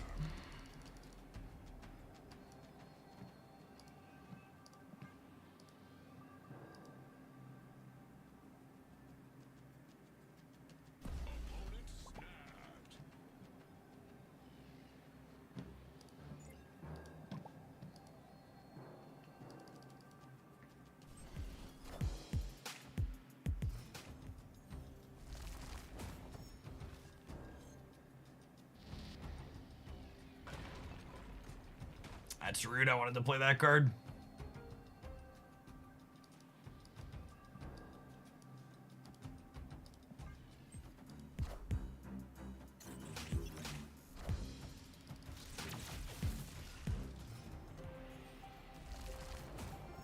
Well, draft mode come back in Marvel Snap. The US version of Marvel Snap has never had draft mode. So the China version of Marvel Snap has had draft for a little while, but was never ported to the global release.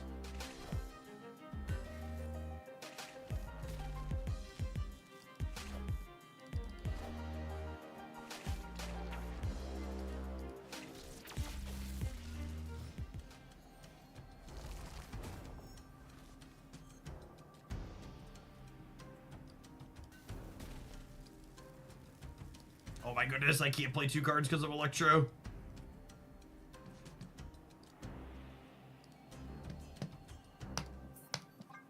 Alright, in the attempt to have a Zord deck worth posting, I'm going to delete this one, and we're going to take an ad break, and we're going to find something else when we get back. But this is just so trash. There was someone asking me on the first day very obnoxiously why we weren't playing Red Wing with it. Red Wing is just not a playable card.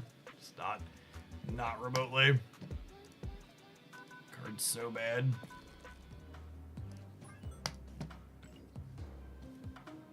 Alright, we're gonna ad break. I'm gonna run my leftover lunch upstairs before it gets too completely warm, and then we'll try and find something else serviceable with Zord when we return.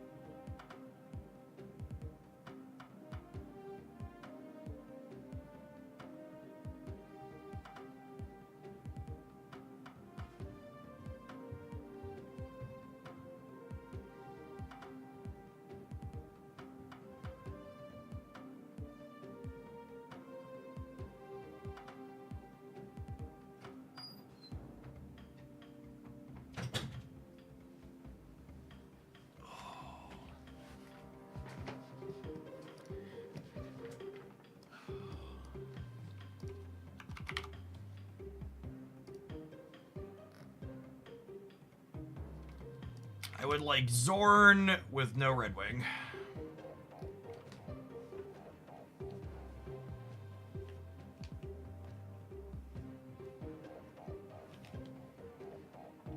That sounds great.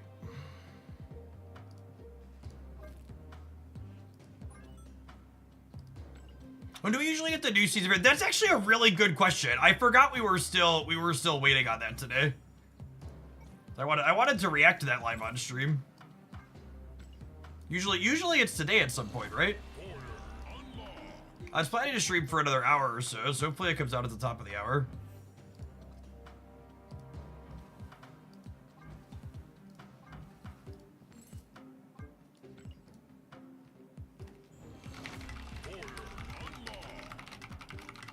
Wait, let me message one of my spies. Hold on.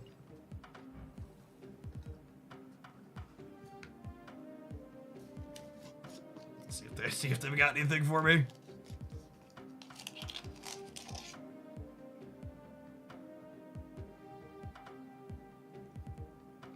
I would probably play more Pocket if they had deck codes. Listen, Pokemon Pocket only made $1 billion in 7 months. I don't know how you expect them. I don't know how you expect them to have basic features like the ability to import deck codes.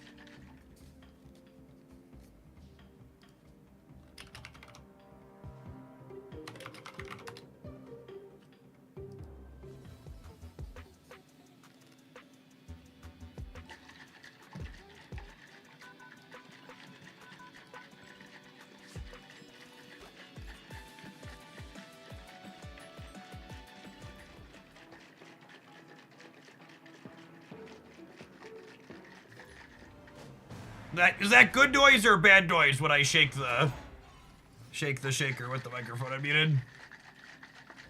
Probably people are gonna say a little bit of both, knowing how Twitch chat works. That's noise, yep.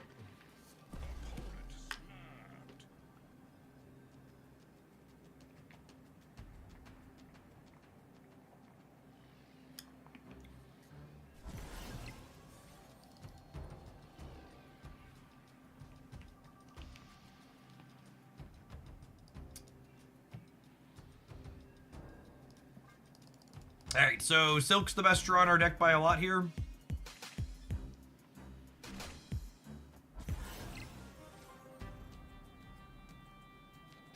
Hey, Chobo, thanks for hanging out.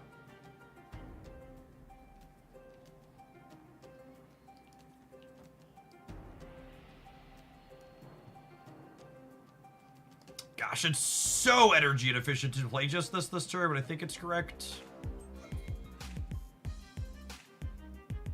He shook. Thank you for the 5 months. Welcome back.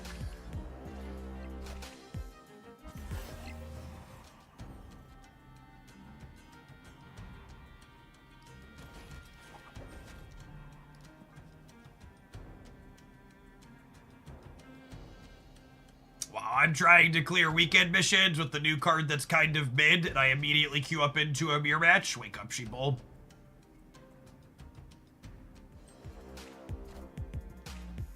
Friendly neighborhood Spider-Man here.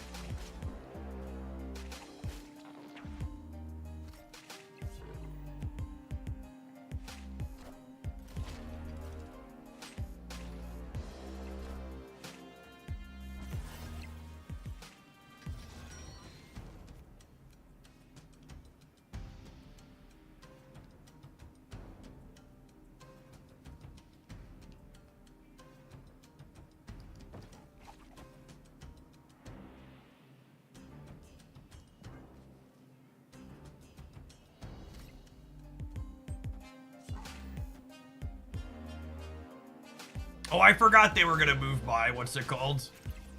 All right, hopefully, what's this? Let's goes middle here. Spider-Man. Friendly neighborhood Spider-Man here.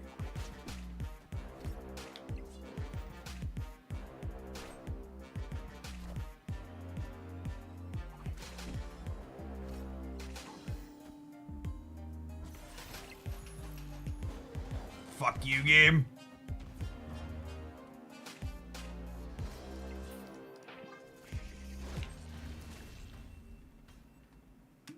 Escaped.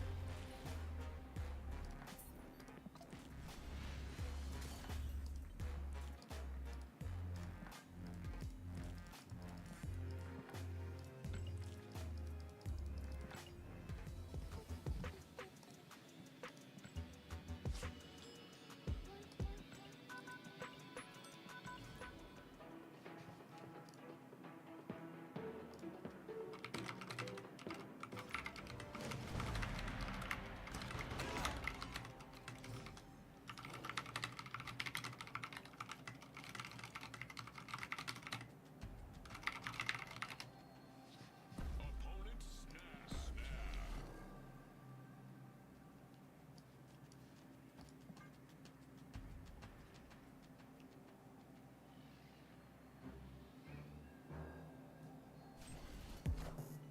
Does Martyr's logic consider Leaper when moving at the end of the game? Yes. Martyr basically simulates movements to everywhere on the board.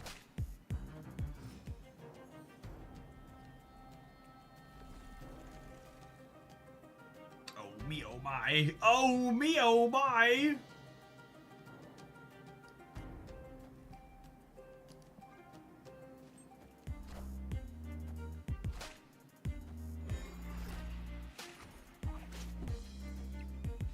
Any decently fun She-Hulk decks you're gonna like? I really like the classic Dirty 30 style She-Hulk stuff Candy Cane. There's a highlight of that relatively recently on the YouTube side, if I recall. Oh my goodness, get absolutely shreked.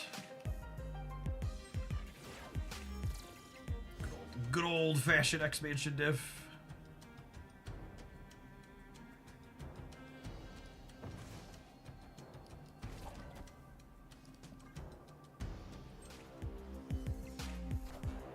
I have no idea where Batroc and Silk are ending up at, but they're going to be somewhere that's not in the center.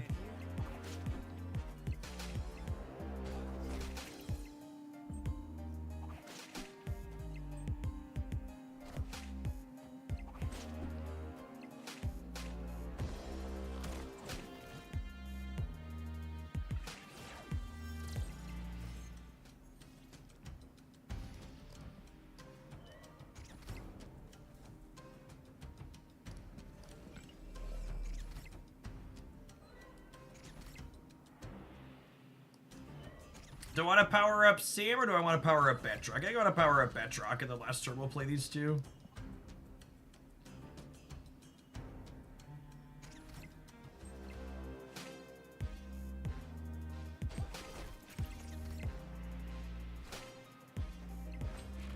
It's pretty good. Already with the old college try here with the gore.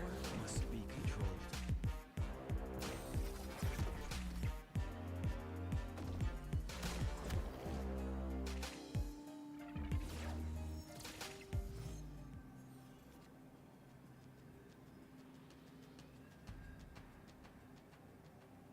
Huh? I think I actually do this, yeah? So that way the Hydra Stomper stays right.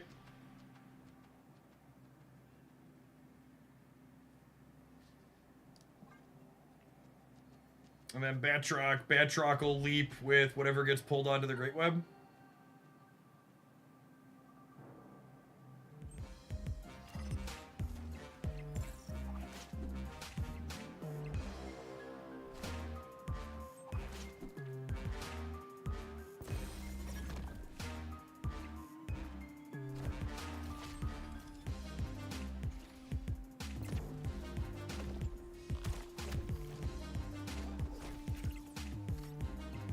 It's funny that the Great Web decided to add the insult to injury and like move my opponent's card that gave me a casserole.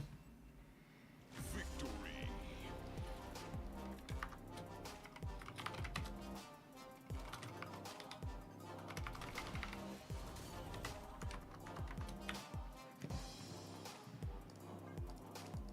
The funny Zord game. I really like Batroc and Stomper. I think if I had to like give like a sleeper pick for a card I wasn't expecting to like as much as I do, they're a really fun combo.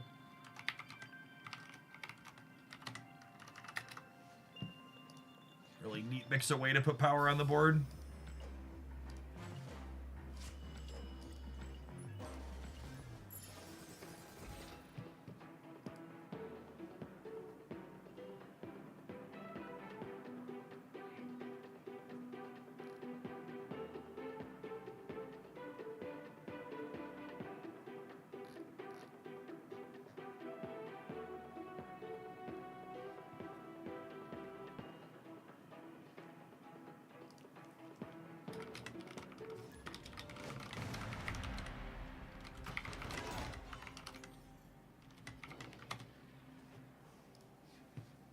Opponent snapped.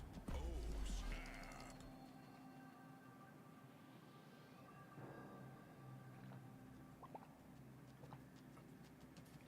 Figuring out Batroc is reminiscent of when Werewolf by Night was good. Absolutely. Which, speaking of, I didn't put this one in my OTA video, but unironically, I really wish they'd try Werewolf as a 2-drop. Would that be cracked?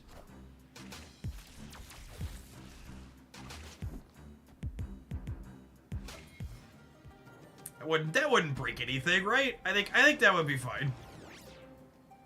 What if we had like a 2/2 or 2/3 werewolf that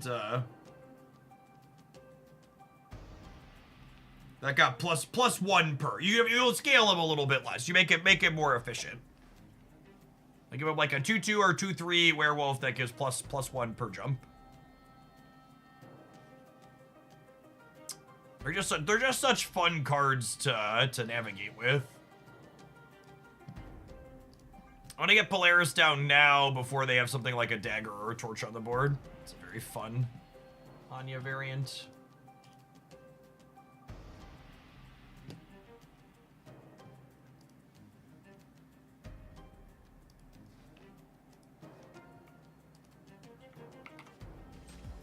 Hey, the Wolf, thanks for re-upping for the 16th month. Appreciate that. Welcome back.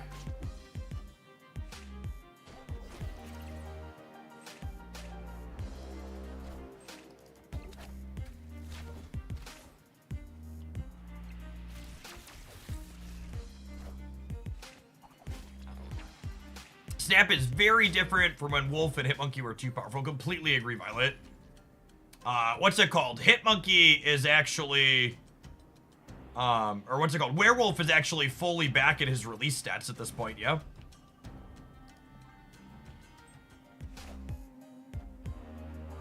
Just speaking of how different it is. All right, can we lose 2 coin flips in a row? Of course we can, or my name's not Jeff Hoagland.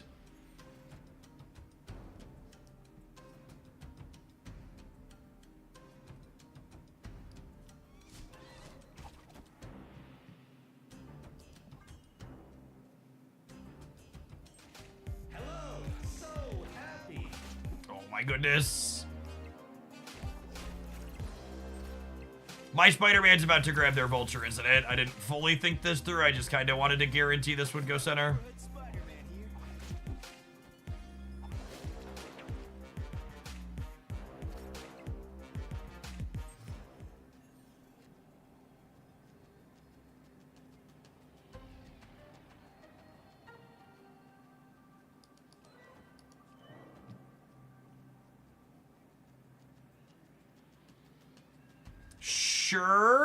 Sure.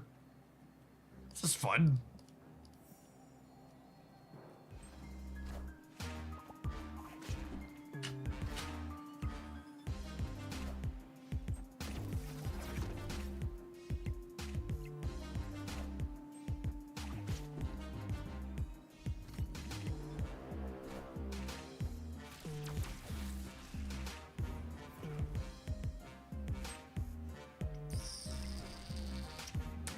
Sometimes lucky, rubber ducky. Victory. Shout out to the Onslaught Citadel. I would like Werewolf to be better. He's a pretty cool card. I completely agree, Phil. I think the type of gameplay Werewolf generates when it's good is everything you want to be good in Snap. It rewards critical sequencing and thinking and stuff like that. I think those are the types of cards they should aim be a little bit stronger than what they currently are. Your Galacta won you the game. She did it a roundabout way, didn't she? In a way, we have her to thank for this.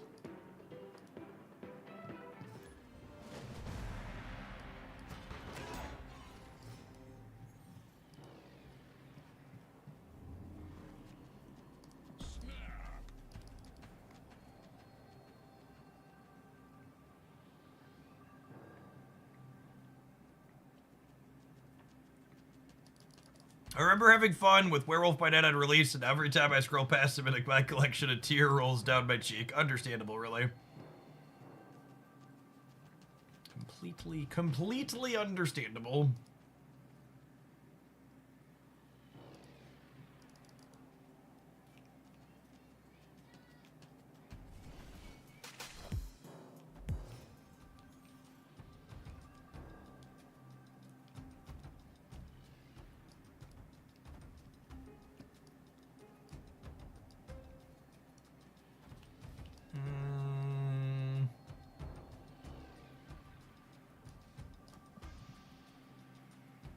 I'm gonna put Craven and not Anya's path because I want to be able to move her into Craven's path. No, damn it, game. I said I want to move them into Craven's path. I guess I'm Hydra Stompering this turn so I can go Silk Spider-Man next turn.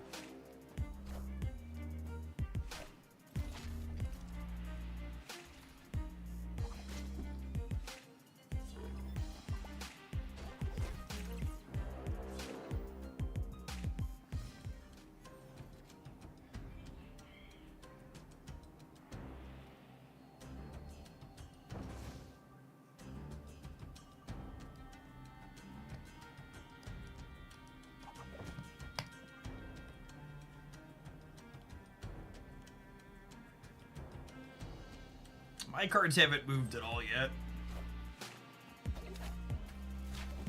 My poor Stomper languishing.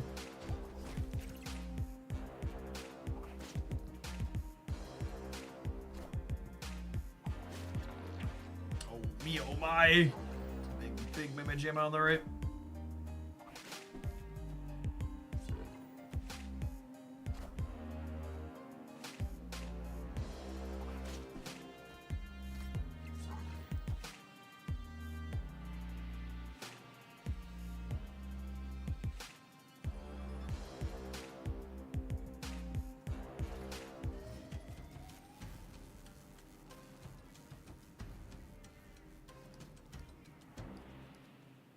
I just chopped down Vulture before something silly could happen, yeah?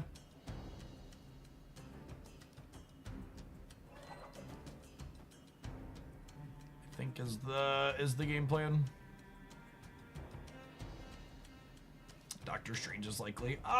Maybe. They get us, they get us. On the last turn, Heimdall is likely.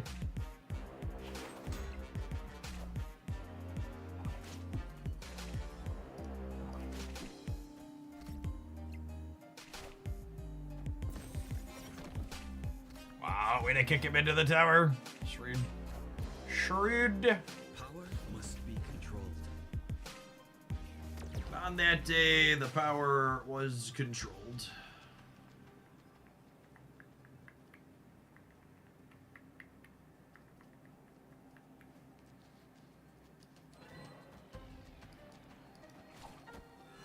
What do we think? I think I'm into it. I think I'm into it.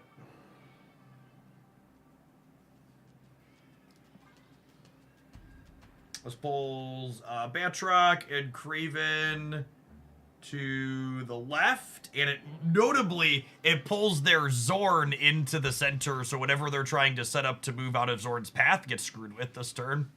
It's a really funny happenstance. Victory.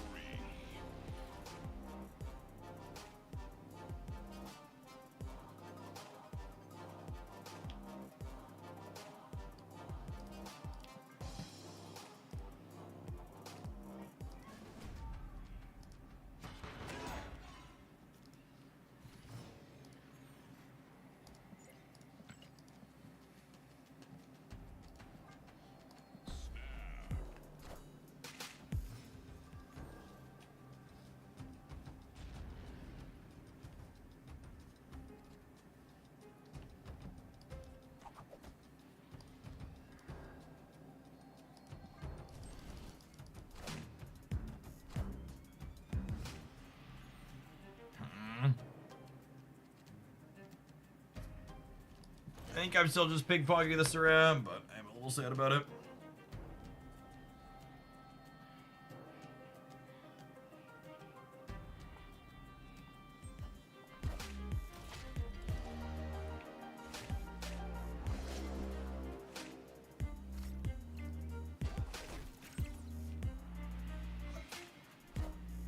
I mean, Batroc's unironically one of the best cards to have released in the last couple of months. He's very, very reasonable in terms of power level. Hey, look, opponent figured out we can play the game.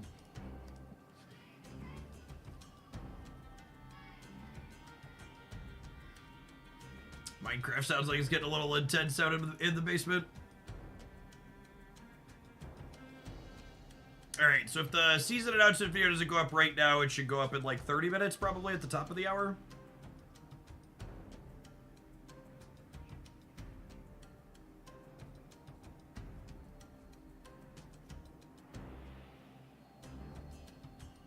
The children yearn for the minds, gamers.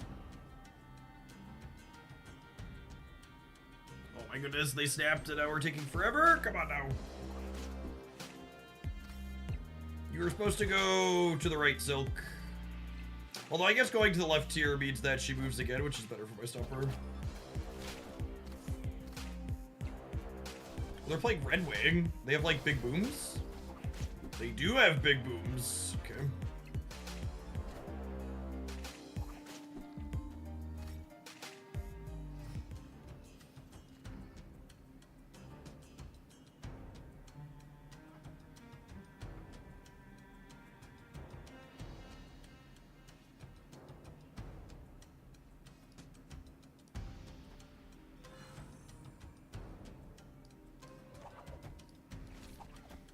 How about if we do this? Kicking Silk out means I kick Batroc out, and then Spider-Man has the chance to move the Infinite on a coin flip, and then we can Shang the Infinite if we drag him elsewhere.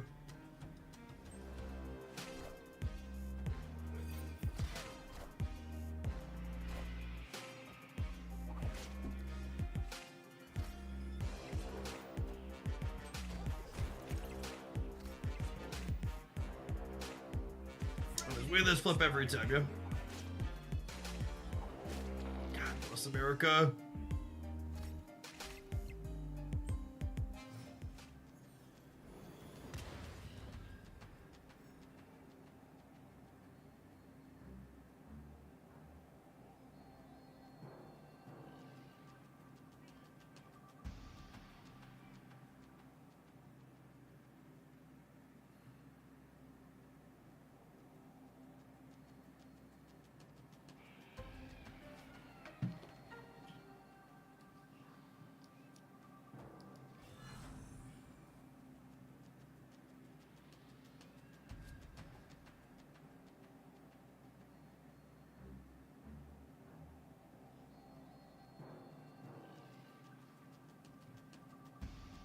I think we're dead, but I also just kind of want to push the button. I don't want to sit here and play any more Zord mirrors.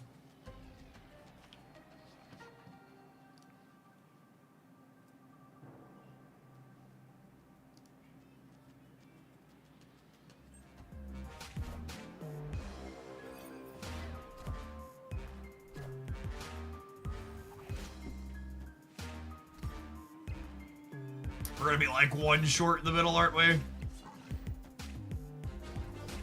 Nah, I guess we're technically short more than that. We went the left, but would have been too short. God, how sick would it have been if we'd have won the Spidey flip? Would have been perfection.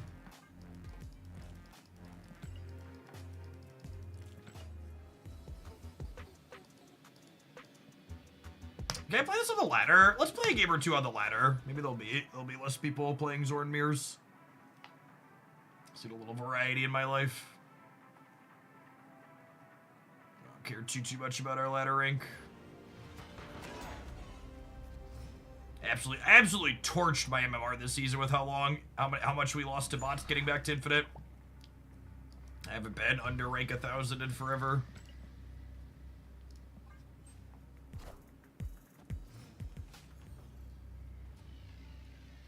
What do you normally do to try and win coin flips? I'm asking so I can do the opposite. That's smart. Big brain play there by Dance.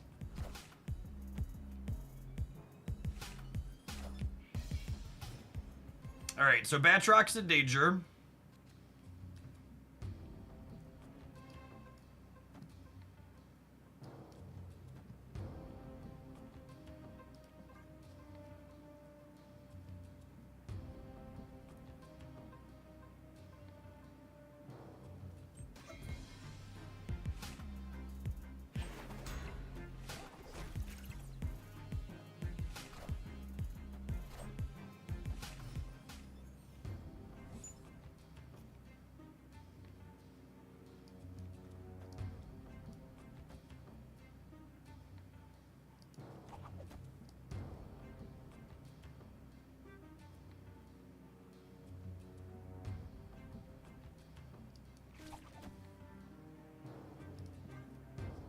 Is your MMR at least speed? You'll see more humans pre-infinite next season. Hopefully. Fingers crossed.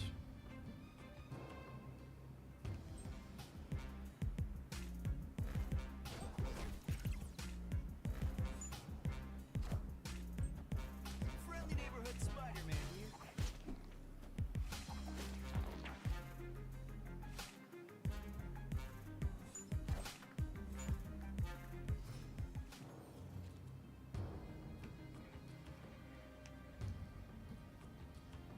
Oh, and their scream to top it all off.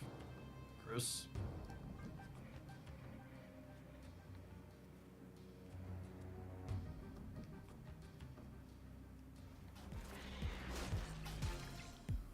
So the lesson learned here is I should go back to playing Conquest. I will say, while I am incredibly happy and largely enjoying playing Marvel Snap in general, consistently one of the worst things about this game and how Second Dinner manages it, in my opinion, is I absolutely despise how Second Dinner constantly tells the players how they're supposed to be playing the game.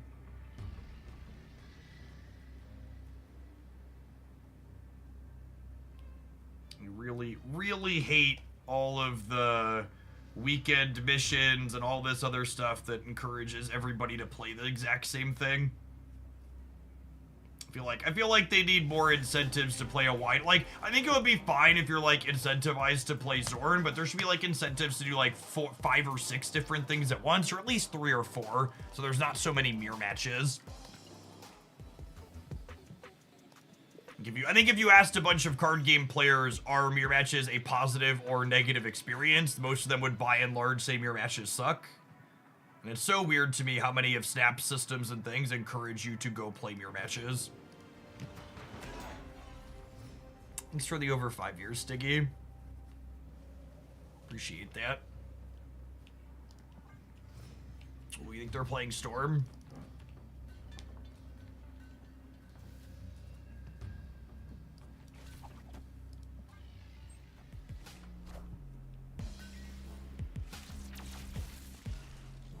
Friendly neighborhood Spider-Man here.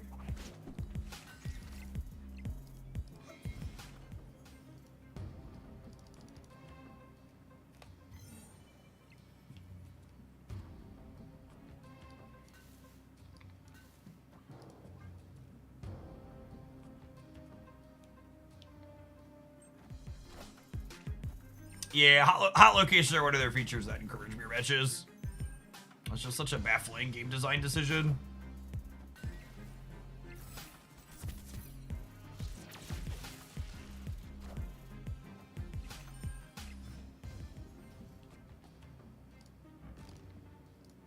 Copycat is Miles. Not super useful. Got it.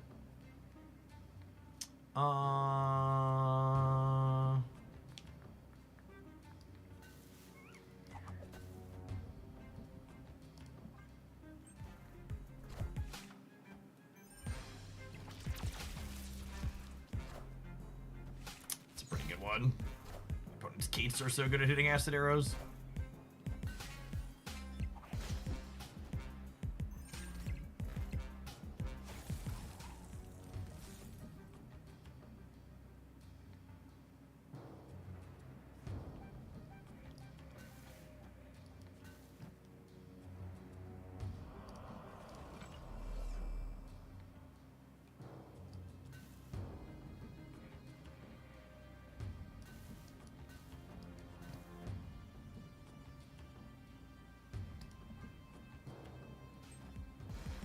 Sure, at least I'll go center here every time, yes.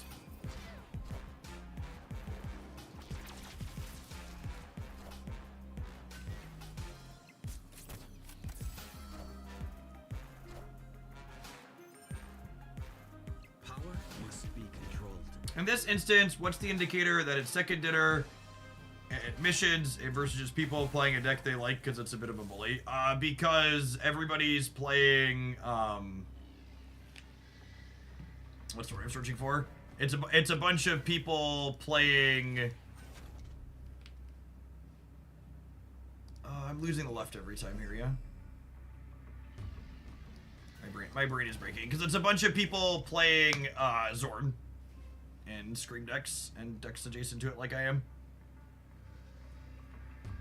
This person might actually be one of our first opponents here that's not doing mission explicit stuff.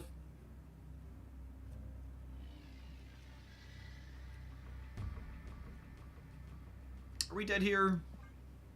Opponents +8 in the middle, going up to, assume they play a 0 power card here. They gain 8 up to 33. I'm gaining 10, 14 up to 31, and then I'm gaining another 7 up to 38. So they would need a 6 power thing here to beat us. Yeah, we could probably stay for one more. Nope. What? What on God's Green Earth is in their hand? I already played my Shank Gamer. What are we doing? Crazy. Crazy.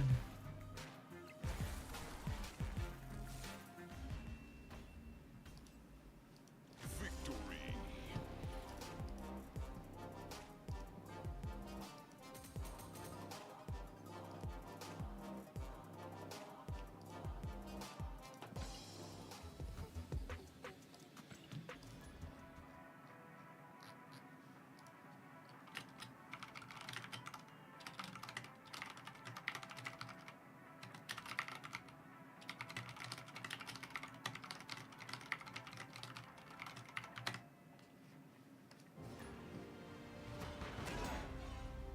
We've had first Shang, yes, but what about second Shang? Asking the real questions.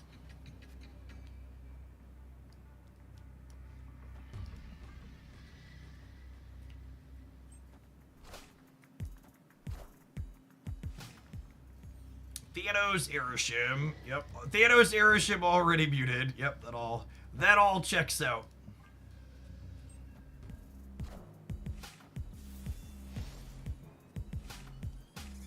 Freaking squirrels, chat.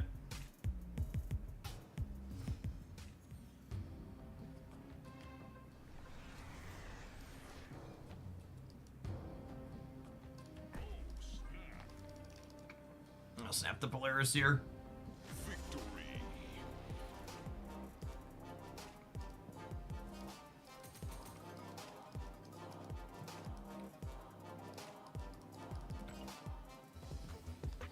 Alright, that's our Zord weekend mission. I think I'm gonna keep chilling on this one through the end of the stream. I'll probably throw a highlight up with it. I really enjoy playing with Batroc in general. I don't know that Zord and Vulture are necessarily ideal in here, but they're technically another Stomper enabler, which is fine.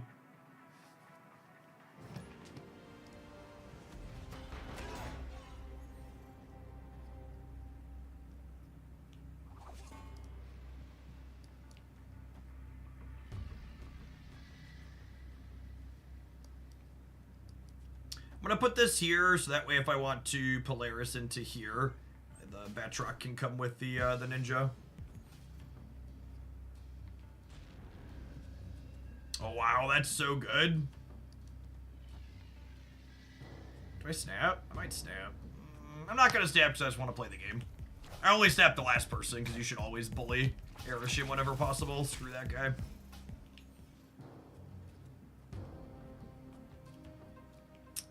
Screw that guy in particular. Come to mama.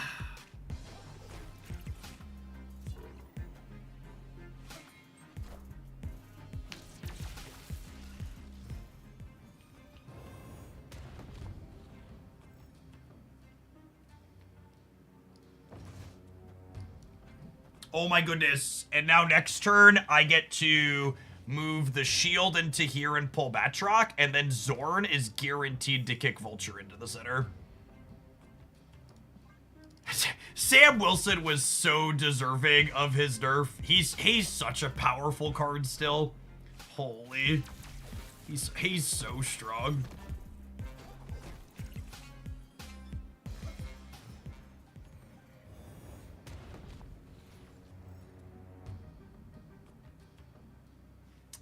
That's interesting now.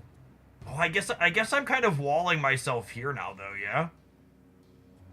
Huh.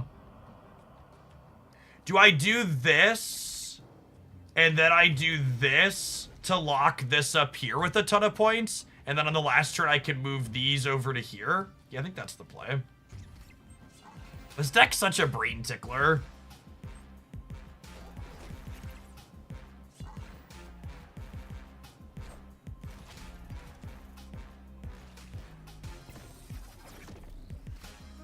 Zorn looking pretty okay here, making Stomper get even bigger. Gosh, Stomper breaking the double digits here. Looking so impressive.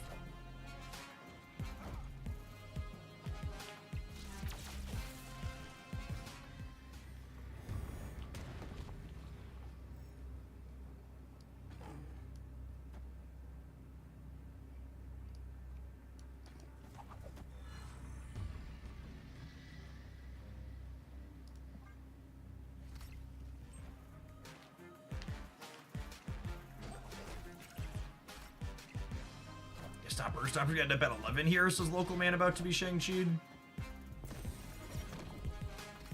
They can't Shang me everywhere, right? Says Local Man about to be Shanged and Shadow Kinged. Power must be controlled.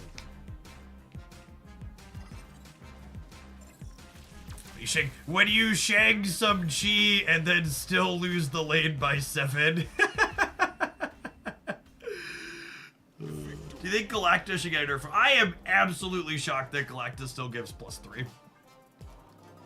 It's so weird to me how they seem so hesitant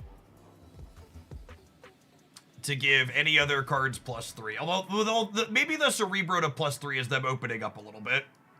Maybe Cerebro's the testing ground. We're gonna see like Elsa to +3. I think they should switch Elsa and Cerebro's, or sorry, Elsa and Cerebro, Elsa and Galacta's bonus. And I think Galacta should be +2 and Elsa should be +3.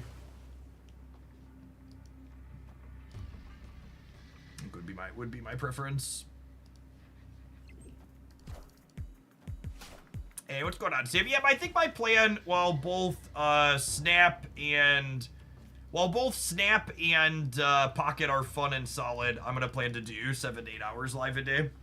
Yeah, we have a pretty decent number. I think we still got a little over 1,000 people in here. So I'm not gonna do like crazy 10-hour days, but you can expect probably 7 or 8 hours live most of the days. I'm so sad right now. It's time to go. I mean, I guess they're an Anya deck, so they're also having a really bad time here.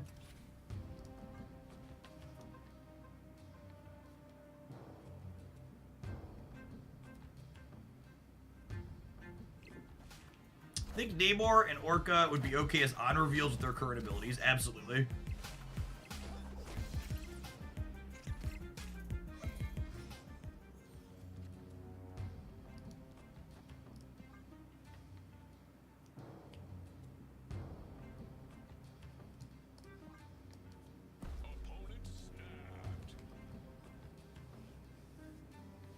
I was gonna leave, but now I have a Shang-Chi.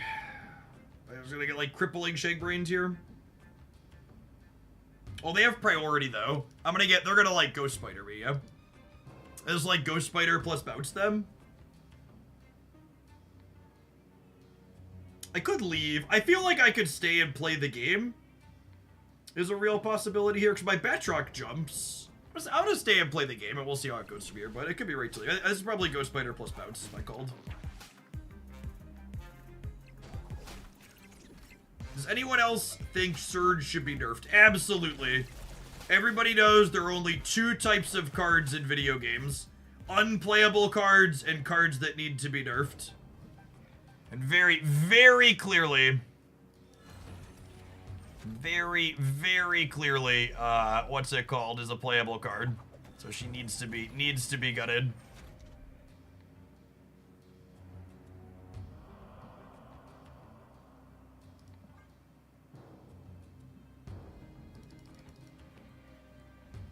He might be cooked here. Crimson Cosmos could be a saving grace, perhaps. Although, no, they didn't Beast, they Toxos. Yeah, they could Ghost Spider into Crimson Cosmos this turn, but... Wait, play Shang. That's such an incredibly deeply Shang-brained thing to say. They're gonna play a card on the left, and Toxin's not gonna be 13 anymore, gamer. Surge nerf people, like, they really do hate fun. Absolutely. Is making Surge a 2-1 out of line? Sure, probably fine.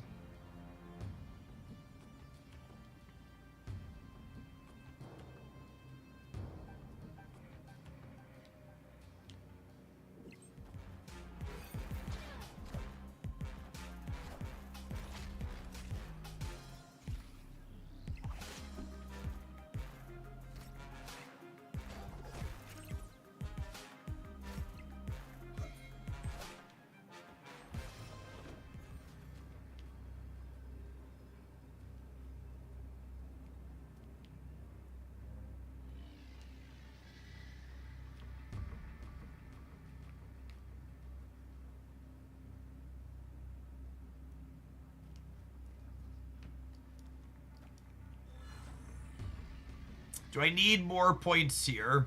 Probably. This gives me at least 1 move, maybe 2. Supposed to get me to 13, which means I'm tying this at a minimum.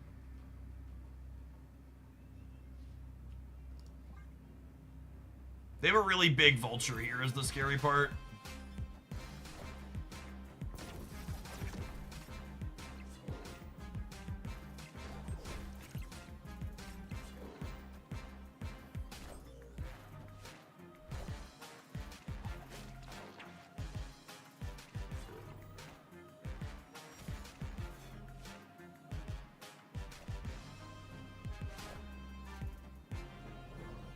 Oh my goodness, how big is this?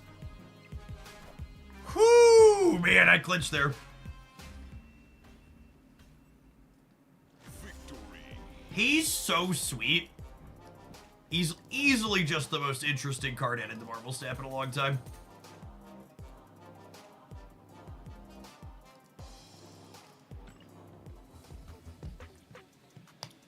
Batroc, and Stomper. Very high on the Jeff scale. Love their effects.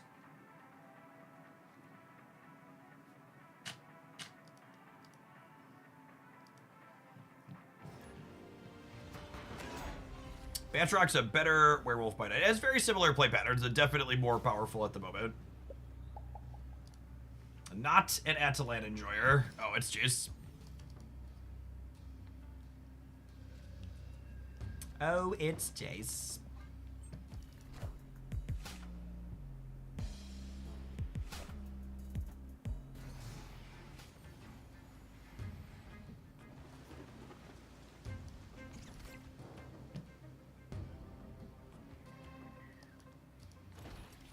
I was gonna play the more expensive one. Still debating whether to pick up Zorn. I play a lot of move. I've been kind of medium on Zorn. He's serviceable.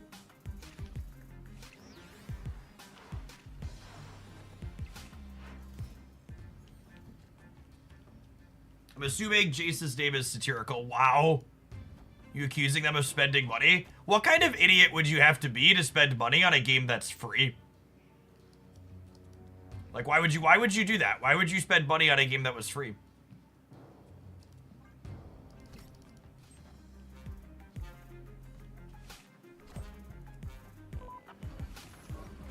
It's free to play, gamers.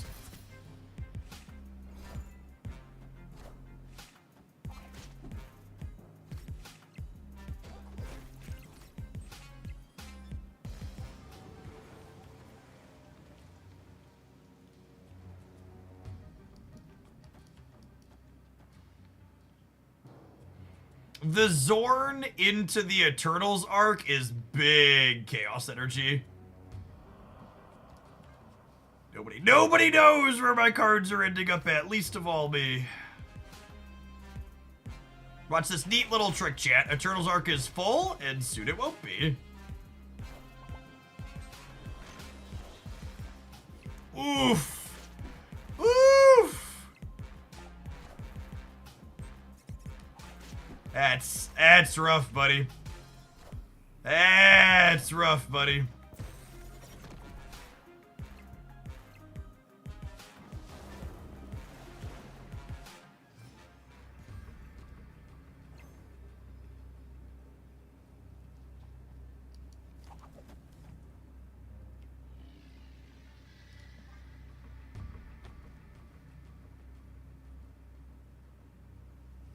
I mean, at least their acid arrow's worth 0.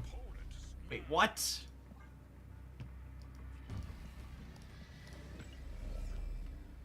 Killmonger's not a lady.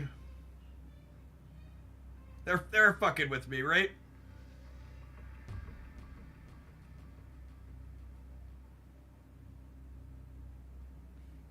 Gotta be pumping.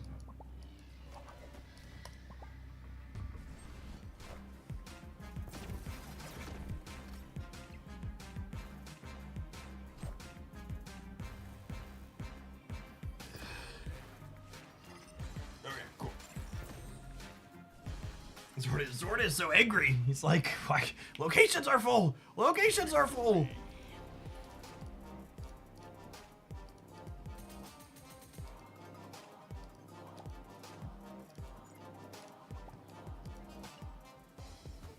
Boosted that MMR. Yep, trying to get me out of the pits.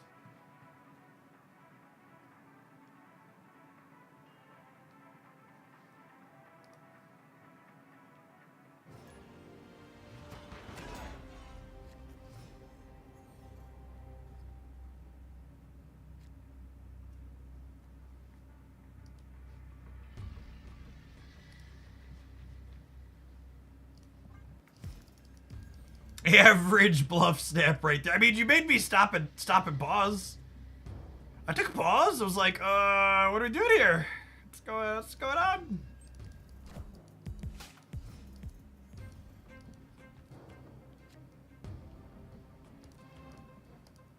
Yikes. All right, so that's a vulture on the last turn angle.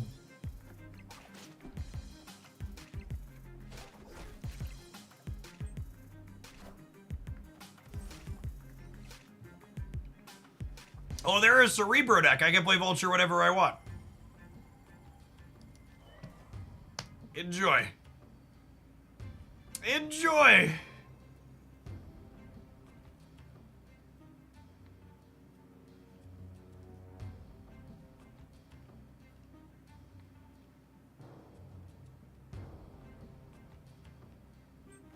You know, no joke, if you go back and watch it, Chase, when you snapped, I was like, wait a minute, Killmonger's not a woman.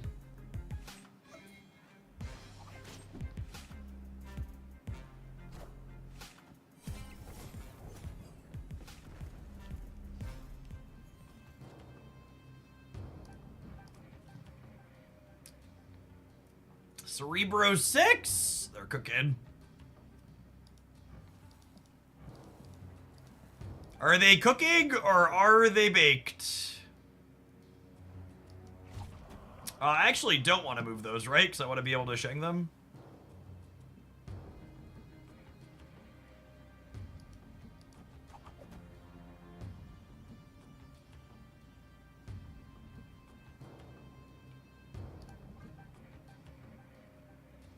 MTA, thank you for the entire year. I appreciate that. Welcome back.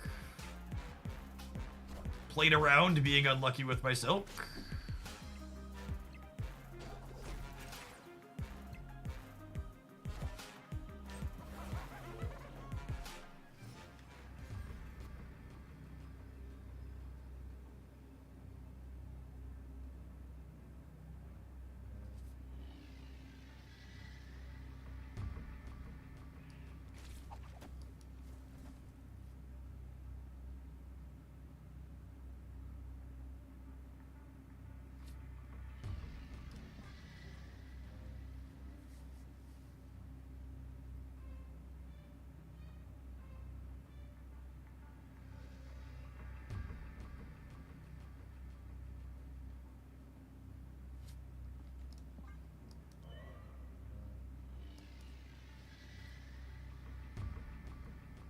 So, I want a Spider-Man before Galacta to guarantee I pull it to the left. The problem is this loses to Galactus, right?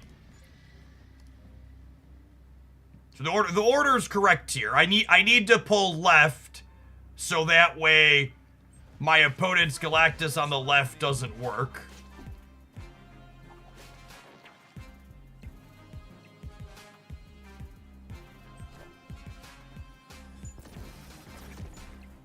Oh, this beats Galactus right. No, it doesn't, because the Galactus right would be 9.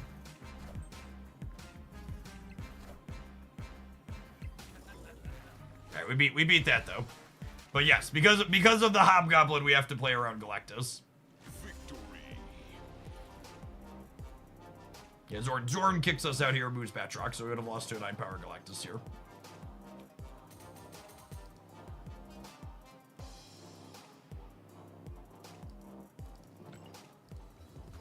Oh, Galactus would go to 6 when the Cerebro dies. Yeah, you're super right.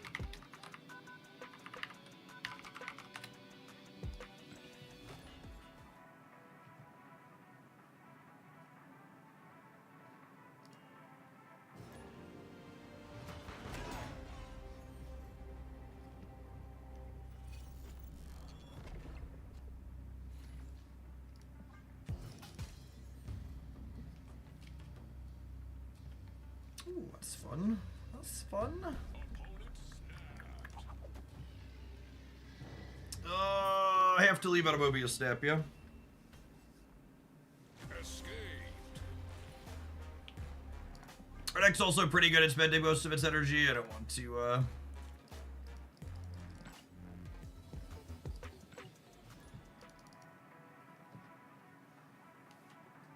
I think Mobius is easily the biggest wet blanket card of Marvel Snap. Just such a damper.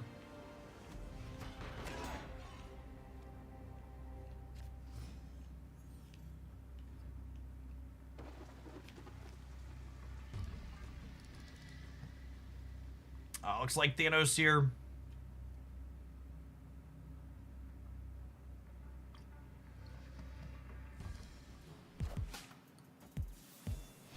That is the stone I am happy to see played on the first turn.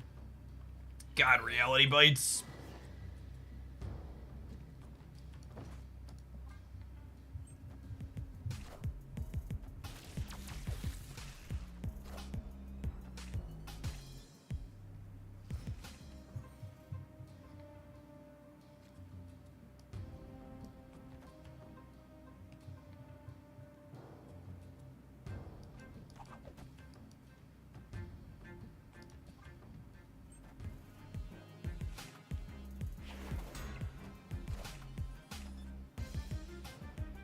I would say Luke is kind of a wet blanket. I completely disagree.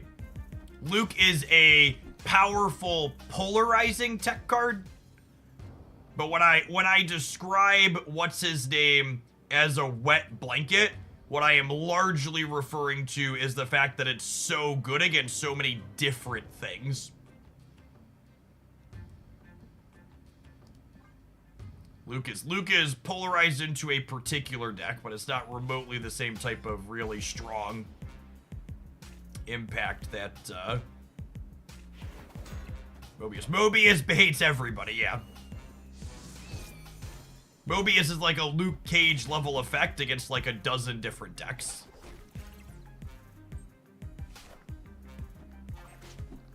Speak of the asshole and he will appear.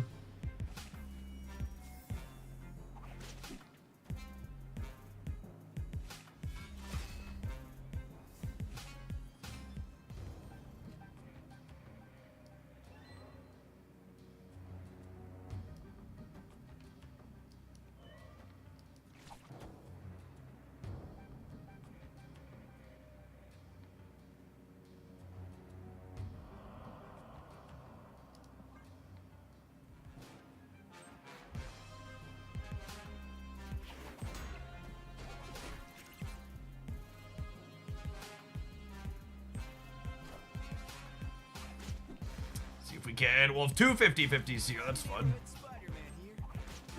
Won the first one.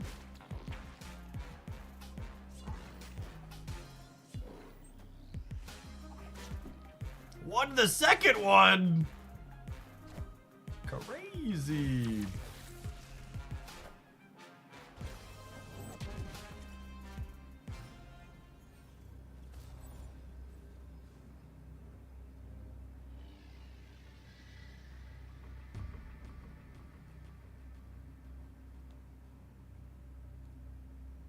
Are we dead? I think we're dead.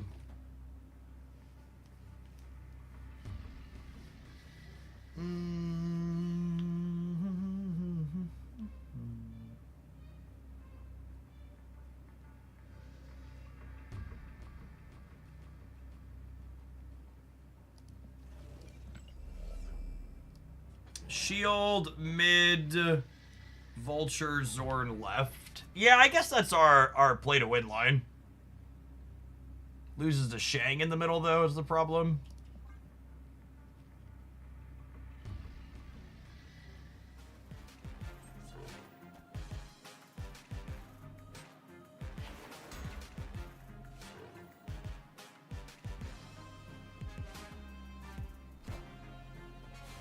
Oh, they have Wicked Energy. Yeah, this is just a terrible stay. That's just super dead to Thanos. Mockingbird, too. Yeah.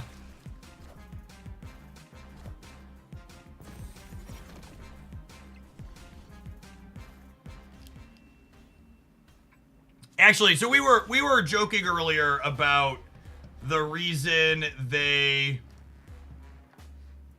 We were joking earlier that the reason why they moved up the other OTA is they were going to re-nerf Cerebro. I would bet a significant amount of money the reason why they moved up the other OTA to June 5th is they're going to be watching the Thanos stats here after this first week, and if they still don't tap it down enough, they're going to make sure Thanos isn't everywhere at their next official tournament.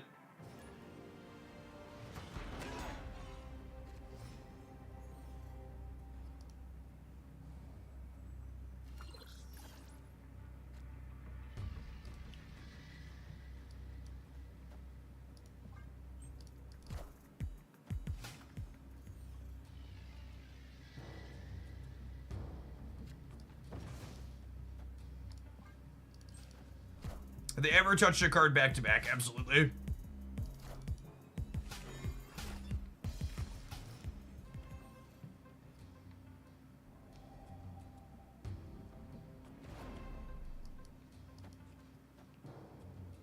I would snap here if I was playing for keeps. Do you think they stay? Nah, they probably leave. Ask to hang out. We're good and casual.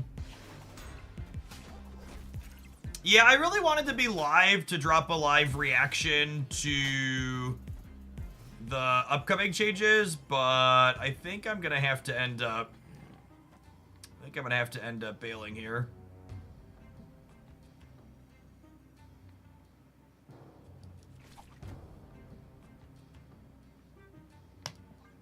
Get ready to head out to the camper for the weekend with the family.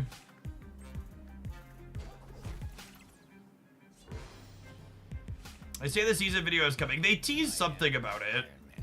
Oh, come on. Go to the right. Go to the right, Spider-Man. Thank you, Peter.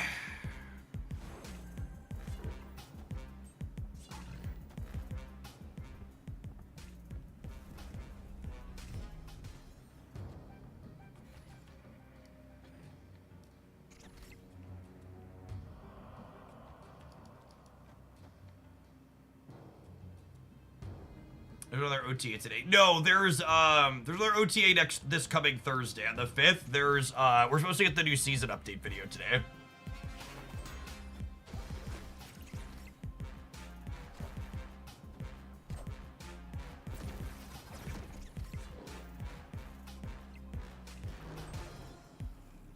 All right, they can drop to 3 zeros here. How many do they pull? 1, 2, 3. Yep.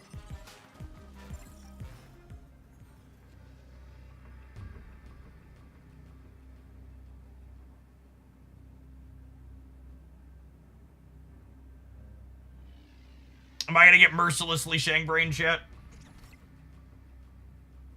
Mercilessly and hopelessly shang-brained?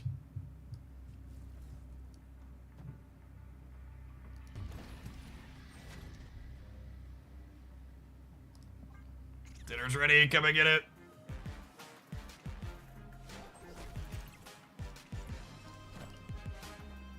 Power must be controlled. Is water wet? Yep.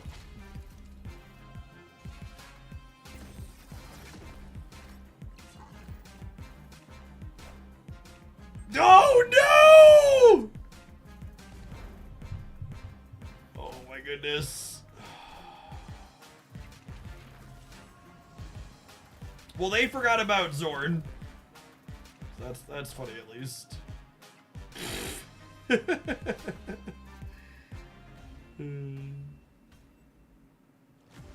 Oh hey, and the dev update posted. Sick. All right. Well, I was gonna wrap and sign off, but now we'll wrap and move on.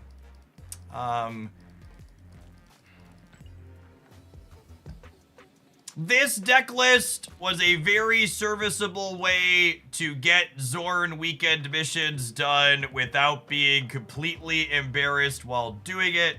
I think it's probably better to play. I think cutting Zorn and Vulture for more tech cards in my typical Batroc build is probably ideal. Where is it? This is my preferred Batroc Silk build. It's playing Luke Cage and Cosmo and Shang. The other one was playing Shang too, but it plays like Juggernaut sometimes as well. So I think this build with Surge is probably just better. Hello, favorite toddler. How are you? What's this guy's name again? That's Cosmo. Cosmo. She's a puppy. Jeff the Shark. Jeff the Shark. You like Jeff the Shark? You are a Jeff the Shark fan. That is true. All right, let's pull the dev update together here, huh? Are you doing the one with that puppy? I am almost done with work, Haley, and then we're gonna go to the camp house. I'm gonna help pack. You're gonna go help. You should go help mommy pack, 'cause we're gonna be leaving soon. Love you. Are you gonna be done when we're done packing? I'll probably be done before then, hopefully. Okay. Oh, so you can help. So I can help. Yep. All right, we got some dudes here at the start. Let's do this.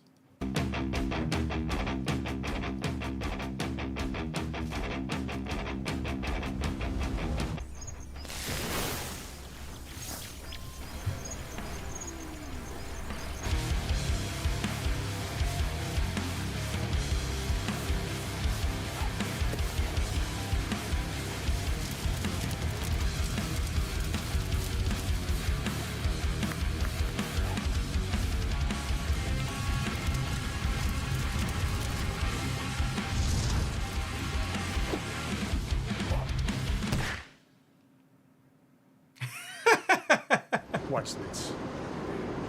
Jason, Sanford. Yeah, hey Ben. Hey, I'm gonna show you guys a little magic trick before work, all right? Okay, sure. Okay, this is just a normal deck of cards, yes? Yeah. Pick a card. I like how what's the setup for this? Ben's like, what if we just filmed it in the train station? Like on a set in a train station? No, like let's just grab your cell phone and we'll go down to the train station. It's gonna be great. I'm gonna do a magic trick. Any card. Now, don't show me. Okay, show each other, show the camera. All right? Now, I'm gonna guess your card. Does it have a face on it? Yeah. It's very powerful, yes? Sure.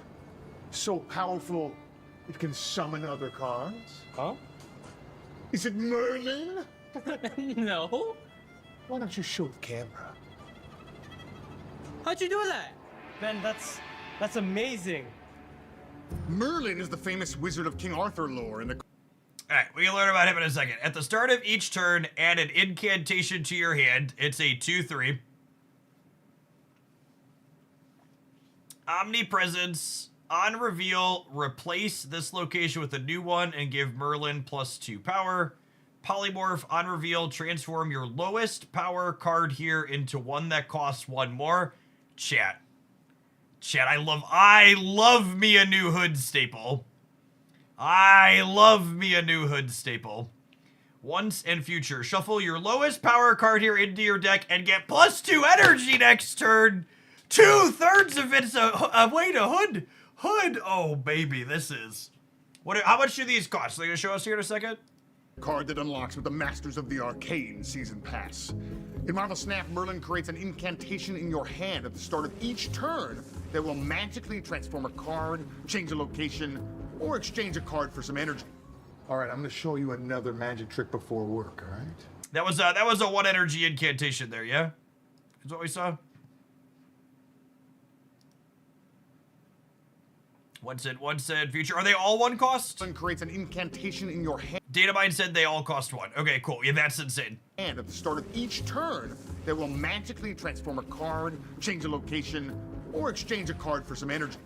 All right, I'm gonna show you another magic trick before work, all right? Actually, we gotta get to that morning meeting. Yeah, we can't be late. Oh yeah? Show me your calendar. Come over here for this one.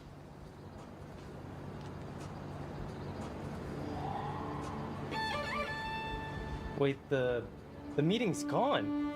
How did you do that? That's incredible. Wait a minute. Now it's at 5 p.m. and 3 hours long? I brought it back and I made it better. Just like another new card this season, Morgan Le Fay. Merlin I brought it back and I made it better. On reveal, return all your discarded and destroyed cards to hand with +3 power.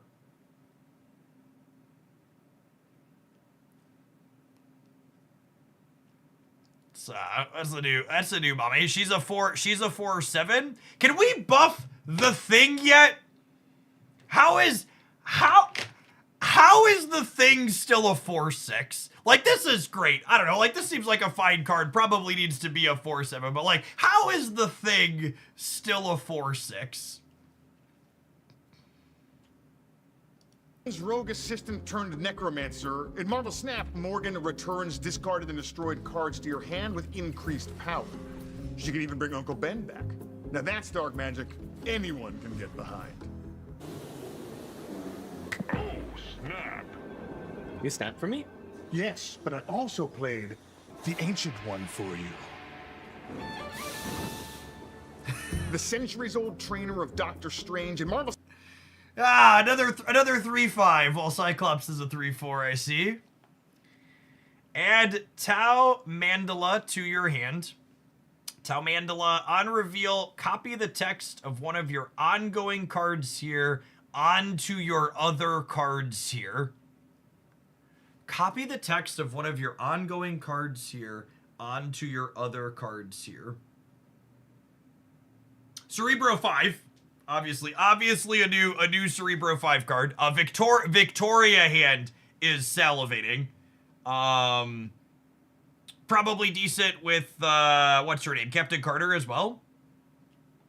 Copy the text organizer onto your other cards. I would assume it overwrites their existing text. It should be adds overwritten. Down Mandala to your hand. It's a powerful spell that Okay, and Tau Mandela is a 3-cost card. I think my only feedback on this looks really clean on their overlays and graphics, but they should definitely have the energy cost of the created cards listed over here on the right somewhere. copies the text of an ongoing card to your other cards in the location it's played. I copied Blue Marvel onto some squirrels, so you're pretty much guaranteed a victory. Hey, I made 8 cubes appear out of thin air. Hey, Sathlon, you know how you asked for time off next week to renew your driver's license? Oh yeah, that's gonna be a nightmare. Nightmare, you say? Let me see it. See what? Your expiring license, let me see it.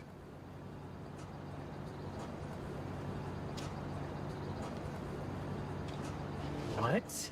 Check your front pocket. Oh my god. Look at the expiration date.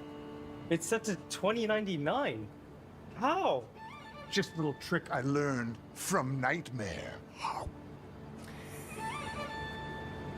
The villainous master of the This might actually be their best season announcement video. It's actually so good. 3-1. On reveal, replace the text of each card in your hand with the text of a random card of the same cost. I'm not surprised they made this card more detrimental. This card is like, yeah, this was data mined as a 2/2. And as a 2/2, this effect was correct. Like, every Sauron deck wants this card, right? Like, this is another part of the reason why a couple of people are like, they nerfed Sauron, and they talked about the Sauron deck having good stats, and like, it definitely had good stats in the public tracker, but this is part of the reason why they nerfed Sauron. This is a very good and powerful card. This is a strong effect to build around. Nightmare realm. When revealed, it magically... But why is it good? Just put those cards with the text you want. Because of stuff like this here, right? Like, there's a Starbrand, a Typhoid Berry, an Ebony Maw, a Red Skull. You, like, take all of these cards that have really good stat lines for energy cost, Gladiator, and suddenly they have different text boxes that are upside. It replaces the text of each card in your hand with the text of a random card that has the same cost. Isn't it illegal to alter a government-issued ID? Give me that. That was mine. Well, you're getting it renewed next week anyway. I learned that one from the fiery sorceress Clea. Oh, in Marvel Snap, she adds a Flames of Faltine spell to your hand each. When this permanently gains power, adds Flames of Faltine to your hand, if in hand or in play. Oh, so you can Nakia or Toxidoxy her. Afflict an enemy card here with minus 3 power. Marvel Boy triggers her every turn. This might be one of the best months with cards we've had in a long time. Each time she permanently gains power. Allies like Nakia and Forge can keep the fire burning, while Walking Taurus can make the flames burn even hotter. Are you guys ready for the grand finale? Sure. Okay. Hold these, and then like this. Man, is this trick safe? Yes, as long as you don't make any sudden movements or loud noises. Keep humming. Is this a summoning ritual? Because that reminds me of Dormammu. This coming season, you can summon the evil ruler of the Dark Realm by playing 3 spells that merge, steal power from, and destroy your other cards. Those sacrifices are just a small price to pay to summon the evil lord. Alright, hold on. So what is this? Game start, add a summoning ritual, step 1 to your hand. On reveal, merge your highest power destroyed card with Dormammu, whatever this card is called. to continue. Okay, so you have to have something destroyed. So in order to play the summoning ritual, you need to have something that blew up. Dormammu, got it, like a door. Summoning ritual 2, Dormammu steals 1 power from each card here to continue. Destroy 2 of your characters here to summon Dormammu.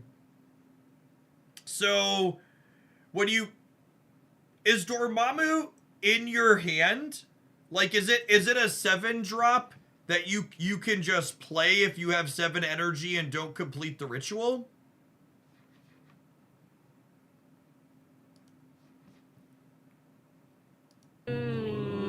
This coming season, you can summon the evil ruler of the Dark Realm by playing 3 spells that merge, steal power from, and destroy your other cards. Those sacrifices are just a small price to pay to summon the evil lord.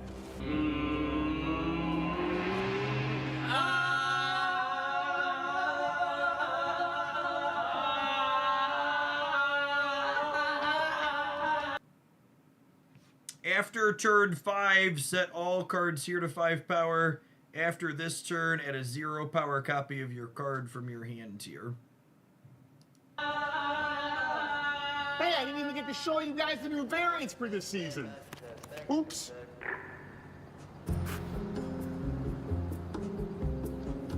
Oh well, check this out. High voltage overdrive, okay. I have to tell you about the brand new game mode, High Voltage Overdrive. It's just like the high voltage you know and love, but this time, after 5 charge cards are played, the reactor explodes and changes the game. Check it out starting June 16th. Thank you for checking out. What? Cards are played, the reactor explodes and changes the game. Check it out starting June 16th. Let there be chimichangas? Make sure to tell us what you think about Masters of the Arcane. Okay, so there's 2. I wonder how many overdrive effects there are. So the first one here is repeat on reveals. And then the second one it showed here was chimichangas. This time, after 5 charge cards are played, the reactor explodes and changes the game. And this is overdrive effect chimichangas. It looks like random cards in each player's decks are assigned to be charged cards at the start of the game, and then the overdrive effect happens when a total of 5 of them play out. That's what it looks like here at a glance.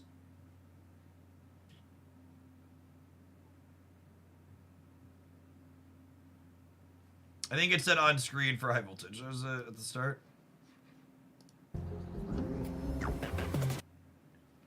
8 charged cards, 4 turns, 1 unstable reactor. Yeah, it did say at the start. So there's 8 charged cards per deck or per total between the 2. It's slightly longer than regular high voltage. Yeah, that's neat. It's a neat take on the idea. It looks like the rewards track is slightly different. There's volts as well as experience here, which is slightly different. And there's a shop here to spend them at too. So it looks like the prize structure is going to be different as well.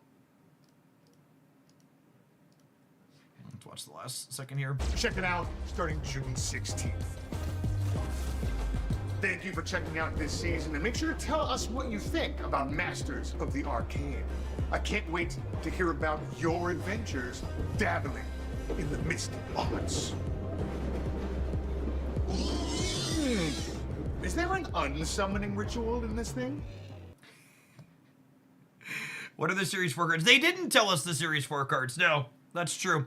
I wonder if we're gonna get some of those with the game mode. We'll have to. Someone should ask that in the Team Answers question. If there's Series 4 cards, and will we get them? Yeah, it was fun. These cards look good. I think just like quick hits on the cards. The discard mommy seems like maybe the weakest of the bunch. And there's at least, and I think even if she ends up being weak, she's at least an interesting card to build around. So that seems fine.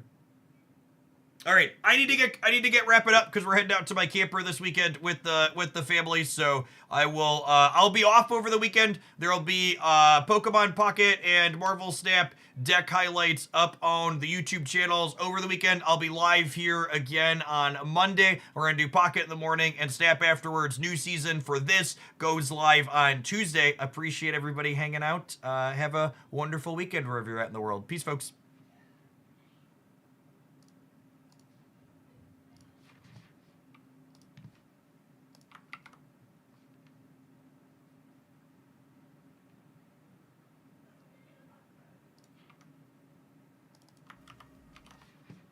Honor 8 teams on the way out the door because they're good people on the Twitch side. So check them out if you're looking to hang out and watch more stuff.